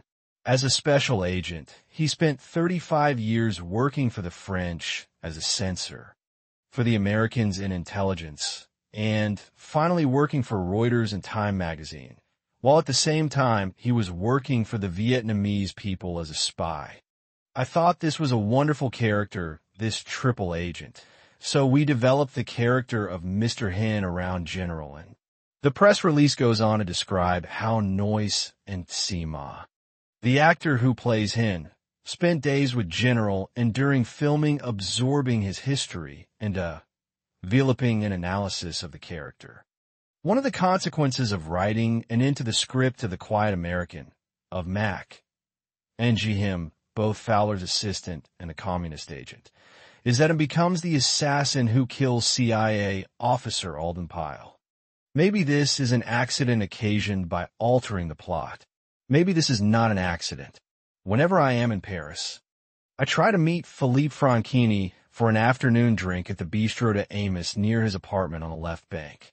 The Vietnamese owner greets, Philippe Patron. And there is something about this unassuming man, short and stout, but almost feline in the way he glides down the street, that makes it appropriate to call him boss. Franchini is a painter with glancing brown eyes and a quick gaze that seems to take in the world around him with immediate precision. A great storyteller. Franchini can settle into a banquet and nurse a glass of wine through an afternoon of conversation. Pham Xuan An had the same talent, and so too, apparently, did Ho Chi Minh. Trung Nhu Tang, a founder of the National Liberation Front, describes an afternoon he spent with Ho when he was a student in Paris. That afternoon was a short course in the history of Vietnam, taught to us over tea by Uncle Ho. He had done it all in the traditional Vietnamese manner with which we felt so comfortable, with touches of light humor, legends, anecdotes, and moral tales to amuse and instruct at the same time. It was no accident that Pham Xuan and Philippe Franchini were friends. They loved telling jokes and laughing at human foibles, their own included. Their judgments were keen, their instincts finely honed. Other people sought them out as wise men, but there was not an ounce of pretension in their wisdom. They were humble, noble characters who ruled over the banquets in whatever cafes they found themselves. Alain Taeb in his movie about Franchini and put them together in the garden of the Continental Hotel, supposedly to watch them reminisce about the old days when Franchini owned the place and worked upstairs on the second floor in Time's two-room office overlooking Café Givril. And in Franchini skipped the reminiscing and cut right to the chase, and wants the world to know that Franchini is an honorable man. He heard from his father a grand hotel that was a sinkhole of bad debts, and instead of walking away from these debts, he paid them off one by one over the course of a decade. Franchini lost everything at the end of the war when the hotel was seized by the communists, but his family honor was saved.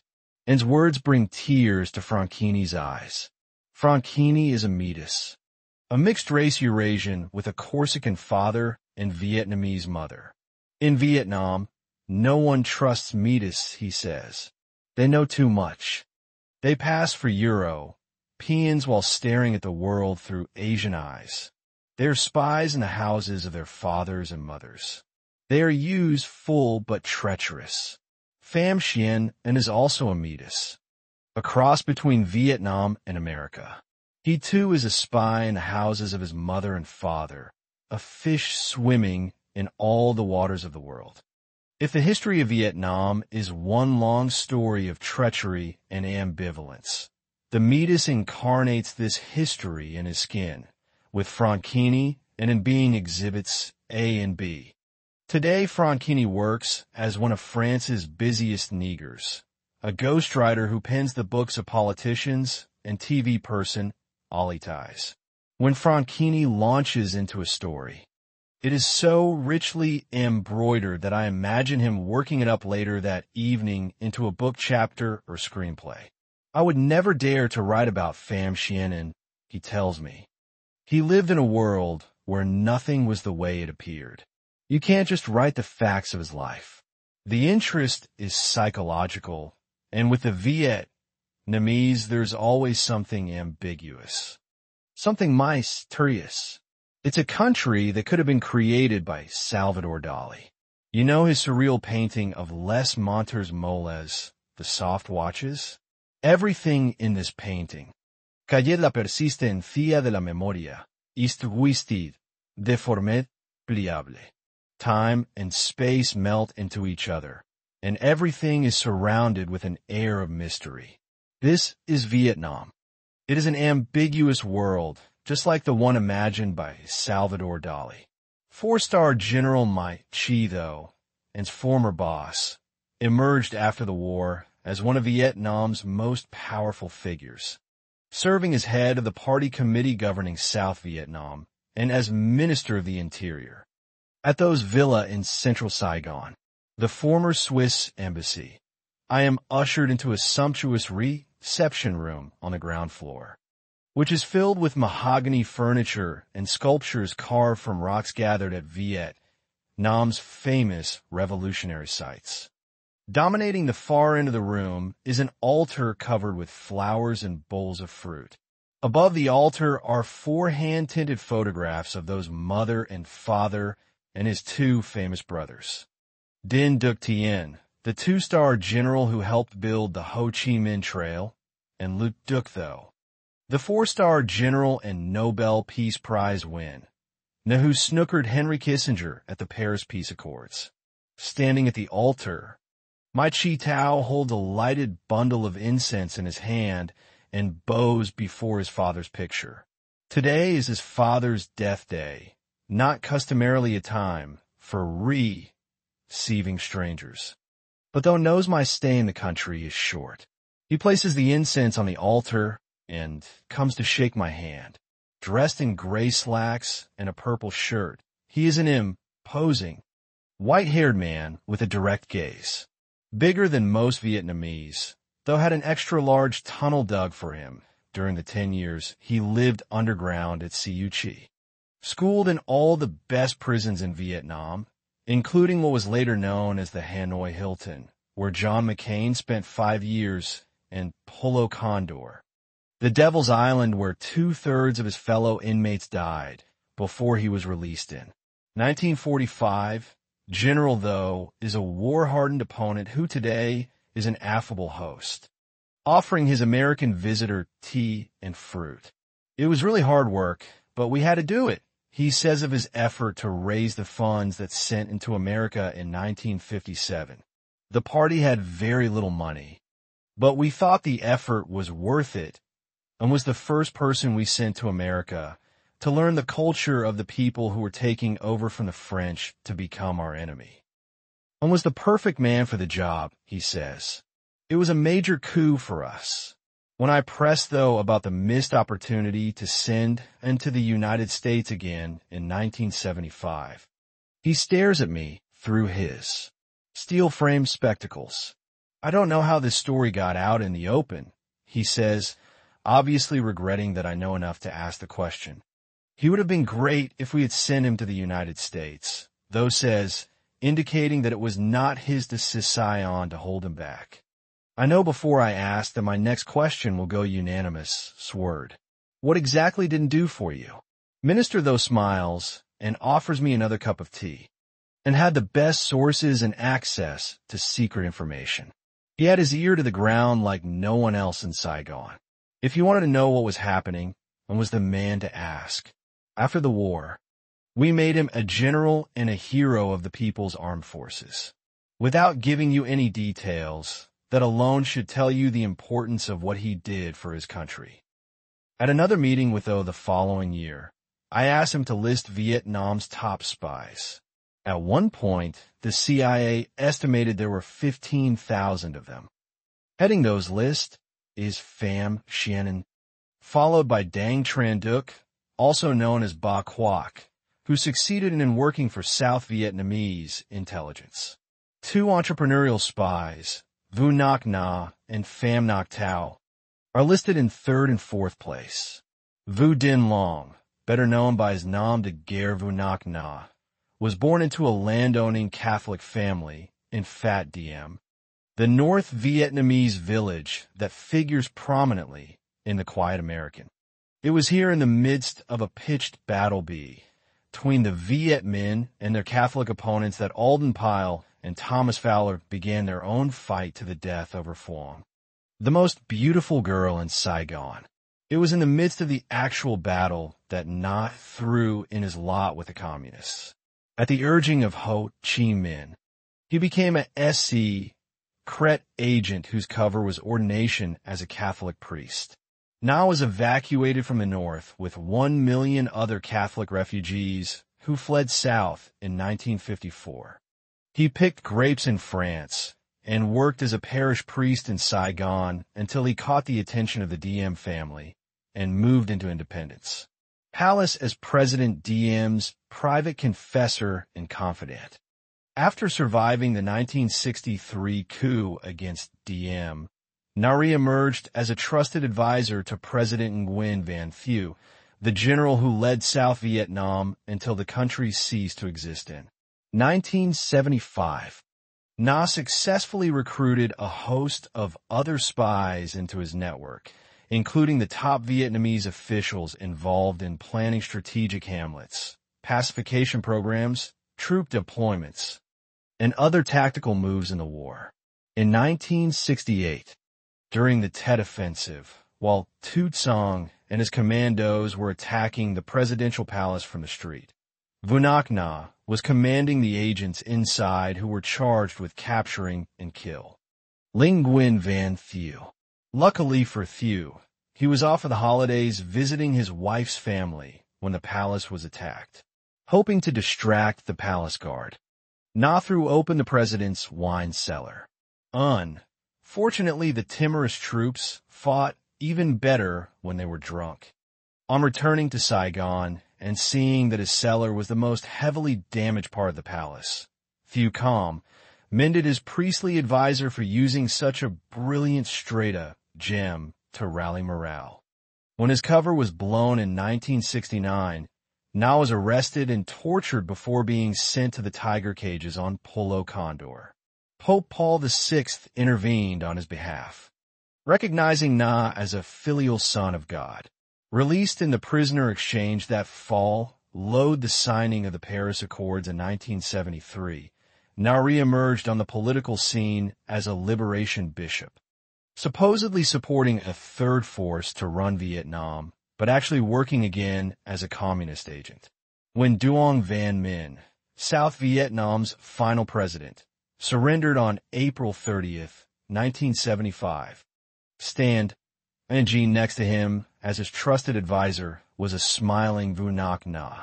The most brazen communist agent in Vietnam was Albert Pham Ngoc Thao, another member of the Catholic upper class. Thao, under the patronage of Dr. Tran Kim Twin, rose quickly through the ranks to become chief of Kien Hoa province in the delta south of Saigon. He was so successful at building strategic hamlets that he was elevated to running the program throughout the country. His vigorous promotion of Diem's idea to build 16,000 forced labor camps was a masterstroke of disinformation. A defoliated countryside filled with peasant gulags was ripe for communist recruiting. While he was putting together the pieces for a peasant rebellion, Thao was damping down communist activity in the areas under his control. Kien Hoa, long known as a Viet Minh stronghold, became the most peaceful of South Vietnam's provinces. Thao was a coup cooker and says he kept trying to knock over the government and spare Vietnam another decade of war.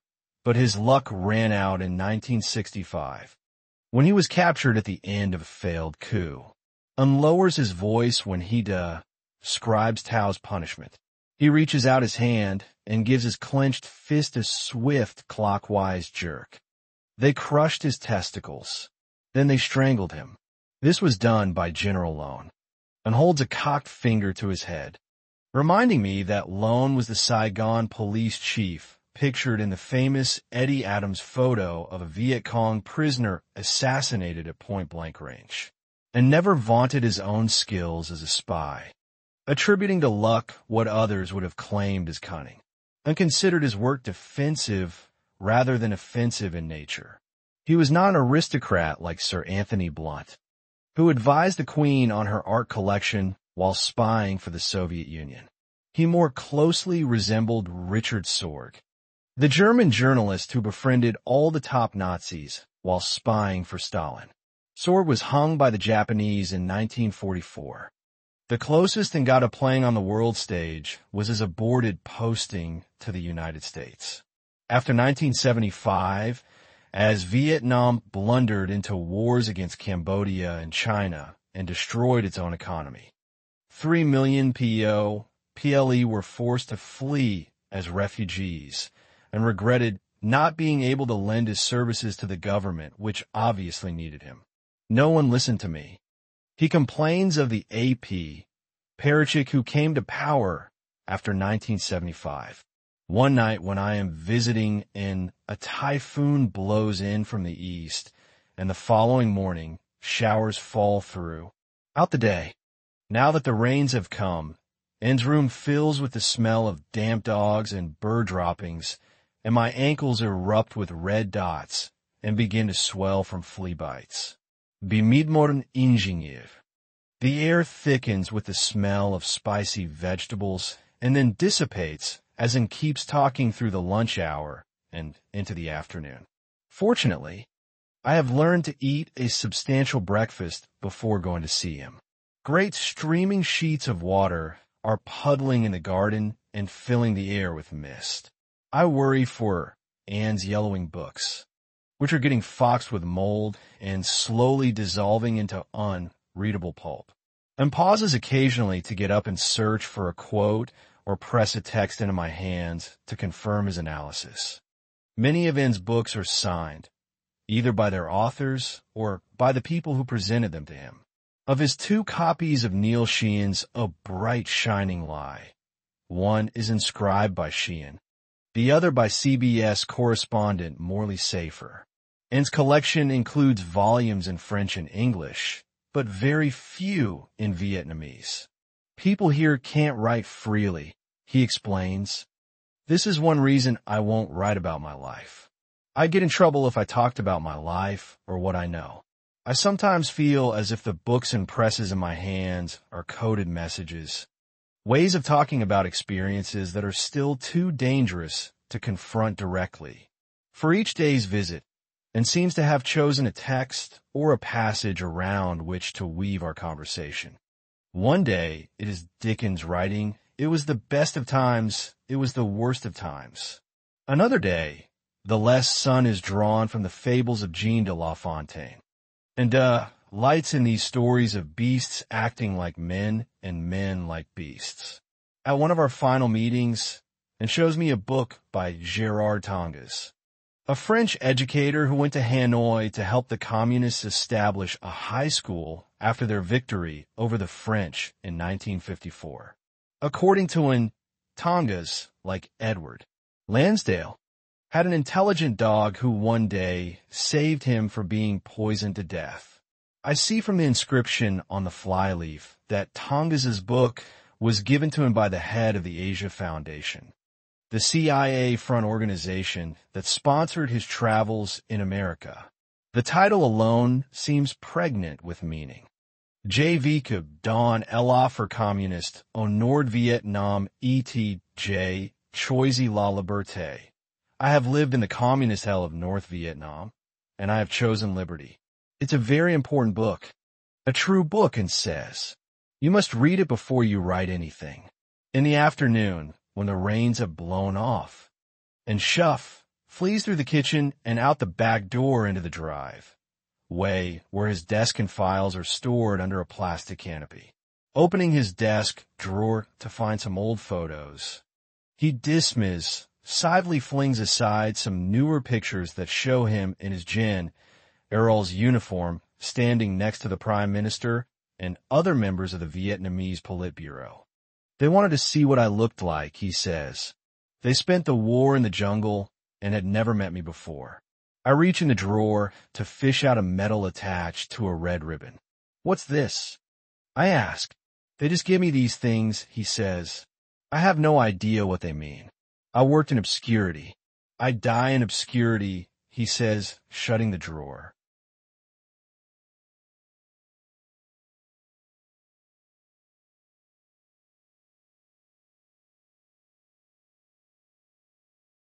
A brighter world. On Easter Sunday, I wake at 5 in the morning to catch the flight from Saigon to Pulo Condor, also known as Con Dao, after the black, plutonic island at its center. This archipelago between Vietnam and Malaysia is the sunny purgatory that served as Vietnam's preeminent island prison. Pham Xuan An always presumed it would be his final resting place. Our 30-seater Antonov aircraft is piloted by two sick Russians who miss their wives and children in Kamchatka. We land smoothly on the island's single runway and take a minivan to the labor union rest house, the cheaper of the two places to stay on Con Dao. I am traveling with Kyle Horst, a Mayor UN official who works on refugee issues in Washington, and Din Ngoye Ha, a pleasant, forthright woman who is a former officer with the Vietnamese Ministry of Foreign Affairs. After checking into the hotel, Kyle, who is trained as a geologist, pulls a topo map out of his backpack and starts quizzing the girls staffing the front desk. They describe the island's sights while giggling over the oddity of having a tall Vietnamese, speaking American, in their midst. From the balconies in front of our rooms, we look through a leafy firs of tamarisk trees over a bay dotted with rock outcroppings and little volcanic islands. Anchored in the blue water are dozens of fishing boats. They fly red flags at their upturned bows and are outfitted with low, square cabins at their sterns. Surrounding the hotel's empty swimming pool and running along the beach is a profusion of bright pink, white, and red paper flowers which thrive here, I am told, because they are poisonous to moths. The temperature is already pushing into the 90s, and the air is so humid that my notebook has turned limp with moisture. Sweat drips off our faces as we begin the walk into town. Other than a handful of bars, an internet cafe, and 3 restaurants, not counting the one serving dog meat, Con Dao Soul Diversions are a museum devoted to the history of its prison camps and a dive shop. The dive shop owner's Finnish wife describes how the harbor fills with fishing boats whenever there is a storm. Sailors drunk on rice wine pass out in the streets like beached porpoises. When the storm passes, they shake themselves out of their stupor and sail away. We walk along the harbor front of great stone jetties and breakwalls built by prison labor before coming to the stone house, now tumbling into ruin, where Camille Saint-Saëns composed Brunhild. A plaque on the wall informs us that Saint-Saëns' opera is the sole beautiful mark left on this island by the French. The Pulo Condor Museum, housed in the governor's colonial house overlooking the harbor, is filled with engravings, sketches, newspaper clippings, and black and white photographs of the island's prisons. One photo shows a pile of naked bodies heaped on the floor of their cell. Another presents a hooded figure standing with his arms outstretched in the form of a cross.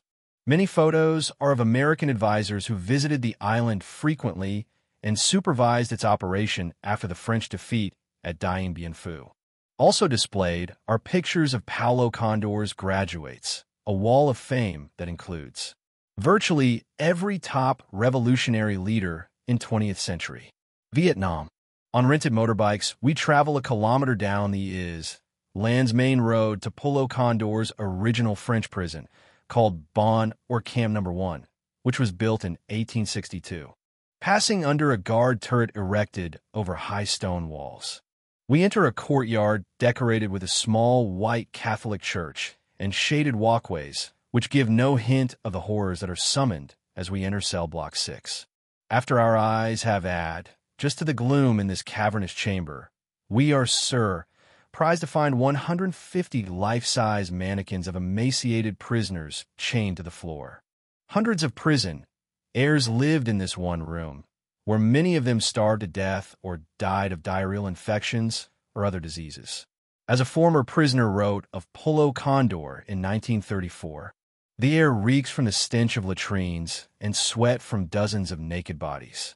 The food is rotten, stinking, and full of maggots. The guards are ferocious brutes, capable of beating prisoners to death with their bare hands. This prison can only be compared to monkey cages in a zoo. The courtyard is lined with 6 identical cells, some served for women and others for prisoners on death row. In a dark and airless cell used for solitary confinement, we discover a small altar built on a concrete bench. For want of incense, Grims have left upright cigarettes to burn in memory of the souls who died here. Modern Vietnam was born on this dark granitic island. Every colonial power that tried to rule Indochina began by laying claim to Polo Condor. Marco Polo got swept onto these shores during his Asian explorations in the 13th century. The Portuguese landed here in 1560. The British landed here in 1702. In fact, it was the British East India Company that built the island's first prisons, a short-lived expiry, meant that ended when the company's Sulawesi mercenaries revolted and murdered their British bosses. Most importantly, Polo Condor was the toehold that allowed France to begin building its Asian empire. Before becoming Emperor of Vietnam, Gia Long, then known as Nguyen An, took refuge on Polo Condor in 1783 during the Tay Son Rebellion. When a missionary soldier, Pignot de Behaine, sailed out to find him. This is where Nguyen An signed the deal that defined the shape of Vietnamese his Tory for the next 200 years. In exchange for ownership of Polo Condor and other commercial concessions, Pierre-Joseph Georges Pignot, a tanner's son who called himself the Bishop of Adrian, would provide the emperor with guns, ships, and a mercenary army. To secure the deal, Nguyen An loaned the bishop his 7-year-old son, and together they sailed off to the court of Louis XIV to arrange the necessary financing. After a year of exile on Polo Condor, Nguyen An returned to the mainland and captured Saigon. Here he met up with the bishop and was reunited with his son. With the aid of Pignot's mercenary force, Nguyen An marched north. He subdued Vietnam's disparate territories and founded his empire in the city of Hue, the historic center of Nguyen family rule. The French capitalized on Pignot de Behaine's toehold by attacking Hue and Da Nang in 1858 and Saigon the following year. By 1861, the Nguyen dynasty was ruling Vietnam in name only. Nguyen An described his deal with the French as setting the wolf to guard the sheep. Phi Yen, his concubine, opposed the strategy, and for her temerity, she was banished to an even more remote island in Con Dao Harbor, which is now another shrine visited by incense-bearing pilgrims. Our second day on Con Dao, after breakfasting on soup with squid and shrimp and imbibing a strong dose of café filtre, we head to Hang Duong Cemetery, which holds many of the land's 20,000 graves. Among the white tombs is a sarcophagus covered by fresh flowers, barrettes, combs, mirrors, and other offerings. This is the tomb of Vo Ti Sao. At 16, she tried to kill some French colonists who were celebrating Bastille Day. At 19, she was shipped to Polo Condor and executed. From the picture on her headstone, she was a beautiful young woman, and her grave has become another of the island's sites where people stop to light bundles of incense and pray for the souls of the dead.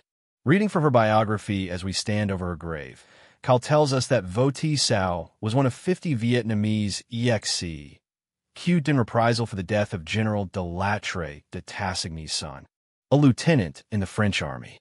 In January 1952, she arrived at Pulo Condor with her hands tied and her feet chained to the deck. The island's church bells rang on her arrival. But the face of God was blank at the moment of her execution, Kyle reads. The island's Eurasian and Senegalese guards placed her on death row in Bon 1. In charge of executing her was a Frenchman of German ancestry named Peter Val, who was married to Itsung, a Vietnamese who consorts with Europeans. The night before her execution, Vo Thi Sao bathed and carefully combed her long black hair. She donned an outfit of black silk pajamas, embroidered with purple flowers. She was allowed out of her cell for 10 minutes to see her beautiful land for the last time. She began to sing the old Viet Minh songs about freeing Vietnam from its colonial masters. She sang all night. All the prisoners on the island, with their voices raised, from camp to camp, began singing with Vo Thi Sao. In the morning, the camp chaplain came to visit. Now I will baptize you and wash away your sins. I have no sins, she said. Baptize the people who are about to kill me. Do you have any regrets? He asked. I only regret that I have not yet exterminated the Colorado, nihilists who stole Vietnam, and the errand boys who sold it to them. I ask only for one thing. When you come to shoot me, don't cover my face. I am brave enough to look down the barrel of your guns. I want to see my beloved country up to the end moment of my death. Singing the song, which is now the national anthem of the Socialist Republic of Vietnam, Vo Thi Sao was taken to the cemetery, where she was surrounded by 10,000 bodies, lying underground in wave after wave of graves. She looked into the faces of the 7 men, the assassins, in her firing squad. They were shaking. She yelled, "Down with the French Colorado nihilists! Long live a free Vietnam! Long live Chairman Ho!" 7 stray shots came from 7 shaking gun barrels. Cries rose from the prisoners 100 meters away on the southern beach. The firing squad ran away. The Tsongai wives of the guards, who were watching nearby, fainted. As the smoke from the rifles dispersed, Vo Thi Sao was still standing. 2 spots of blood showed where she had been injured on the shoulder and hand. When his men refused to fire another round, the commander pulled out his pistol.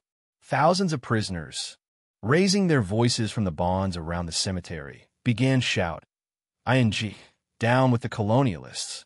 Long live Vo Thi Sao." The rector of the prison, a Frenchman named Passy, and the chief administrator, another Frenchman named Jardy, jumped into a jeep and drove like crazy back to the governor's palace, fearing a general uprising. The squad leader walked up to Vo Thi Sao and put his pistol under her ear.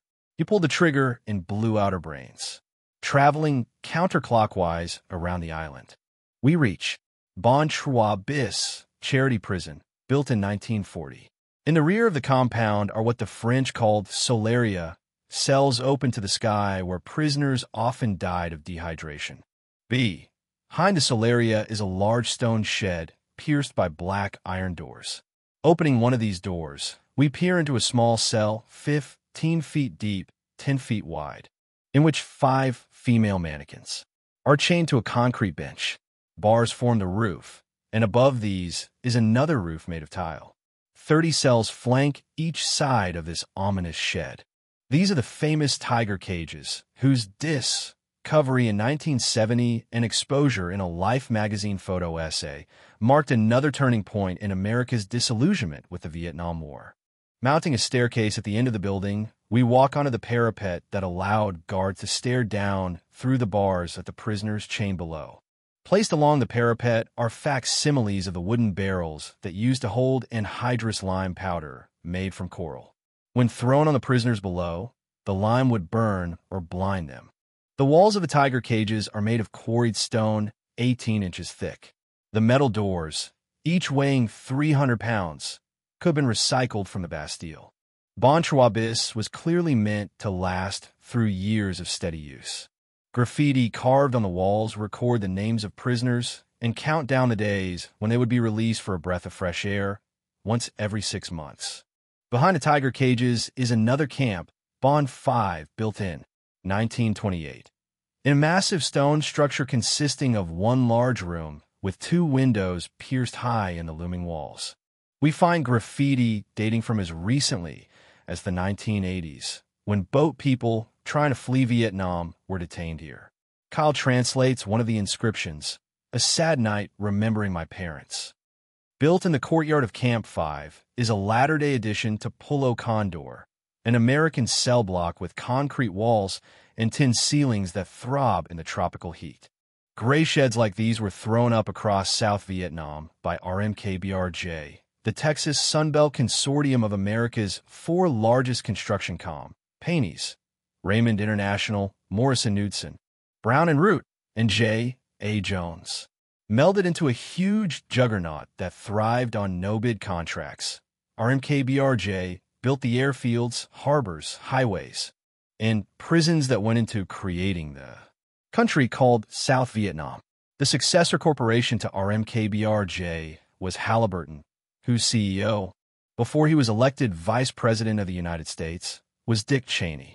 Halliburton thrived on its own no-bid contracts to build prisons at Bagram Air Base in Afghanistan, Abu Ghraib in Iraq, Guantanamo Bay, Cuba, and other CIA dark sites around the world. Farther out of town, we come to Bond 7, Phu Bin Camp, which holds the American tiger cages that were built in 1971.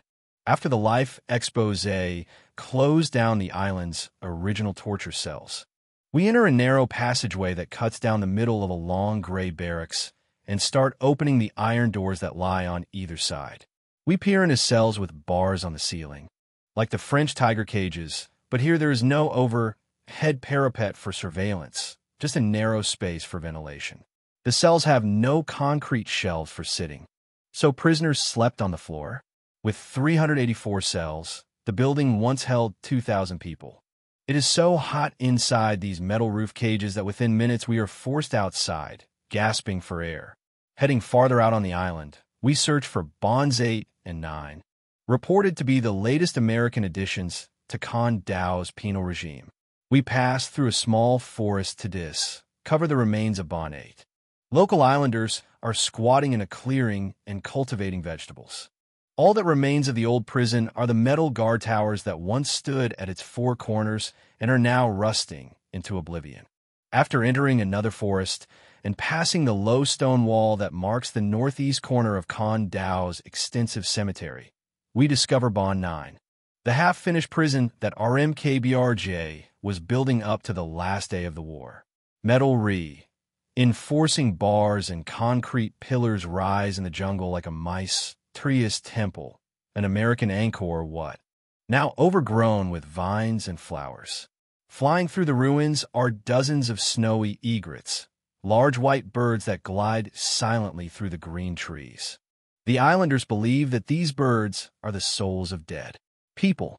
The birds are nervous, as birds often are, and their agitation reminds me of this tropical island's inescapable history. Back in Saigon, I visit In, who is retreating from the midday heat with air conditioning and oxygen. Wearing his usual white short-sleeved shirt and gray slacks flapping around his bare ankles.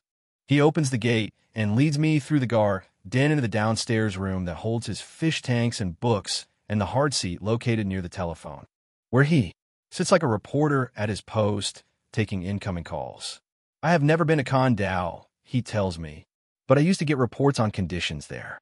I knew it was bad, just like today. We know how hard life is for prisoners at Abu Ghraib. He tells me about one of his near misses from being sent to Pulo Condor. Using information from his colleagues in South Vietnamese intelligence, he had written an article in 1965 predicting the overthrow of Vietnam's then Prime Minister, Phan Huy Quat. He was head of the government, but I knew the real power lay in the hands of Nguyen Van Thieu in Nguyen Chau, Kentucky.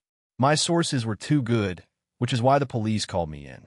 I soon learned that I couldn't practice journalism the way I had been taught in the United States. After that, I would type up my stories, and then I would tear them up. And reaches for his bronchial inhaler. He is gasping for breath in the late afternoon heat. My lung capacity is at 35% of normal, he says. I had a collapsed lung the last time I went to the hospital in 2003. I'm supposed to go again later this week. Returning to our conversation about Polo Condor, and says, I survived by luck and because of my protecting goddess. I believe in astrology. I was born under auspicious circumstances. He gets up and walks to his bookshelf, pulling down a copy of Le Zodiac published by Editions du Sol. He shows me how he was born under the sign of the Virgin, who has protected him all his life. Pulling another book from the shelf, The Maxims of Jean de la Bruyere, and tells me, you have to read these when you are in a bad mood. He is about to quote from one of his favorites when a coughing fit forces him back into his chair. I haven't prepared for my death, he tells me. I want to be cremated. I prefer to have my ashes dropped in the Dong Nai River, near where I was born. But it's up to them to decide. Them is the Communist Party. Through Asian indirection or a spy's aversion to naming names, and often leaves his old bosses unidentified. I don't want anyone visiting my tomb, he says. People should save their time and effort for more useful things. I'm like Ho Chi Minh. He didn't want a mausoleum either. It was forbidden in his will, but Ho Chi Minh got a mausoleum anyway. And two will get a state funeral. I ask him what will become of his books and papers when he dies. My son will choose what to do with them, he says. As if on cue, Pham Xuan An, or Little An, as everyone calls him, arrives home from work and walks into the salon to greet me. He is an urbane young man, a rounder, flesher, but at the same time more nervous and high-strung version of his father.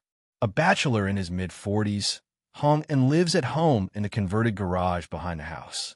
He has been a student all his life, first in Russia, then America, and says to me one day about his son, Little An spent 6 years in Russia and another 6 years in the United States, studying journalism at the University of North Carolina and law at Duke University. The only place he hasn't studied yet is China, and says, it's a life I would like to have led. An's 2 younger sons have not fared as well as Little and working sporadically as mid-level functionaries. They too live at home, where the youngest son is now in charge of training and fighting cocks. An's daughter, a doctor who no longer practices, lives in California with her family. I worked very hard too, and says. In fact, I worked all the time, except for a 5-day honeymoon when I marry my wife. Since 1959, I had only 5 days of sick leave because of the effects of tuberculosis. And tells me that Little An, because he is not a member of the Communist Party, has reached a glass ceiling in his career. He earns a salary of 2 million Vietnamese dong, about $160 a month. When I ask him why his son is not a party member, he pushes the question aside. My son is too old to join the party, he tells me. It's very difficult to learn Marxism and Leninism. You have to start when you are young. Is it more difficult to learn Marxism than to get a law degree from Duke University? I am wondering how to phrase this thought when it tells me that I am asking too many questions and writing too slowly. I too was a slow writer, he confesses, but Bob Chaplin was very fast.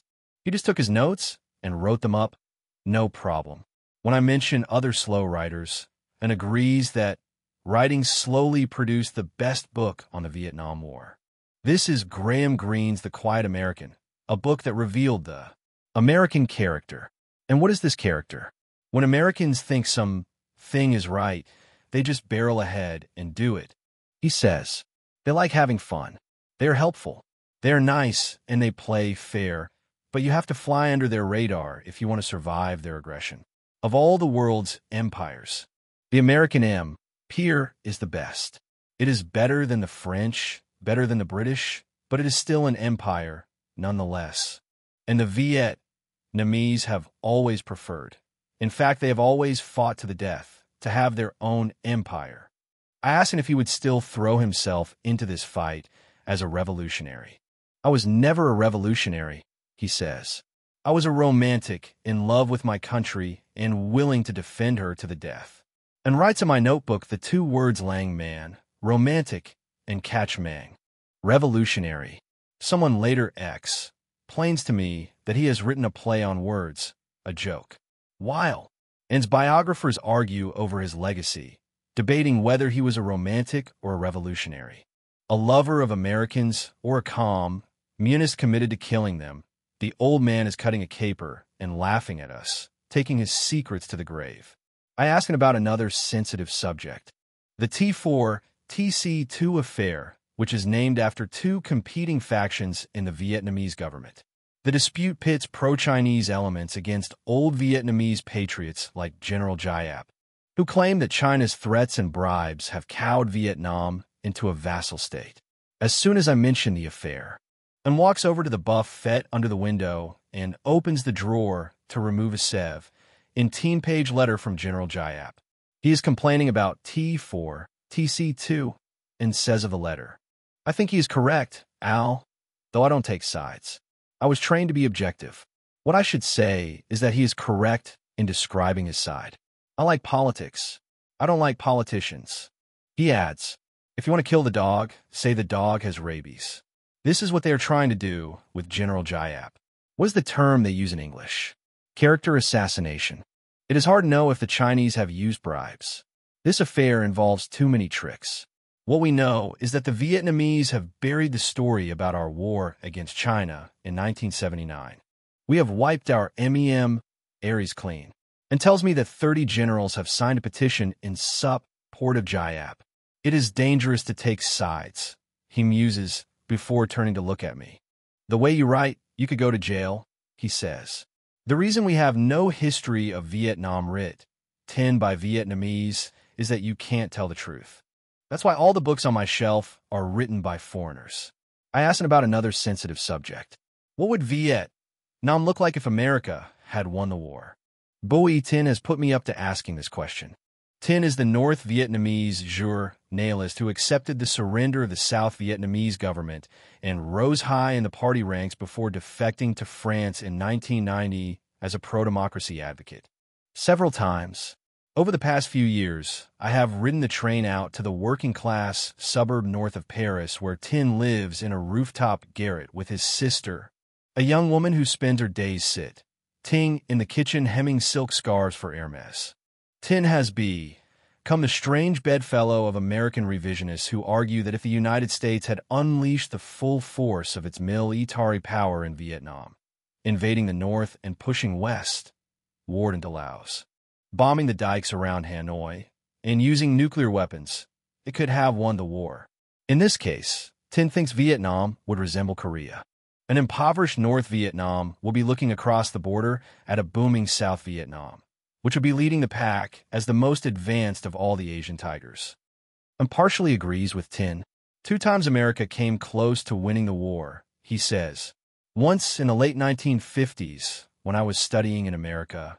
This is when they wiped out 80% of the North security apparatus in the South. The second time was immediately after the Tet Offensive, which destroyed the Viet Cong as a fighting force. Then the United States introduced the Phoenix program, which was extremely effective in assassinating thousands of Vietnamese and neutralizing the opposition in the South. And what would Vietnam look like if America had won the war? Vietnam would not look like Korea, and says. North Vietnam would have been absorbed into China. And South Vietnam? The South Vietnamese are not as ruthless as the Koreans. The South would have ended up as nothing more than a minor star in the Western orbit, and sits near the telephone in his old office chair with metal rollers and a green plastic seat. He looks as if he is on duty, erect, pen in hand, ready to report on a major battle or an impending coup. The phone rings, following a terse conversation in Vietnamese. He hops up from his chair and begins moving at a quick clip toward the garden. My youngest son will be late from work, and it's time to feed the cocks, he explains as I try to keep up with him. The night is sweet and balmy. A breeze has come up to chase away Saigon's diesel fumes and dust. The moon is nearly full, suffering only a small dent in its otherwise brilliant face. And the stars are out. Thursday Nan's flower beds are planted with spathiphyllum. The white flowers and their spiky, cream, colored pistils shine in the evening light over a bed of dark green leaves. At the back of the garden, two cocks stare at us with beady eyes. They are caged separately to keep them from killing each other, and begins talking to them in a low, reassure, ing voice. He fills a small bowl with corn and places it in the first cage. He repeats the process for the second bird, and his movements are swift and assured. I am reminded of the calm parison he once made between birds and journalists. He used to feed the latter with the same care and precision, but the food he fed them was information. 10 months after my trip to Pulo Condor, I pull the bell on An's green gate for what will be our last visit. I arrive at 6:30 in the evening, when it says it is easier for him to breathe. Thursday, Nin opens the gate. Her round, normally placid face is drawn with worry. "It is nice to see you," I say. "How are you?" "Not well," she says. On this humid night in January, she bustles through the garden and excuses herself after leading me into the salon. The room has been rearranged. In the place where Anne's desk used to be, under the window to the right of the door, stand a hospital bed and wheelchair, and is resting in bed on his side with a fan blowing on him. His skin is so translucent I can see the blood coursing through his veins. His ears protrude from his skull. His Adam's apple bobs up and down as he gulps for breath. His white pajamas billow around him as he sits up and reaches for a cup of ginseng tea, and tells me that he is taking rhinoceros horn to cure his emphysema. He is no longer joking about his death. His brown eyes are liquid and large. Trying to catch his breath, he grimaces with pain. Summoning the reserves of willpower and energy for which he is famous, he starts talking, and he is still talking 2 hours later when I insist on leaving, and tells me this is the last time we will meet. He gives various reasons, none of them convincing, and I sense that the decision to break off our conversations has been made elsewhere. We talk about my New Yorker article published in May 2005, and complains that the photographer nearly killed him in a photo shoot that lasted half a day. Following this ordeal, his F.A. Vorite Lark lost all his feathers and didn't sing for a week. Then the magazine's fact-checker pestered him with phone calls, but she still misidentified his great-grandfather's birthplace in North Vietnam. "I know what happened to you," a Vietnamese friend later tells me. "You published information that should not have gotten out. It violated the protection of state secrets. After you let the cat out of the bag, someone made the decision to close you down. I am saddened to think that an old man taking rhinoceros horn and gasping for breath can still be considered dangerous to state security. I am also unnerved by realizing that he is still taking orders from his superiors. Like his other American friends, I believed he was his own man, the one free soul in Vietnam who could speak his mind while flying the flag of liberty," and returns to complaining about my New Yorker article. "Lots of people are no longer talking to me, and many others are spreading lies and rumors." He mentions attacks on his family, but refuses to give any details. "You were only doing your duty. You were a patriot," I say, trying to calm him down.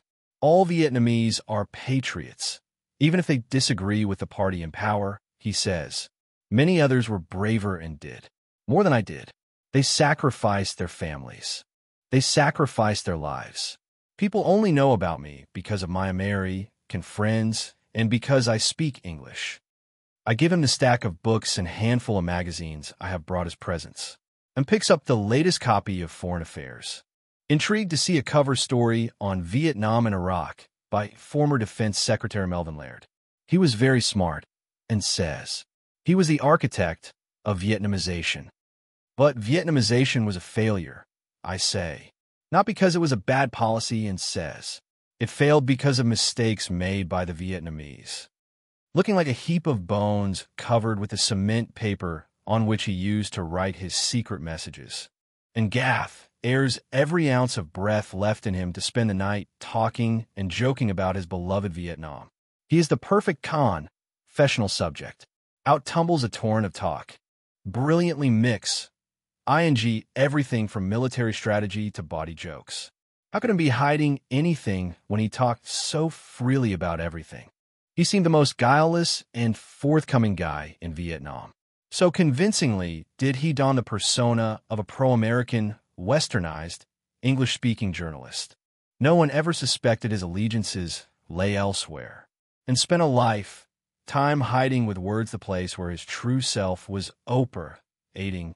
And by now the method has become a habit so ingrained in his character that he can't keep himself from filling the night with talk and more talk.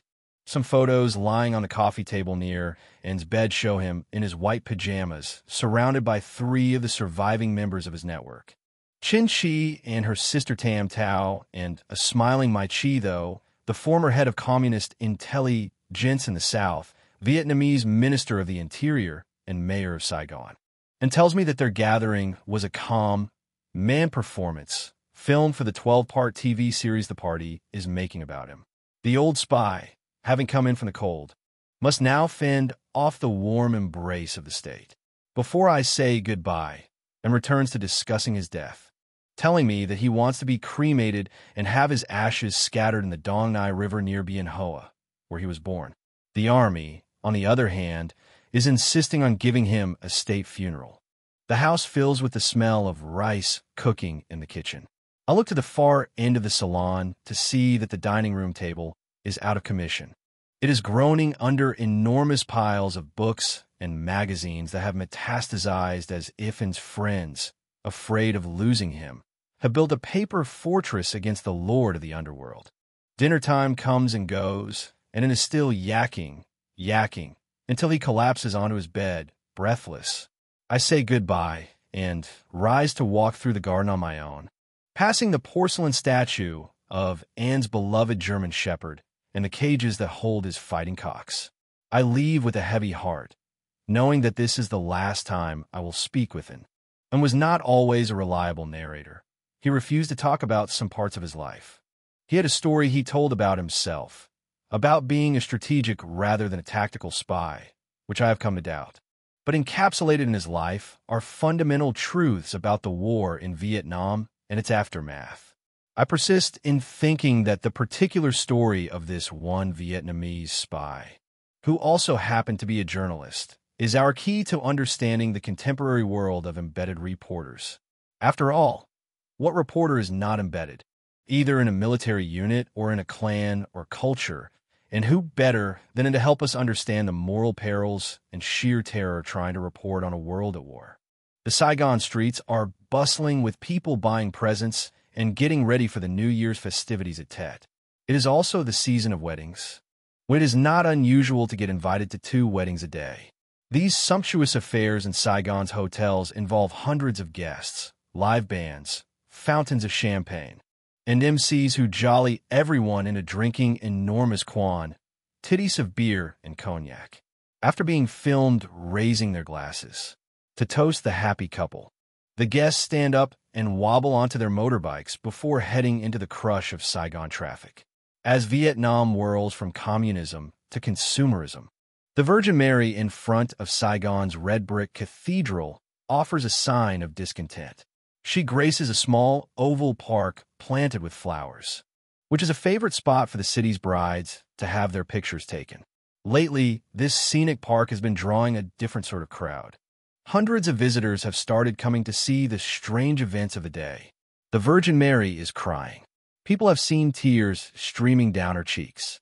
If you doubt it, the city's paparazzi will press in your hands photos, which show quite clearly the tears welled up in her eyes and their glistening tracks down her face. Surrounded by brides in white tulle and curious crowds, the photographers are doing a brisk business. At the urging of the Communist Party's Central Committee, the bishop has declared that the Virgin's tears are a natural phenomenon resulting from excessive rainwater and last season's strenuous monsoons. No one believes him. The Virgin is crying because she is sad. She feels the people's pain. She sees the growing disparity in Vietnam between rich and poor, the corruption and venality. She sympathizes with the farmers who are forced to kill their chickens after an outbreak of bird flu. She supports the laborers in the Nike shoe factories who have gone on strike, demanding that their Korean bosses stop beating them and pay fair wages. She supports the country's garment workers, who are paid even less than the Nike shoe workers, $40 a month in the cities and a mere $30 a month in the country, and who have also gone on strike. She knows the sorrow of 9/11 and regrets that the world is terrorizing itself with feuds that kill mainly women and children. The Virgin's tender embrace, her charity and forgiveness are no longer sufficient to heal this world out of whack. The Madonna in the park has become a pilgrimage site for Vietnamese from as far away as Hanoi. The bishop tries to shoo them off, but everyone assumes his statements are scripted for him by the government. The Vietnamese have a deep explanation for everything, a friend explains. If nothing else, they are great confabulators. They fill the city's cafes and street, side beer parlors with animated knots of people talking nonstop. In an avid torrent of jokes, aphorisms, and gossip, they dissect politics, analyze world affairs, share recipes, sing songs, recite poems. The only time I hear this chatter stilled is when I stand among the crowd peering into the face of the Virgin. One night, strolling back to the Continental Hotel after dinner, some friends and I find the usual crowd standing in front of the Virgin. I'm sure what they saw on her face was pie. Gion droppings, Tang says. Vietnam suffered prolonged rains in the fall, lasting through Christmas Day. It has also been unusually cold, leaving the country damp and somber. The my apricot blossoms, which normally appear around the Vietnamese New Year and symbolize the country's prosperity and happiness, will not be blooming this year. Maybe there is something to it, he admits. First we had an earthquake in Saigon. Then came the bird flu. Now we have workers on strike and government officials being executed for corruption. These are not easy times. In the summer of 2006, and was admitted twice to Military Hospital 175. A friend who went to visit him reported that and was joking about wanting to find a place in hell next to a good storyteller so that he would have someone to talk to. On his SEC on visit, An's friend found him with a tracheotomy tube stuck in his windpipe. You wouldn't stop talking, and he said, so they finally had to shut you up, and smiled with his eyebrows. On the third visit, An's friend found him in a coma. On Wednesday, September 20th, at 11:20 in the morning, on the 28th day of the 7th month of the year of the dog, Pham Xuan An, age 79, died. He was put in a coffin and carried back to his house for 3 days of viewing. Visitors to the family brought flowers, fruit, and incense. They placed there of fearings on the family altar. Then they prayed with their palms touching and bowed 3 times. On display beside the open coffin, framed behind glass and pinned on a field of black cloth, were An's 16 medals. Previously, it had been reported that he had won 4 military medals, but the actual number was now revealed to be 14, not including the medal naming him a hero of the People's Armed Forces and the award for 50 years of service to the Communist Party. The medals were awarded for specific battles and campaigns which had been won thanks to An's tactical engagement. The world had known about An's role in the battle of AP back and at Tet, but not about 2 more first-class medals. One was awarded in 1970 for giving advance warning to the Communist Command, which allowed them to avoid being bombed or captured during Richard Nixon's invasion of Cambodia. Another confirmed that An was a key player in Lam Son 719. When the South Vietnamese army was decimated after its failed attempt to invade Laos and cut off the Ho Chi Minh Trail in 1971. As soon as we saw all of An's medals, we knew he was responsible for a big string of American defeats, Kyle Horst tells me. There's a one-to-one correspondence between specific battles and each one of these medals. And used to say to me, if I tell my story, people will lose heart. For a long time I wondered, who are these people who will lose heart? Then I realized it was his American friends who had trusted him for so many years while he fought against them. This is not the work of someone who is exclusively a strategic analyst. It is the work of a master tactician, and was buried with full military honors on September 23, 2006. The ceremony included a color guard carrying the framed display of his medals. Traditionally in Vietnam, a funeral entails a procession through the streets, with blowing horns and Nant women rushing up to touch the casket for good luck, and would have loved the horns and pregnant women. But he was loaded onto a military truck and driven to the Ministry of Defense funeral facility in Go Vap, near the Thursday Duke Cemetery reserved for military heroes. An's picture in military uniform was placed in front of his ornately decorated red coffin. His family wore white tunics and headbands. Sticks of incense, gathered into big bundles and stuck into trays of sand, filled the air with smoke. Attending the memorial service were Vo Van Kiet, Vietnam's former prime minister, and a host of generals, including Nguyen Chi Vinh, the head of TC2 Defense Intelligence, who delivered the Baidu Van An's life history, calling him the assault spearhead and main attack force of his intelligence cell, here identified by its code name, H.63, Vinh enumerated An's extraordinary military achievements, accomplished while he lived in the bowels of the enemy. One observer described the scene as a gathering of spooks, and was being admitted into the pantheon of military intelligence. The process had already begun months earlier, when a 27-inch Sony TV was delivered to his house with a sign on it saying, "From your friends at Tong Siu Si Hai, TC2.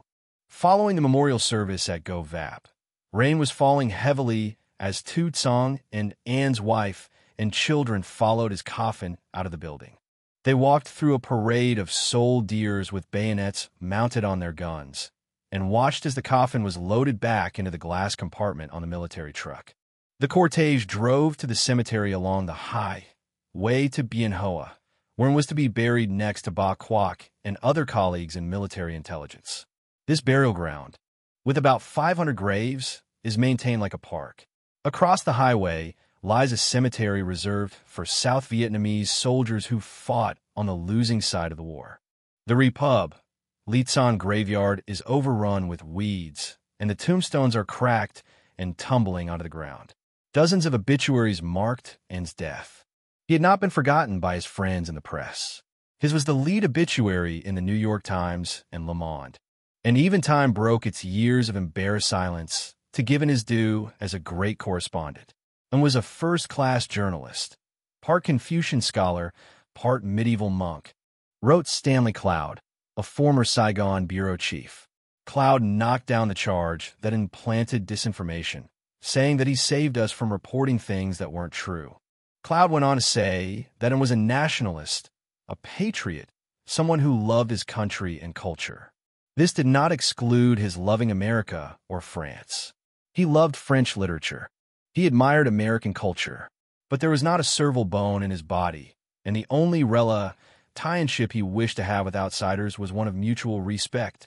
Vietnam had been repulsing invaders for thousands of years, and to expect anything else of a Vietnamese patriot was to imagine a leopard with no spots. People looked at him and imagined he was spotless.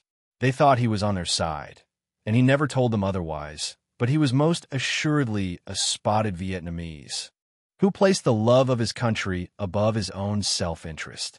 As Cloud wrote at the end of his obituary, during the war, a colleague of ours said to me, "I think Pham Xuan An is the perfect example of the very best in Vietnamese society." I felt that way too. I still do. In another obituary, An's first boss at Time, Frank McCull, Locke wrote, "Not once in the years he worked for me in the Time Bureau did an ever slant or shade his reporting to favor the communists. Paradoxically, he truly loved the U.S. and its democracy, and he also vastly respected and treasured good journalism in the American context of that phrase." McCull, Locke ended his obituary on a personal note, writing, "I still salute you, and as a friend, a journalist, a complex and contradictory lover of democracy, a husband and father, and perhaps, above all, as a Vietnamese patriot who may or may not have placed his biggest bet on the wrong horse." On the third day after An's burial, his family traveled back to the cemetery for the symbolic opening of the grave. Bring flowers and food. They prayed for the release of his soul. They also brought an umbrella that they raised to protect him from the sun. The last thing they carried was a model ladder, which they propped against the grave to help his soul ascend to heaven. I imagine it made good use of this latter, clambering out of hell as fast as possible to look for a brighter world with good conversation. Acknowledgements.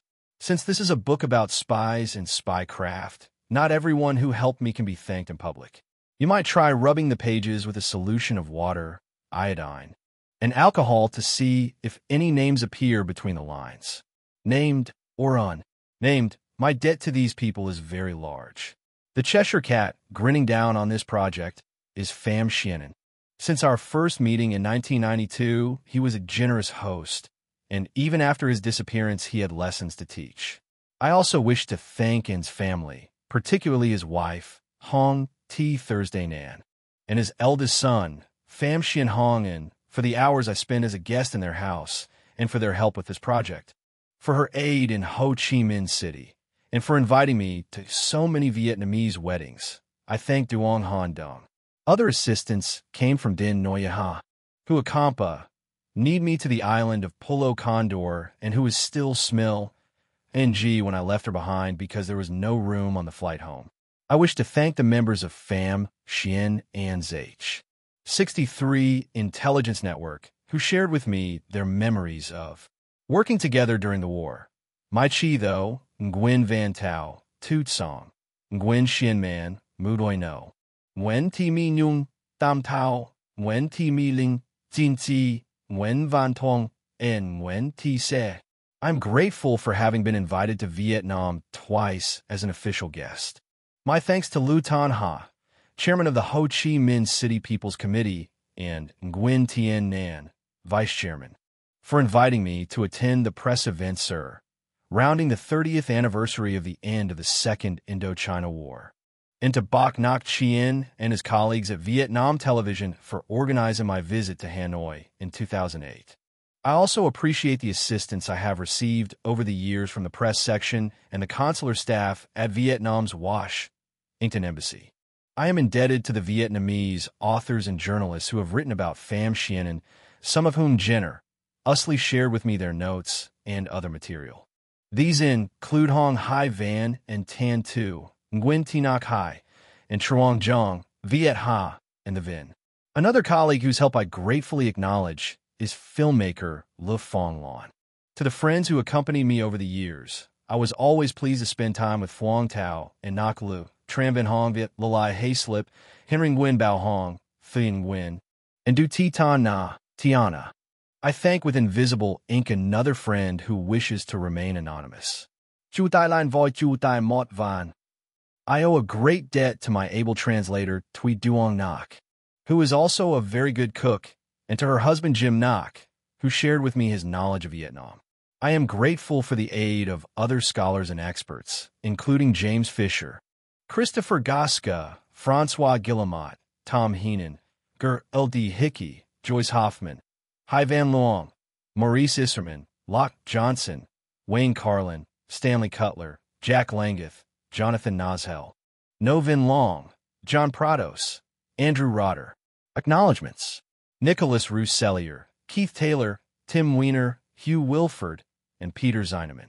The journalists and writers who shared with me their areas of working in Vietnam during the war include Peter A.R. Nett, Robert Sam Anson, Kevin Buckley, Stanley Cloud, Robert Olin Butler, Nayan Chanda, Gloria Emerson, George Esper, Francis Fitzgerald, Zelling Grin, David Granway, David Halberstam, Barry Hillenbrand, Richard Hornick, Henry Gum, Stanley Carnot, Jonathan Larsen, John Lawrence, Don Luce, Frank McCulloch, Richard Pyle, John Randall, Peter Ross Range, Roy Rowan, Morley Safer, Peter Chaplin, Neil Sheehan, Frank Snepp, Jermaine Locke Swanson, Dick Swanson, and Nick Turner.